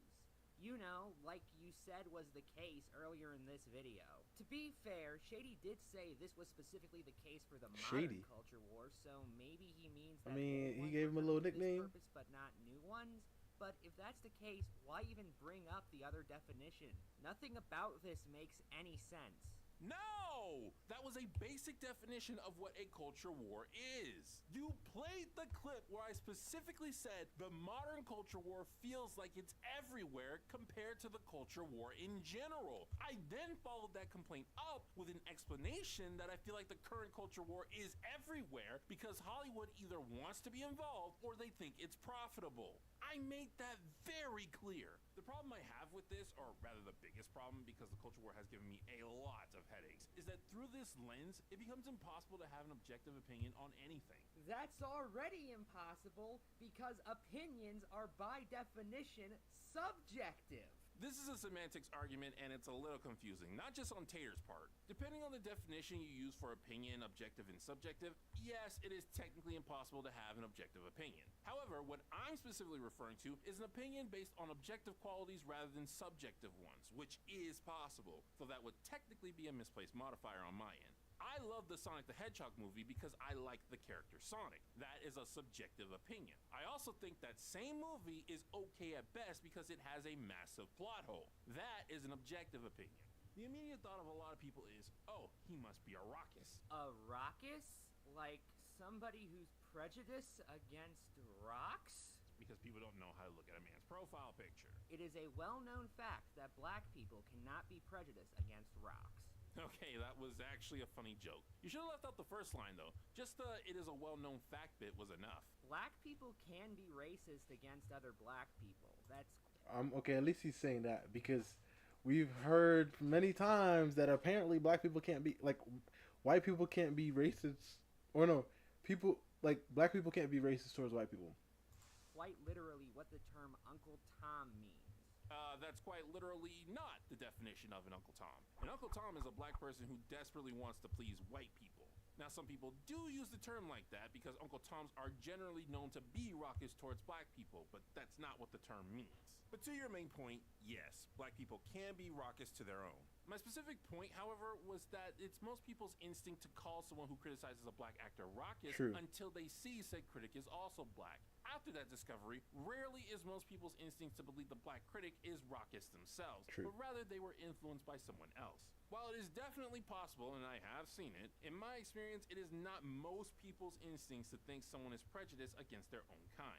15 years years ago, I could have critiqued Disney changing Ariel's skin color, and people would have been willing to listen to my argument as to why, even if they disagree with it. Unlike today, where 77,000 people are willing to listen to your argument. Ah, yes, because not only is that number relevant in the terms of millions to possibly billions we're talking about, but we all know that view counts accurately measure people who listen to arguments. I'm sure none of those people clicked off the video, I'm sure none of them were asleep while it was playing, and I'm sure none of them did what you're doing now, which is not actually listening to what was said. Imagine if the Beast in the live-action version of his movie looked like a giant frog or something. Sure, he'd still be a beast, but you'd be constantly asking yourself why such a change was made. Okay, I get your point.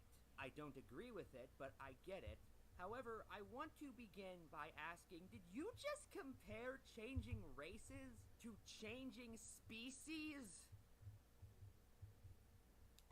Yes, because my point is character design and audience recognition regardless if race is involved or not. If I used another example that involved race, my point wouldn't get across because we'd still be talking about race. This is an especially odd comparison because the Beast in Beauty and the Beast is not a real creature. It's a chimera. So yeah, changing him from a completely fictional species to a frog, a species that actually exists, would be pretty damn weird. How does that affect my point, which is that the Beast looking drastically different would take people out of the experience? Fine, change him to another fictional creature. He too can be a black mermaid. That doesn't change my point.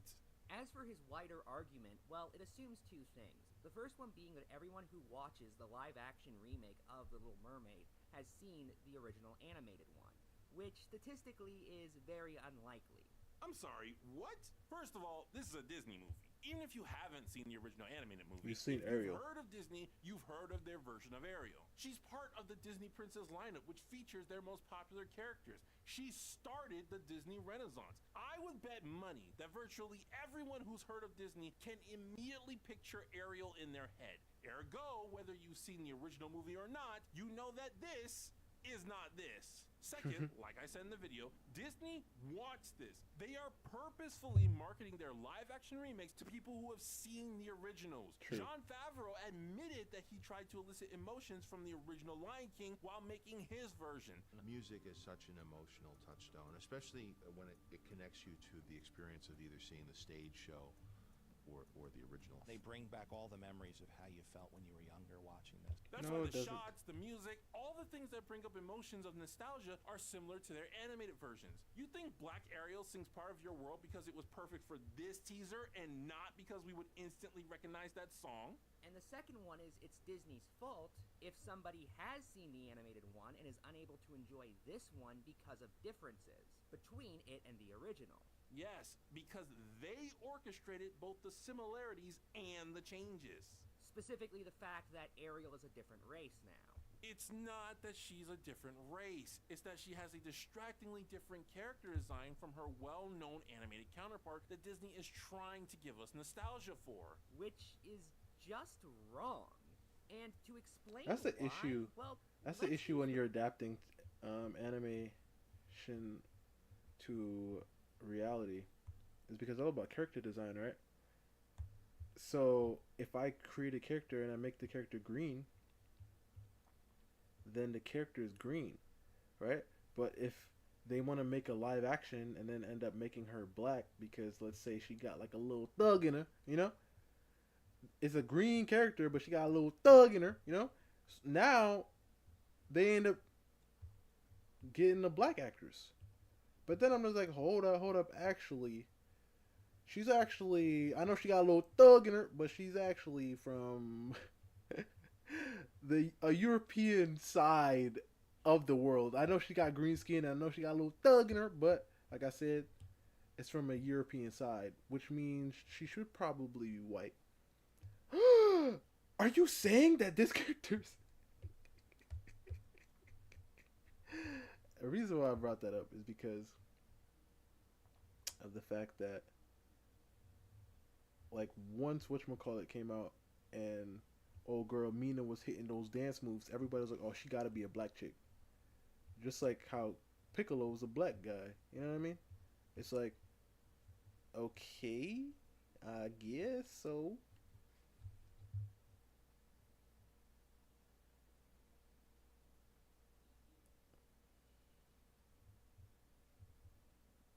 Oh no no no! Her horse at the end is black as well. They changed that, or not the end. It's what's his name's horse, not her horse. But his horse is black. It was white in the animated series. I mean film.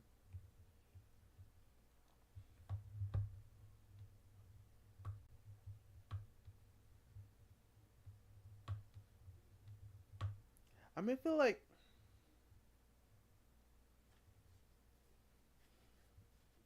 Final heli. I feel like that's different though. I feel like that's different though, and I also think because a lot of people, what they like to do, obviously, Catwoman is fair skin, but what I've realized is a lot of people are more okay with light skin black women because at least they got it half right. You know what I'm saying? At least they got it like half right or a quarter right or something. But once it starts getting, I mean, I think she's a little too shade. Like she's a few shades too dark. They're like, I don't know about this, guys. I think we need to change a few things. The Beast as an example still, and have a little bit of fun. You see, I can actually think of several circumstances where the design of the Beast in Disney's original animated adaptation would be incredibly distracting to a viewer. For example, a viewer could have first experienced the story of Beauty and the Beast through the 1987 and 1988 anime anthology series Grimm's Fairy Tale Classics, where the Beast looked like this. So it's a completely different version of the story. Or maybe they first experienced the story through the 1990 anthology series Britannica Tales from Around the World, where the Beast looked like this. So it's a completely different version of the story. Maybe they first experienced it through the 1976 East German stop-motion adaptation, where the Beast was an elephant. So it's a completely different version of the story. Yeah, if somebody different. sees these earlier adaptations before seeing It's not the same though. one, It's not the same. and then It's not the same. dislikes It's not the same. It's not the same. It's not the same because they're not made exactly the same. Kind of like, yeah, I know Zoe Kravitz.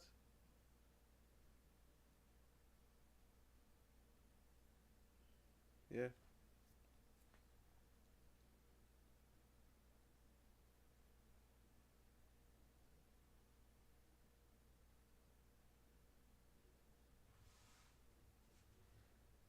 Yeah, you see.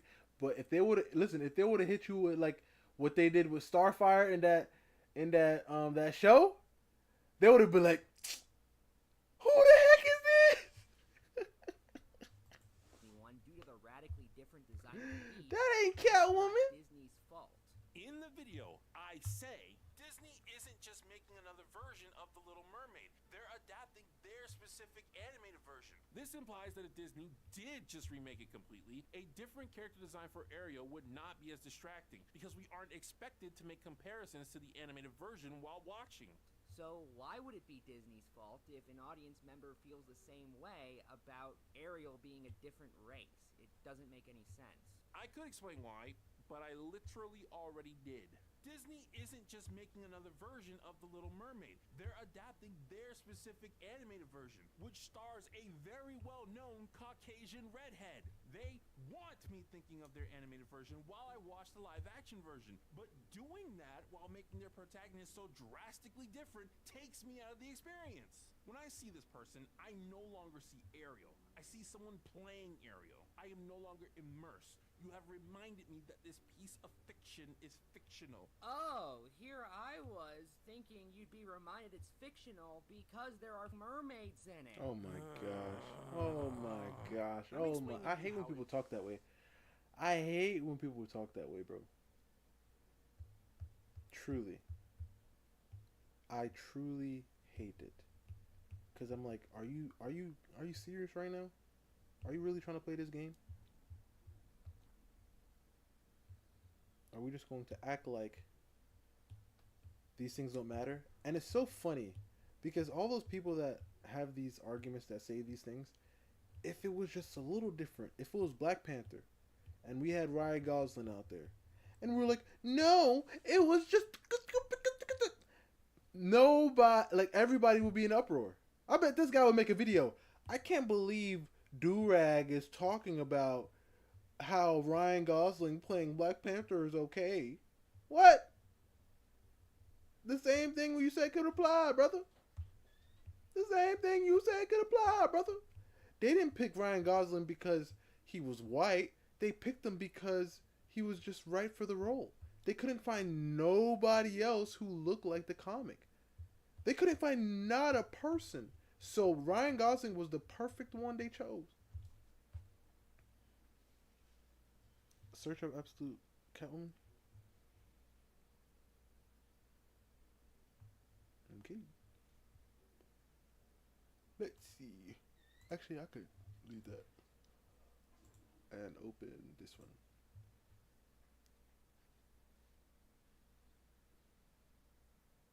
Picture of the Frog. Yeah, bro. Why don't we just make Tiana a redhead and a white chick? I feel like everybody would be happy with that, right?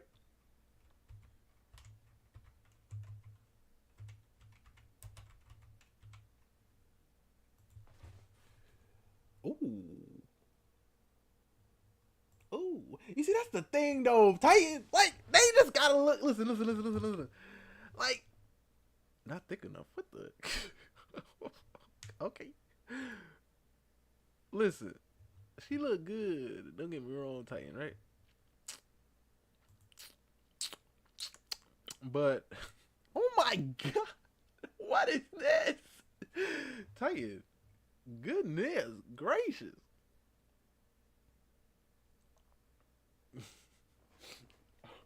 Goodness. This one right here, she looking. Oh. Okay, when I ever go back to that picture.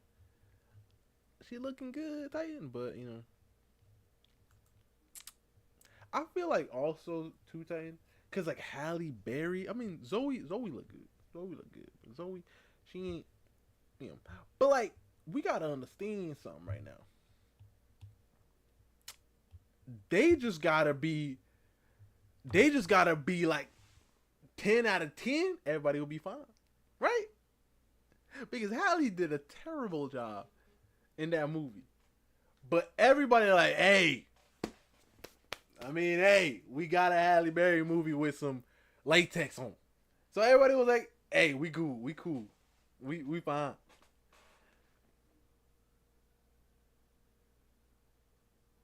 Yeah. Can you send me like the official one? Ooh, this right here looks so good. Immersion works. Immersion is not ruined by something being unrealistic. If it was, we could never enjoy fictional stories. It is known in your mind that all fiction isn't reality. That's why it's called fiction. We allow ourselves to believe the fictional worlds we are experiencing exist separate from our own, that worlds have their own rules and thus will not line up with reality. In short, realistic does not mean believable. You sent me the concept? However, something can disrupt that belief, taking people out of the experience. Something like a story breaking the rules of its own world, the characters breaking the fourth wall, or designs not matching what the world has set up. It is the movie creator's job to try and keep the audience as immersed as possible so they can best enjoy the film. Ariel's design would every time they do something like crazy or like out of character, I'm just like, what the heck? What the heck she ain't no way she doing that. You know what I mean? It's just like if you're watching a realistic ooh, she look good, man. I love the skin. I mean I meant the outfit, but I mean ooh, she got a little, what is this? Is this a P90? Yeah. It is a P90. You see, I know. Listen, the reason I know is because of Fortnite, bro. I was about to say that Fortnite gun. I should have told him I was streaming. That's my fault. It looks nice though. What she got bullets on her thigh? Oh my! Or that was a concept. It looks like a concept because it's not on the official one, or it's not on this one right here. Golly! Tell you, when is this? I mean, it doesn't mean it's gonna be good just because she look good. So never mind. Yeah, this outfit right here. Oh my goodness! And look at the. Oh, this is dope. I love the blacks. You know what, bro? This is so clean, bro. Listen, guys, I'm about to show the world. I'm about to show y'all what I'm looking at right now. This right here. Check this out. Check this out. Look, bro. Guys, this is phenomenal. Look at the blacks, just straight black.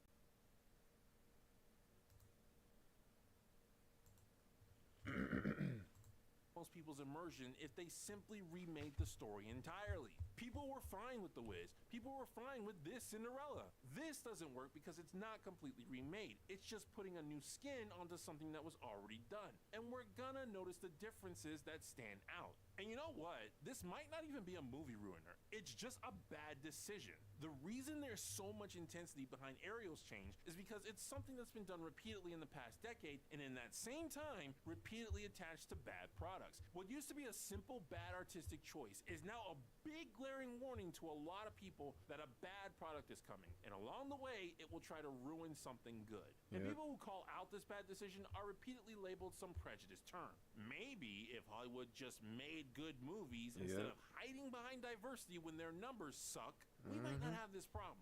And that's the video, guys. It kind of goes without saying. I'm always shocked when I obviously watch a this good did not movie, bro. change my mind. I still think Like Ariel being nowadays. black and white- I'm always surprised. Like when I watched Craven, I was like, yeah. I was like, yeah. Like I said, it wasn't my choice. But I watched it and I was like, yeah. Yeah. It was bad, yeah. Yeah. Of course, yeah. You know what I mean? When I watched F1, I was like, huh. Okay. Huh. I enjoyed that film. You know what I mean? I was in there acting all black, making noise in the theater and stuff. You know what I'm saying? I was like, huh. Alright.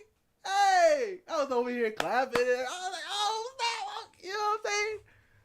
But like, I'm not saying that's like the greatest film of all time, but I was shooketh by just enjoying the film. I enjoyed a film that came out this year. Or last year. Or this year. I don't remember. I mean, I watched it this year, so it had to have come out this year, right? I mean, that's not how it works, but yeah. We're not going to talk. Yo, you know what I found out yesterday or the day before? There was a Megamind 2, bro. I did not know that. I did not know Megamind had a sequel. Crazy. Crazy. Crazy. Did you guys know that?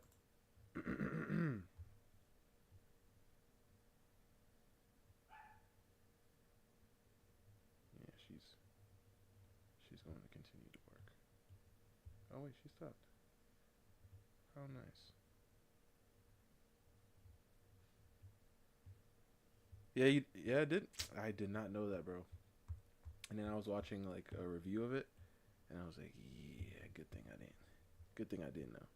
And freaking Alvin and the Chipmunks had another film too. Because the last one that I remember from Alvin and the Chipmunks was Shipwrecked, when they were on the cruise ship and everything. That's the last film I remember. But apparently there was another one after that too. It came out like what, 20? I don't know. This at a time when I was done watching Alvin and Chipmunk movies.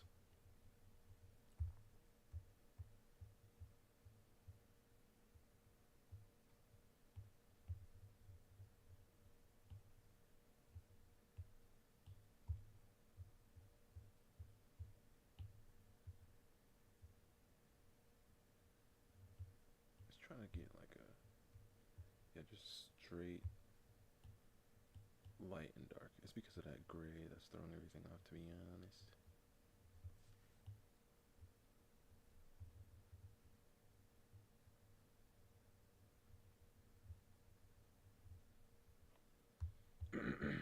Insane, man. Truly insane.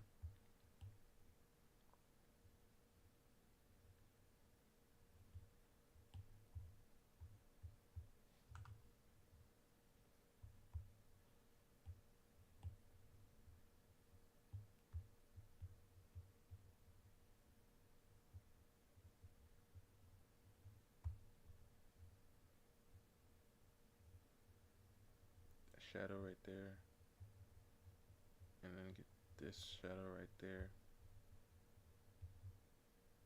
and then this arm, yeah, and then this go up. Actually, let's do like from right here, come down, wait, erase this part, and then go here, come down, and then curve.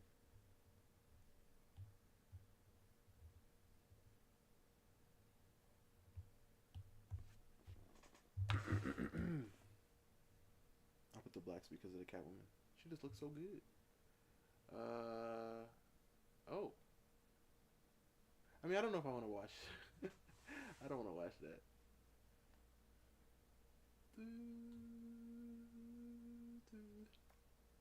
What went wrong, Avatar? Yo, can we just make new movies, bro? Can we just stop making reboots? Like, please. Just stop rebooting things and just make new stuff. Right? You can continue stuff. Like, let's say you want to continue a story. You can do that. I'm all down for that. Like I mean, I hope you don't do it now, but if you want to do like what reboot? I mean, I don't know. For example, if you want to do like a Harry Potter 5 or 4, I don't remember how many there are, then sure, fine, whatever. But just stop remaking the same thing. Stop doing that, please. Because most likely, you're not going to do a good job. I mean, unless you're like remastering an anime, then go ahead. There's some animes out there that could use a little remaster, you know? There's some shows out there that can use a little something.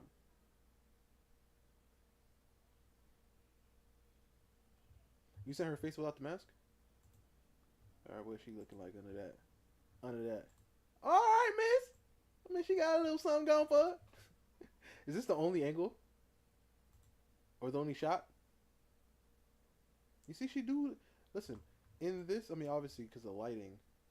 But in the other one, I mean, in this shot right here, she got a little more chocolate on her than this one right here. I'm fine with either one, but that's what I noticed. But like I said, the lighting. I go lie. Am I crazy for thinking that she looks like something else? Am I crazy for thinking that she looks like something else? What do you mean? Oh, I like this shot right here. You should have led with this one.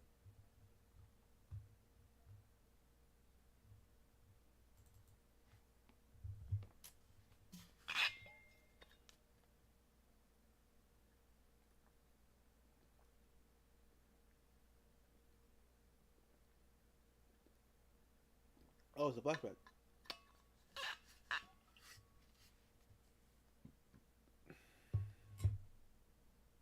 Oh, okay, I see. You know what the thing that sucks? When did this come out, by the way? But you know the thing that sucks?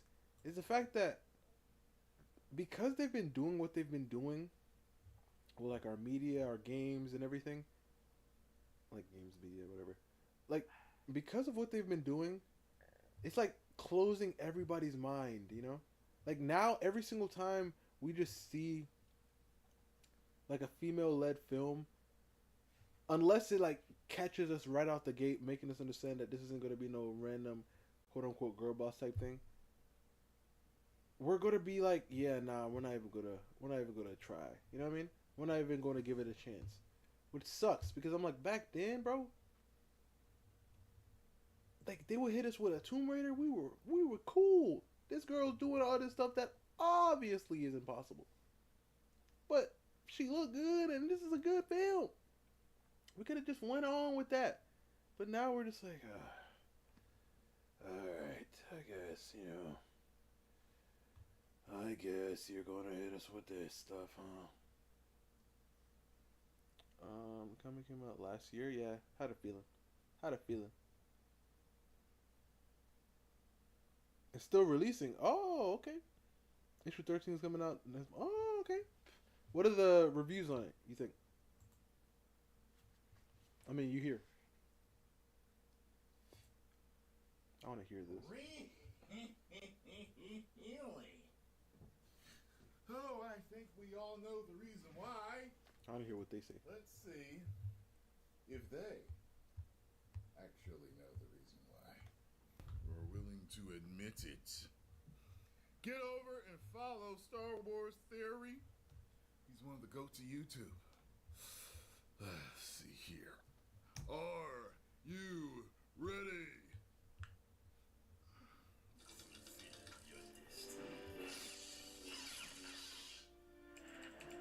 TheorySabers.com. I never thought People I'd be like doing to another video on the Acolyte. Okay, I mean, Here we are. But now, yeah. Oh, Titan. I found my comics. Star Wars boss quietly Hold up, I'm gonna pause confirmed this. real reason. I found my comics. And I put them right here. I've read some of them. Some of them are still in the sleeve. Let's see. I got so many Nightwing. Obviously, you know, Nightwing's my boy. I got so many Nightwing comics. Let's see. I got this Black Cat one that I was. Excuse me. That I was reading the other day. Excuse me. Once more. I might have to send some pics over, me. I'll do it after.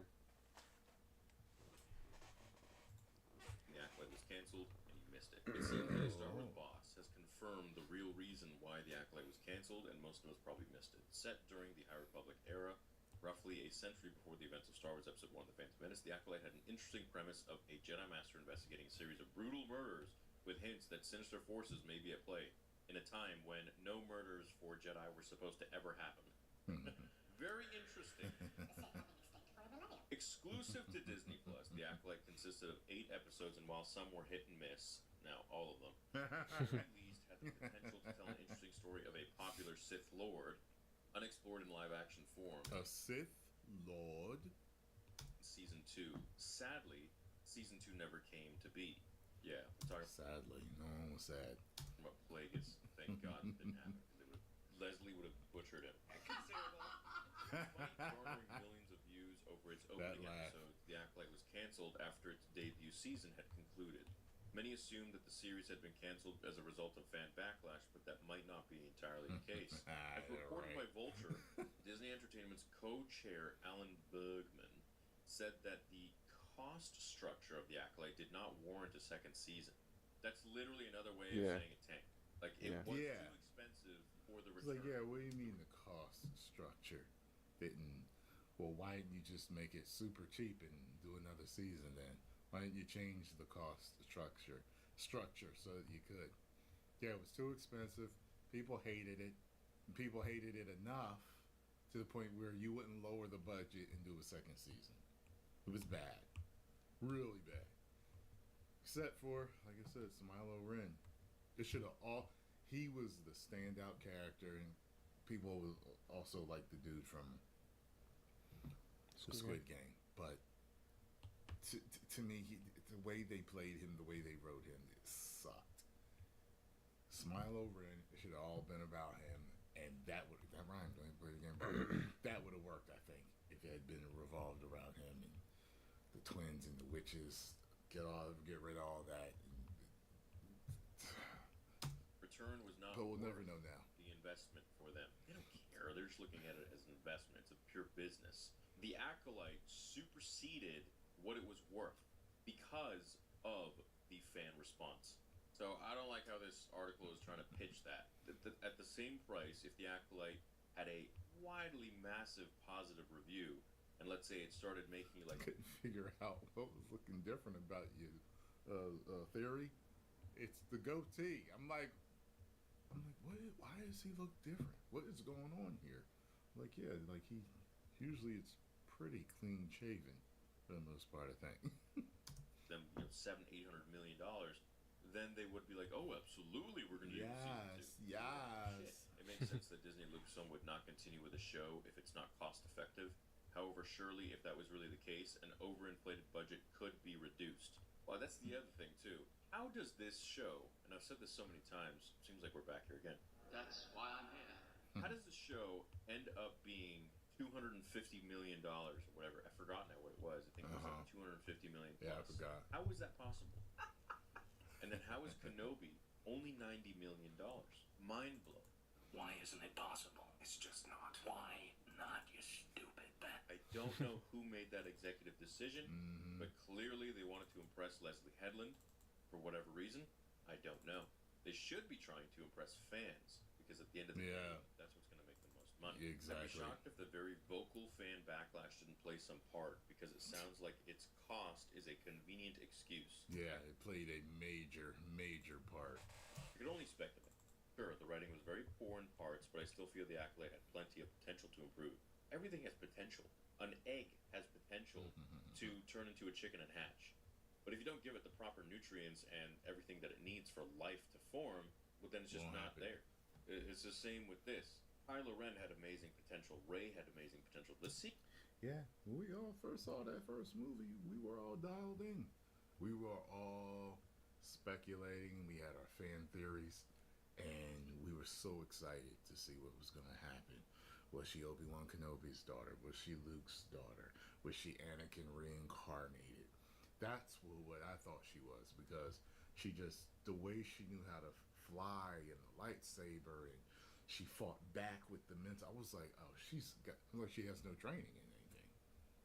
She has to be Anakin reincarnated or something like that. Something, you know what I mean? Oh no. She's just that good from the start. Right. Just the beast. Sequels had amazing potential if only they were written by somebody competent in Star Wars lore and the laws of Star Wars. And really just storytelling in general. The Acolyte Season 1 is available to stream right now. Yes, Don't care. The only way the Acolyte ever had potential was if they had focused on, perhaps, Darth Zana and Bane. That is really the only possible excuse I could see for them talking about Sith or anybody with a lightsaber who isn't a Jedi just before the Phantom Menace. If it's one... Oh, yeah, because he knows more of the lore than I do. Like, between that. They've been extinct for millennia. 1,000 years before the Phantom Menace. Then I can see them doing something with Zana and Darth Bane. But besides that, hell no.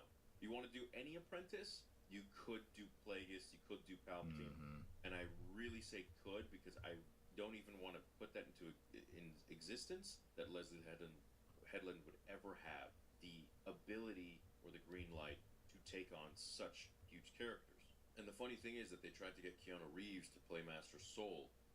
That would have been horrible because then we would never have had Keanu Reeves in Star Wars. He never would have been Revan or whoever he could be later on in the future, possibly. Yeah. That's just for the sake of bringing him back with Trinity. Yeah. Oh, look, the Matrix people. Oh, okay. Remember them? Member berries.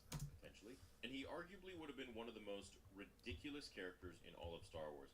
And going out the way that Soul did would have really just destroyed Keanu Reeves' character in my eyes. Oh, yeah. The Matrix would have been in everybody's eyes. And then having Trinity in it as well, Carrie-Anne Moss.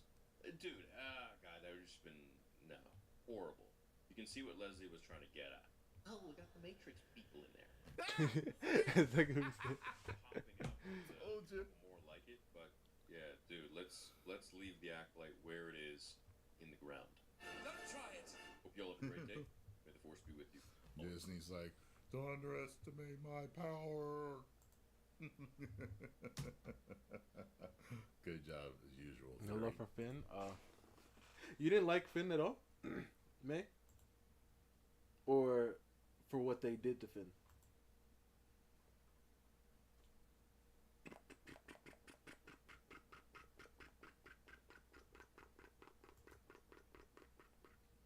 She-Hulk is fine. You guys are just being dumb. I don't like that thing. Hey, hello, how do you do? Shady Durags here. She-Hulk Attorney at Law came out last year, and holy the dongles, what a fiasco this show was. Every reviewer under the sun was talking about it, and almost everything said was negative. Shoot, even I made a video mocking it, and I normally don't touch MCU stuff. Other than maybe Rings of Power, She-Hulk was the most infamous show of 2022 YouTube. But in the darkness came a light. For one YouTuber would rise above the others and actually give She-Hulk some positive praise. Cosmonaut Variety Hour. And he's full of poopy. Joking aside, Cosmonaut wasn't actually the only well-known reviewer who went against the grain when it comes to She-Hulk. Doug Walker felt people over-exaggerated how bad the show was, and Angry Joe probably has the most infamous take of defending the first couple episodes. But the difference between Cosmonaut and others like him is either he wasn't actually paying attention to what he watched, or he's being extremely disingenuous. Even Doug and Joe, in the end, admitted the show was bad. I said this in my Elsa video, and I'll say it again. I can handle someone else having a different opinion than mine. But when that person misrepresents something, it kind of ticks me off. Unfortunately, despite being the superhero lover that I am, I actually know very little about She-Hulk specifically. I read maybe 2 books on her. Granted, one of those books was the Dan Slott one that the show is based off of, but I've heard rumors that Dan's books are not a good source on this character. Long story short, I'm gonna need some help with this one. Oh yeah! Well, I live in Texas. What? This is a Shady Durags video, so I assume you were about to review a King of the Hill episode. Am I right?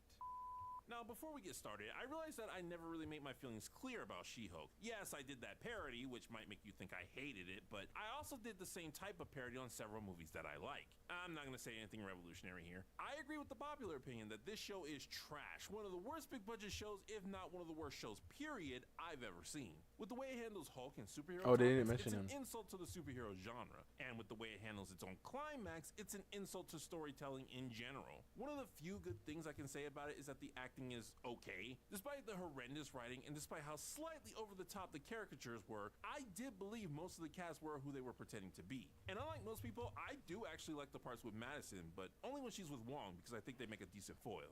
As for me, She-Hulk feels like it was a show that was designed just to piss people off. There are so many convenient things that happen just for the plot to get started, and also convenient things happening just for the plot to get resolved. The show writers clearly don't know the most basic things about the law. There are way too many cameos, and the show goes against its own rules it set up for itself constantly. I already did a full review of every episode on my channel if you want more information. And hey, if you like debunked videos like the one you're watching Is this an old video before people got mad? People got mad at this guy? What he do? I must find out. His name is Just a Robot? What did he do? What did he do? I have to find out. Just a Robot, aka Jar. Okay, let's see. Oh! Wait a second. Is his YouTube channel gone? Oh! What? Just a Robot, aka Jar. This page is unavailable. What? Just a Robot. Oh, never mind. Just a Robot. Never mind. So I said. For a second. Okay, Just a Robot. Oh, he be talking some stuff. He did get hacked? Oh. Also, it probably did change his name. Charlie Kirk is everything is worse now.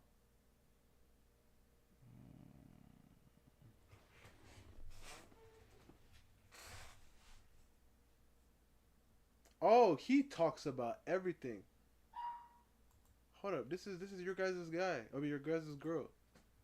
Your guys' girl, right? She's a girl. Yeah, she's a girl. Okay, I'm not gonna lie, when I first heard about this drama, I thought it was about Cinder from Ruby. Is that show even still going? Ruby is pretty cringe, but something that's even more cringe is VTubers. Oh wait, first. Now Cinder is— Oh my goodness. This is why they don't like him? Oh, Brian, for real? Oh, snap. Should I still watch the video? Probably not, huh? Oh, snap. For real? For real, Brian, for real? Oh! Man, just like that one video said. Oh, no, that one RDC, it was an edit somebody did. It was like, once a successful... Huh?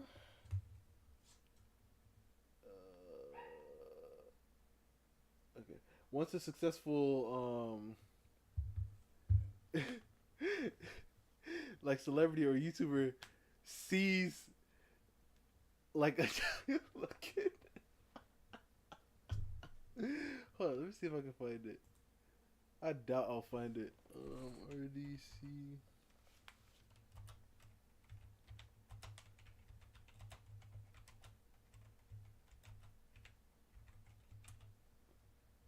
If I find it, this is gonna be crazy.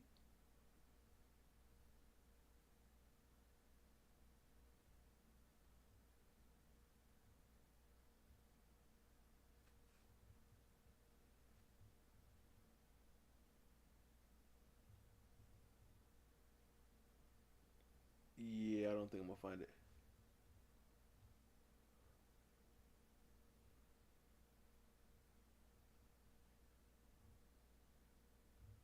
Yeah, I don't think I'm gonna find it.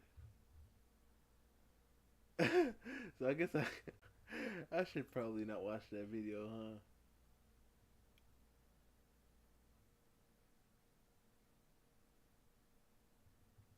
Oh, he defended one. Okay. I mean, who's the one that he defended? Have we I mean, what did he say exactly? I just need all the facts, you know? Like, what was the word? Like, who is the person? And ooh, that looks fire. Yeah, I'm not gonna find the video.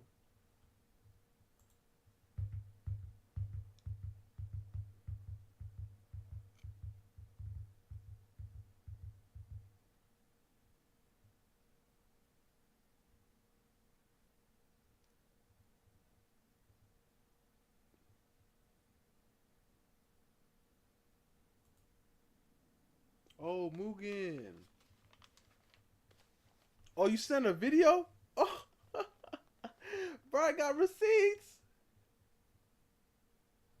Hold up.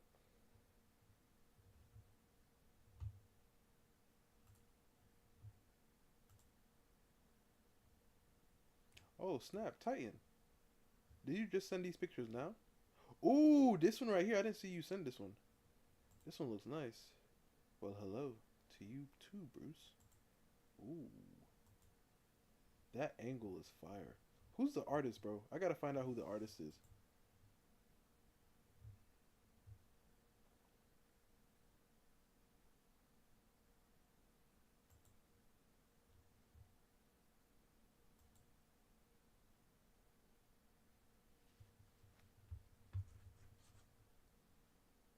Oh my gosh. Hope it's not an extremely long video.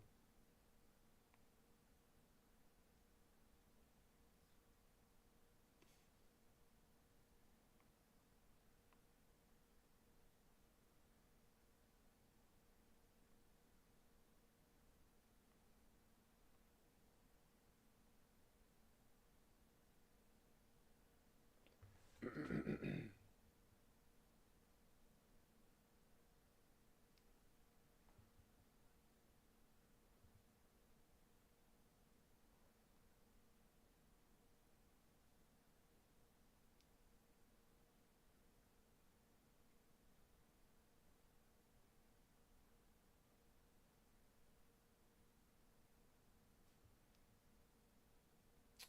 thing doesn't want to load.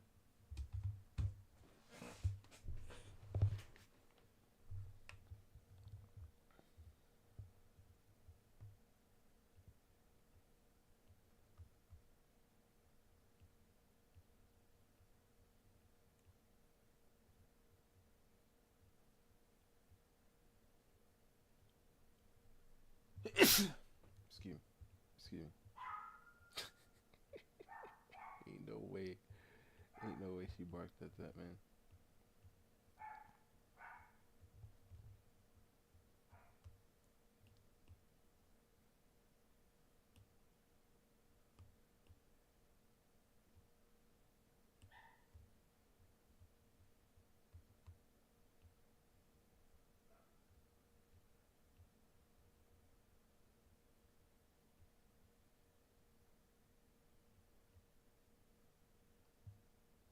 Bessie, thank you, thank you.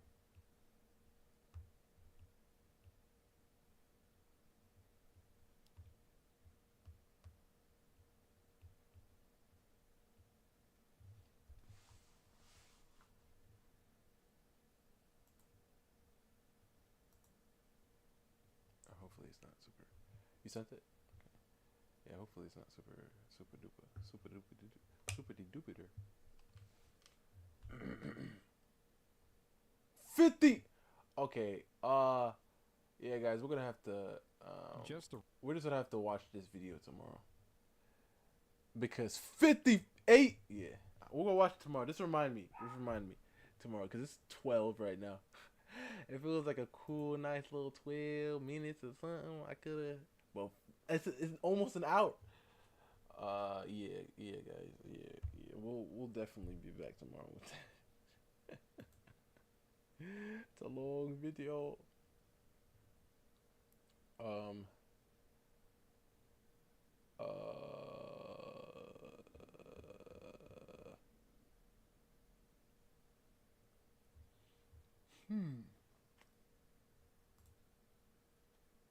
definitely need to watch that. But yeah, guys, it was fun. Hope you guys enjoyed. I'll see you guys tomorrow with the next video, the next stream, if you're willing, of course. I'm gonna really try. I really gotta lock in though, you know. There's a lot of things I need to finish. I gotta finish the. Ooh, this drawing right. Why does this girl look so good, bro? Absolute Catwoman goodness. But yeah, because I have to finish the design for Miss. What is her name? I can't even remember her name. Where is she? Oh, she's in here. I gotta finish the designs for the three sisters. I already have the build, I think, for the second sister, which is her. Oh, you can't even see anything.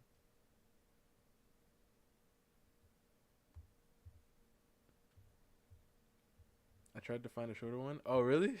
That's the shortest one? And I think this is the body type that I'm going for her. But I'm just gonna have to find out what I'm gonna do with her clothes. Because I was playing around, because I know she's like the strong one, but she's the shortest one as well, as you can see. So I'm thinking the first one is the pretty one. I mean, they all look pretty good, I'd say. But the first one, she's like the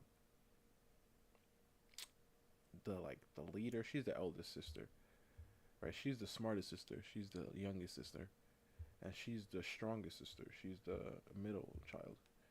And I was thinking about her build. I was thinking something like more like this, but then I was like, nah, I don't know. Then this one I liked it. Then I was like, I don't know. And then this one I was like, ooh, let's make her. But then I was like, wait, she's small. You found a 16-minute one? Okay, throw that over. I can do 16 minutes. And then this one, and then this one. I think this one is the best one for the body type. But now we're just gonna have to work out the clothing to see what I like. I like these leg ones. But I thought about, I don't know, I like these ones too because I like the silhouette of these ones. I might make them a little bit bigger and cover more of her leg. I don't know, but these ones look really cool too. The top, I like this one, but I like this one too. I like the shape of this one. She gets really hot, like when she fights. She has like this, like she gets like literal steam. But they're like from a colder climate, which is why they have the thing. But I wanted to make it make sense, especially with how she fights. She uses blades sometimes, or like I don't want to say blades because I'm thinking of giving her like a hammer type thing, or an axe or something. I was thinking dual wielding, but I don't know. Okay, 16 minutes. Alright, let's see. You like the first one? You like this one? Wait, you like the first build? This build?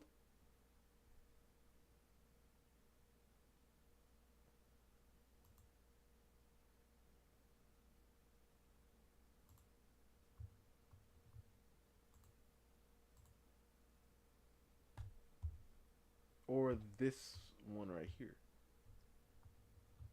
Wait, where's the... Oh, there it is.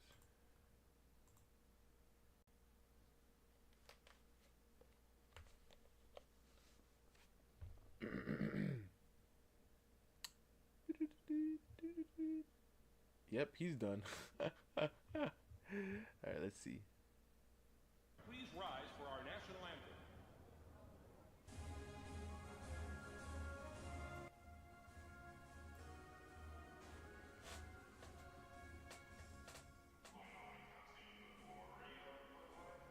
Oh! Otani? I forgot his name.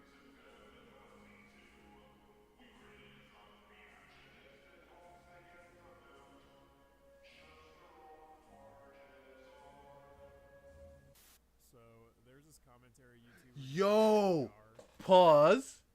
Let me go back because when I went to his YouTube, it said 92. Did he lose 100K?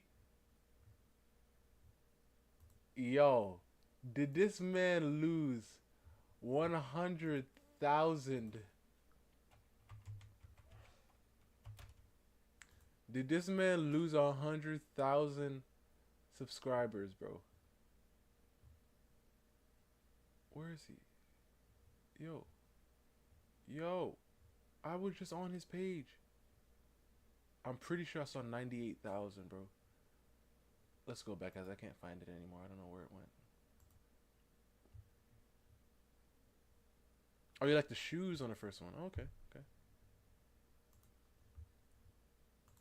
Which stands for Just a Robot. And the reason why we're talking about him today is because Jar has turned himself into what the kids would say these days, a lolcow, maybe even a lamalcow. And this all started with a video Jar uploaded over 10 months ago, defending another YouTuber named Cinny Bear, who was accused of grooming a minor. It was confirmed that Cinny Bear sent... You see? That's what I wanted to know. Is it confirmed? And that's all I need to know. All right, guys. I'm playing. Let me finish the video. But that's what I really wanted to know, if it was confirmed. But it looks like it is confirmed. Lewd artwork and NSFW material to someone who's underage in private DMs. Despite this, Jar felt the need to defend Cinny Bear from the constant backlash and vitriol she received. She? On earth, someone... You see, a lot of people like to minimize it when it's females. But we gotta understand, bro. At the end of the day, it really ruins their mind. We gotta chill out. Leave the kids alone. Right? Let them naturally grow. Start to learn things. And then when they're adults and, of age and everything went the natural course, then go ahead. But I feel like a lot of these people are weird. It's like they can't. I don't even want to say what I was gonna say because that sounds insane. Watch, I'm about to be the next robot. Let me chill out, bro. Let me chill out. But it's crazy, bro. Like, why can't you just not? There's like, or never mind. That what I was about to say is crazy. take the role as online lawyer for this particular person? I have no idea. It's 500K. impossible to excuse Cindy's behavior and just brush it off as irresponsible. So, what talking points did Jar provide? Yeah, Well, please tell me. My favorites have to be Jar claiming Cindy Bear isn't that guilty because she A, sent hardcore wank material to a minor, but at least she censored the naughty parts. What? That don't matter?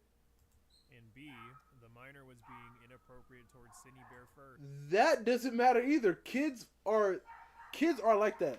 I don't know if you guys remember that clip of Justin Bieber when he was like whatchamacallit that lady, like he was like, you know, doing what kids do, you know, especially around that age where puberty hits and everything. This lady ended up actively like going back, and he was like, whoa, and he like was shook and scared. He didn't know what to do. Exactly. These kids don't know what they're doing, bro. The absolute worst thing Cindy sent was this picture of boy fingering her avatar.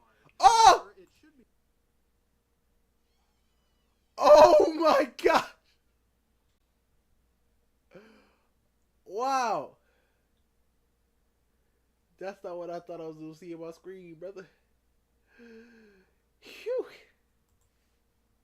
Be noted that the doc maker was not the one who censored this out. It was actually Cindy herself. When I first saw this, I thought, yeah, Cindy's guilty. But when I found out that she censored the worst parts of this comic herself, it made her look far less guilty than I was previously led to believe. Why did she send it in the first place? Guilty. Now I know what some of you are gonna say. Well, we're not saying she groomed a 14-year-old to get with them. She just groomed a 14-year-old to be more comfortable with conversations like this so she could coom. Don't get me wrong, I thought that at first, but it turns out that the minor was the one being inappropriate first, and she kept on pestering Cindy to talk about stuff like this. Oh, it's a female too, two females. These stellar arguments, Jar's defense video for Cindy Bear was not well received, leading to him deleting it. Jar then decided to make a response video addressing the criticism and apologized for how he handled the situation. Who the heck is this Cindy Bear to Jar, bro? Is Cindy Bear like some you know, like a little, like an old lady for him? Cause I'm like, why did you do this, sir? I'll only understand these things for like really close, good friends, you know? Like if one of my friends, my best friends, was accused of something, right? Obviously, I'm finna confront him and be like, yo, what's good? Let me get all the facts. And if I truly feel like it ain't nothing but a thing, and people are asking me, yo, what happened with your friend? I'll be like, yo, and I'll give my opinion. But who is this lady? Like, does he know her like that? Like, what is the relationship? Oh, he was probably crushing on her. I was like, he was. Oh, he was doing what those people were doing over. Ah, I see what you mean. I understand. Yep, you're right. She must be something. She must be like. She must look like absolute Catwoman. Along with addressing allegations She towards might. himself, including the possibility of Jar having a fart fetish.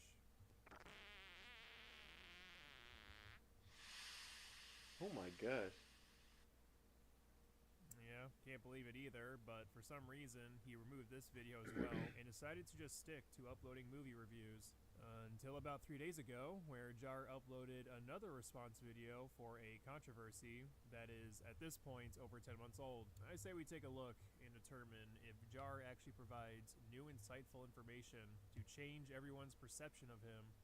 Hello everyone, it's me Luke. No, not Jar, Luke. There's gonna be no voice filter, no gameplay, no fancy editing, no nothing like that. Just me trying to explain myself to the best of my abilities. Well, I don't think there's much for you to respond about that hasn't already been discussed. Your last response literally went over a fart fetish allegation. Are you telling me this drama hole gets wetter and stinkier? Oh my god. I want to get this out of the way now. The version of the Cine video I uploaded was bad. I would go as far as to say that it was the worst video I ever uploaded. However, I do not believe I would have uploaded this draft of the video if Kumo didn't leak it out first. I want to make this clear. He did not link people sample my video or just play a few clips from it. He uploaded it in its entirety from start to finish onto his channel. And yes, he did this all before I released the video myself. Another YouTuber was This was not a re-upload, this was a pre-upload. I do have some proof that I was working on another draft of the video, such as the fact it was uploaded unlisted days before it went live. So Jar goes into detail about how the only reason he uploaded the video. Oh, this is why you said he got hacked. So somebody posted it instead of him. Cinebear in the first place is due to another YouTuber named Kumo uploading Jar's video first. Jar claims that the published video wasn't the final draft, or at least the better version of the video of covering the Cinebear allegations, and he was still working on the better version of the video. And here's where we encounter our first problem. If you haven't been following this drama, this is something Jar has already talked about in his first response video, meaning this video is filled with nothing more than just regurgitated information, as if this new response video was only created to save face and give Jar a chance to re-explain himself after much time has passed, hoping this will all change how people see him. So that begs the question, does the Snyder cut of Jar's Cinebear allegation video differ enough from the rough draft video to save his image? No, it's not to say this version isn't better. Had Jar have uploaded this video first, he wouldn't be getting as much shit as he's getting now. In the first video, Jar defends Cinebear by saying she's irresponsible, but not a groomer. In the Snyder cut, Jar makes it clear Cinny was not only irresponsible, but she is 100% a groomer. It's also more of an overview of the allegations and less of Jar having some sort of contrarian spin to it. And thankfully, in the Snyder cut, Jar removes what is possibly the worst segments within the original video, where he interviews Cinebear and tries to paint this image that Cinny is being unfairly lambasted. Oh it's my also gosh. probably one of the most uncomfortable and cringeworthy interviews. How old is the girl? The girl, because it was a kid, a female, right? How old is Cinebear and how old is the kid? How old are both of them? Brian, do you have the information? Views I've ever heard in my life. I didn't even consider it to be grooming until Jack told me it was. Oh, she sound like she definitely could legally drink and rent a car. Oh my fucking god, of course you did, because like, here's the thing, I looked through both docs. Okay, were you talking appropriately? Yes. Were you grooming? No. So, let me go off topic. You were just a bit bi-curious, right? Yeah. Yeah, that makes sense. You know what I hate? I hate how these people, you know, who like right? They love to just associate themselves with the alphabet, right? So it's like, hey, I can't get too much flack because, I mean, you know, we over there. What? That's not how it works. If you wrong on one side, you wrong on all sides, bro. Well, once I kissed an Italian guy, but that's not important right now. Unfortunately for Jar, the Snyder Cut version was not the video he uploaded, and instead Panic uploaded the version that makes him look like he's defending a groomer. And because it's been over 10 months at this point, it is far too late for this newer video to change anyone's perspective. And honestly, the best thing for Jar to do right now is just to continue to upload regular videos, reviewing movies, TV shows, and such, because the people who are clowning on him have already made up their minds. A second response video that reveals a better version of the original video does nothing but merely bring attention back to the drama. True. Nobody's changing their opinions on this drama because it doesn't matter anymore. And this is also why it doesn't matter how much detail Jar goes into in his video. In fact, it probably hurts his case because it makes him look desperate. Take this segment, for example. Now, I want to make this clear so someone doesn't claim that I lied. I did send Lorenzo a few more parts for the Cine video after this call, but they were very small changes. This was the last big part I sent to him. People in this situation are guilty than you might think. The problem is, I know this community. They're gonna twist it into me defending a groomer, and I'm like, that's not what I'm doing in the video, and I don't want to... As you can hear clear as crystal, I was emphasizing to Vincent Skullman that my video's purpose was not to convince people that Cindy was innocent, just less guilty. To the people who already dislike Jar, along with the people who are willing to give him another chance, what Jar is saying here is just noise. And nobody gives a fuck who he's talking to and why he's talking about them. The comment section pretty much speaks for itself. The people who show genuine care for Jar and still watch him are just telling him to stop talking about the drama and move on, because the second response video is not only pointless with its regurgitated information, but unnecessarily self-inflicting. Jar revived the drama just to have more people dunk on him, along with commentary channels bringing more attention to it after it was already pretty much dead. Okay, let's see what else he's got. The thing is, like, I looked at the comic. The thing is, though, the doc maker didn't censor out anything. It was actually Cindy who sent it out, censored it herself when she sent it. And when I found that out, I was like, wow, that makes things way less bad. It's still pretty bad. It's still pretty... Way less bad? So you're telling me, if I were to take a video of things happening, but I censored out all the crazy bits, it's less bad? What the heck does that mean? There's bad. This is bad. It's bad, especially if it's sent to a kid. I need to find out how old this kid is. I mean, it's still bad. But I wanted to know how close Cindy was. Like, is she like 19 and the girl is like 17? Still underage. But with that, I'd be like, did they know each other like before this? But it looks like she's a popular streamer or a YouTuber, because she's at 500K. So that makes me think it's one of them. You know what I mean? Like, big YouTuber, little random kid. Crazy. Pretty bad, but it's not as bad. Like, if you send a minor uncensored, it's worse than sending them censored. You know what? No, not really. Don't send it at all. This should not be differentiated at all, even if there's technically a slight difference. Jar has picked some very weird hills to die on in this drama, especially in his first video defending a groomer. This is also a very weird hill, because there is no need for that distinction to be made to begin with. Whether the wank material someone sends to a minor in private DMs is censored or not is completely irrelevant. That person is still a fucking freak regardless. Like, does the intention behind the person sending that art directly to a minor suddenly change when the no-no parts are covered?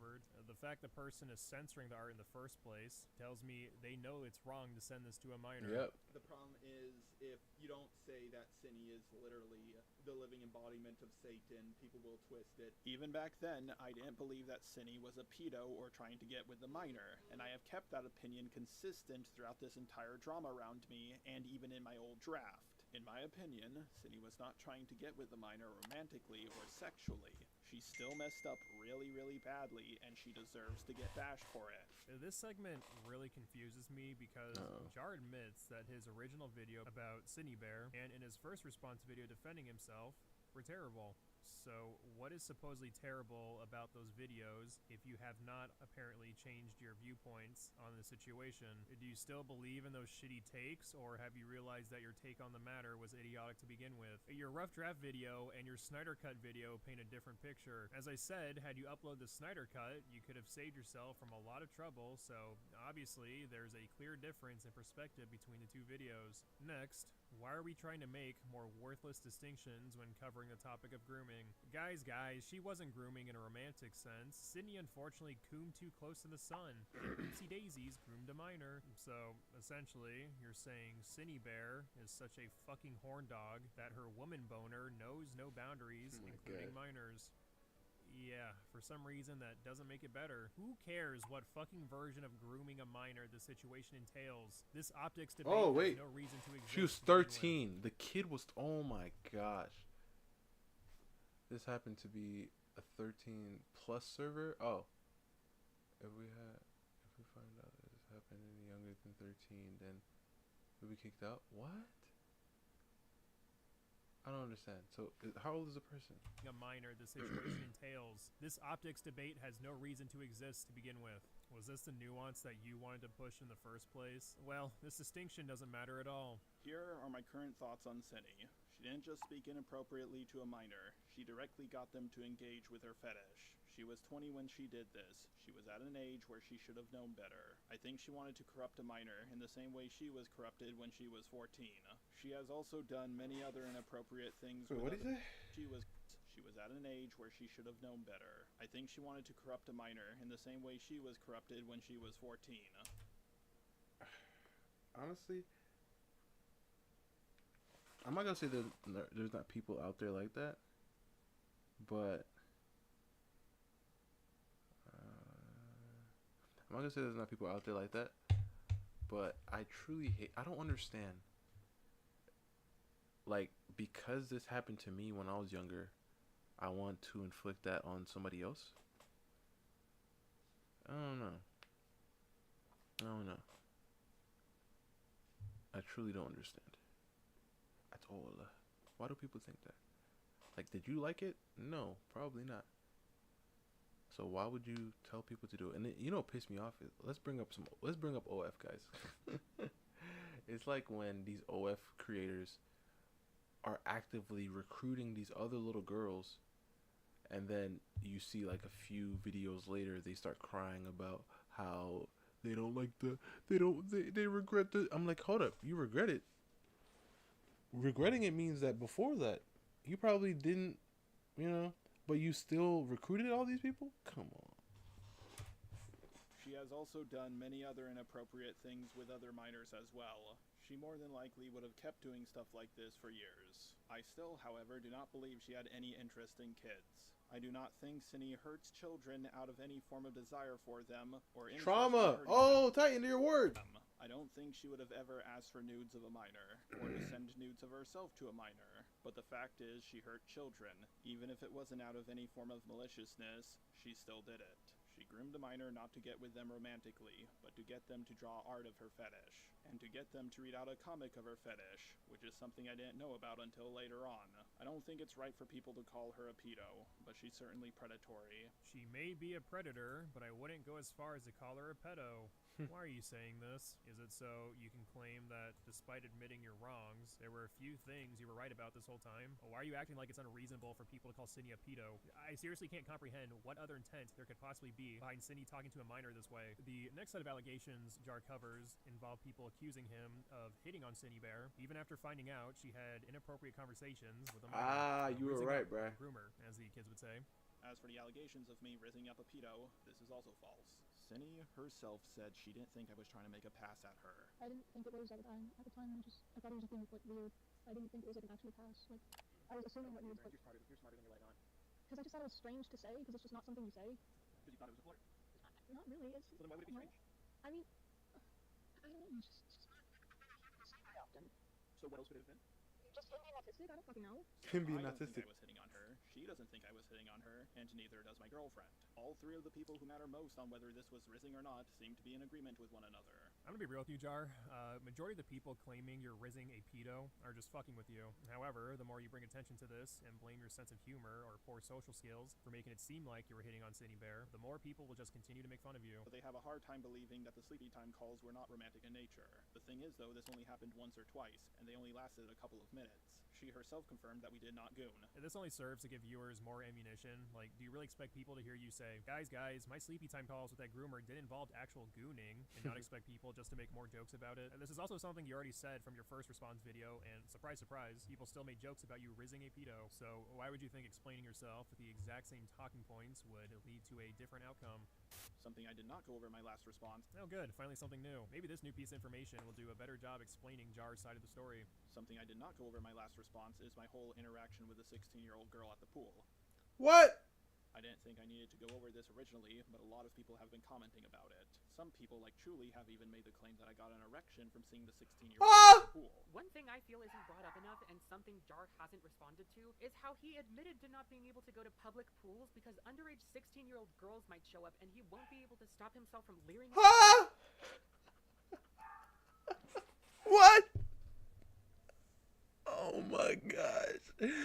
It's always like the people who are involved, right? with like these things, they always have to say something, and then once they say something, everybody's like, "Hold up, aren't you the type of person that be?" And you're like, "Oh yeah, I forgot I did that." What? So he said that, and oh man, he thought it wasn't going to come back.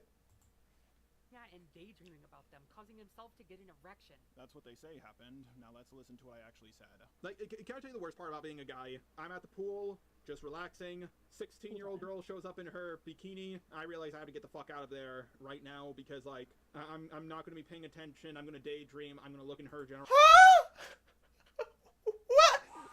What? Listen, he could have instantly said this. 16-year-old is there. I'm there.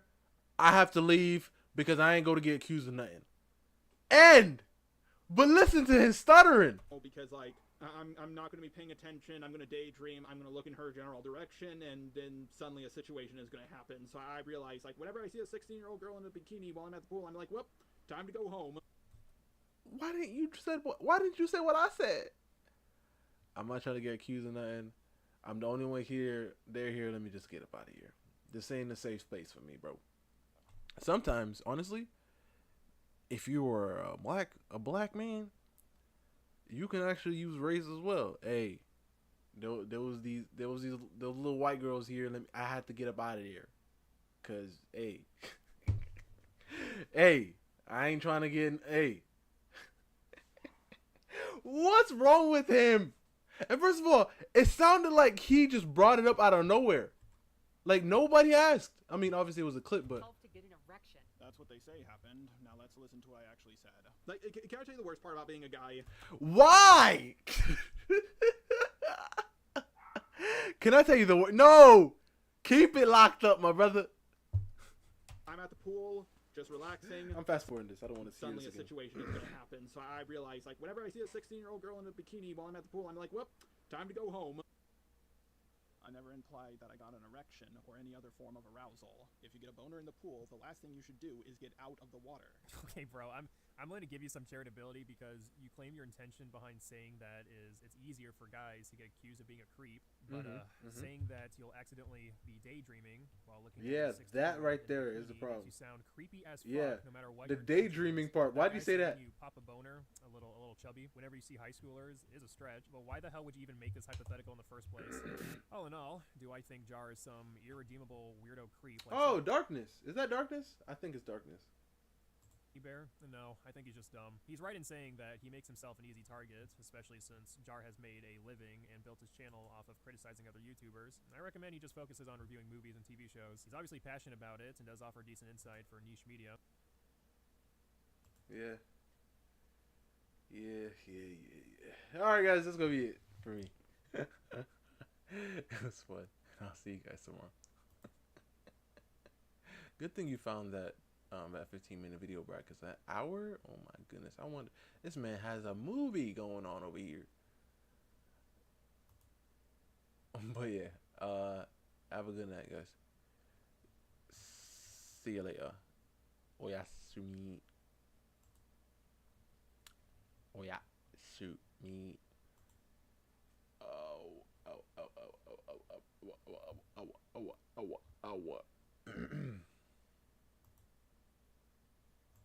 Bring this down.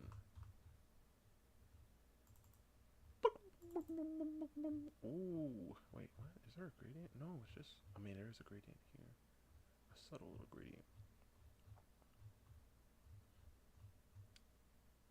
A little shifted there. Yeah, it looks like it goes from dark to light. But yeah, good night. Have a good one. Have a good night, guys. Let's try image selection, toggle grayscale. Yeah. And then obviously, see ya later, guys.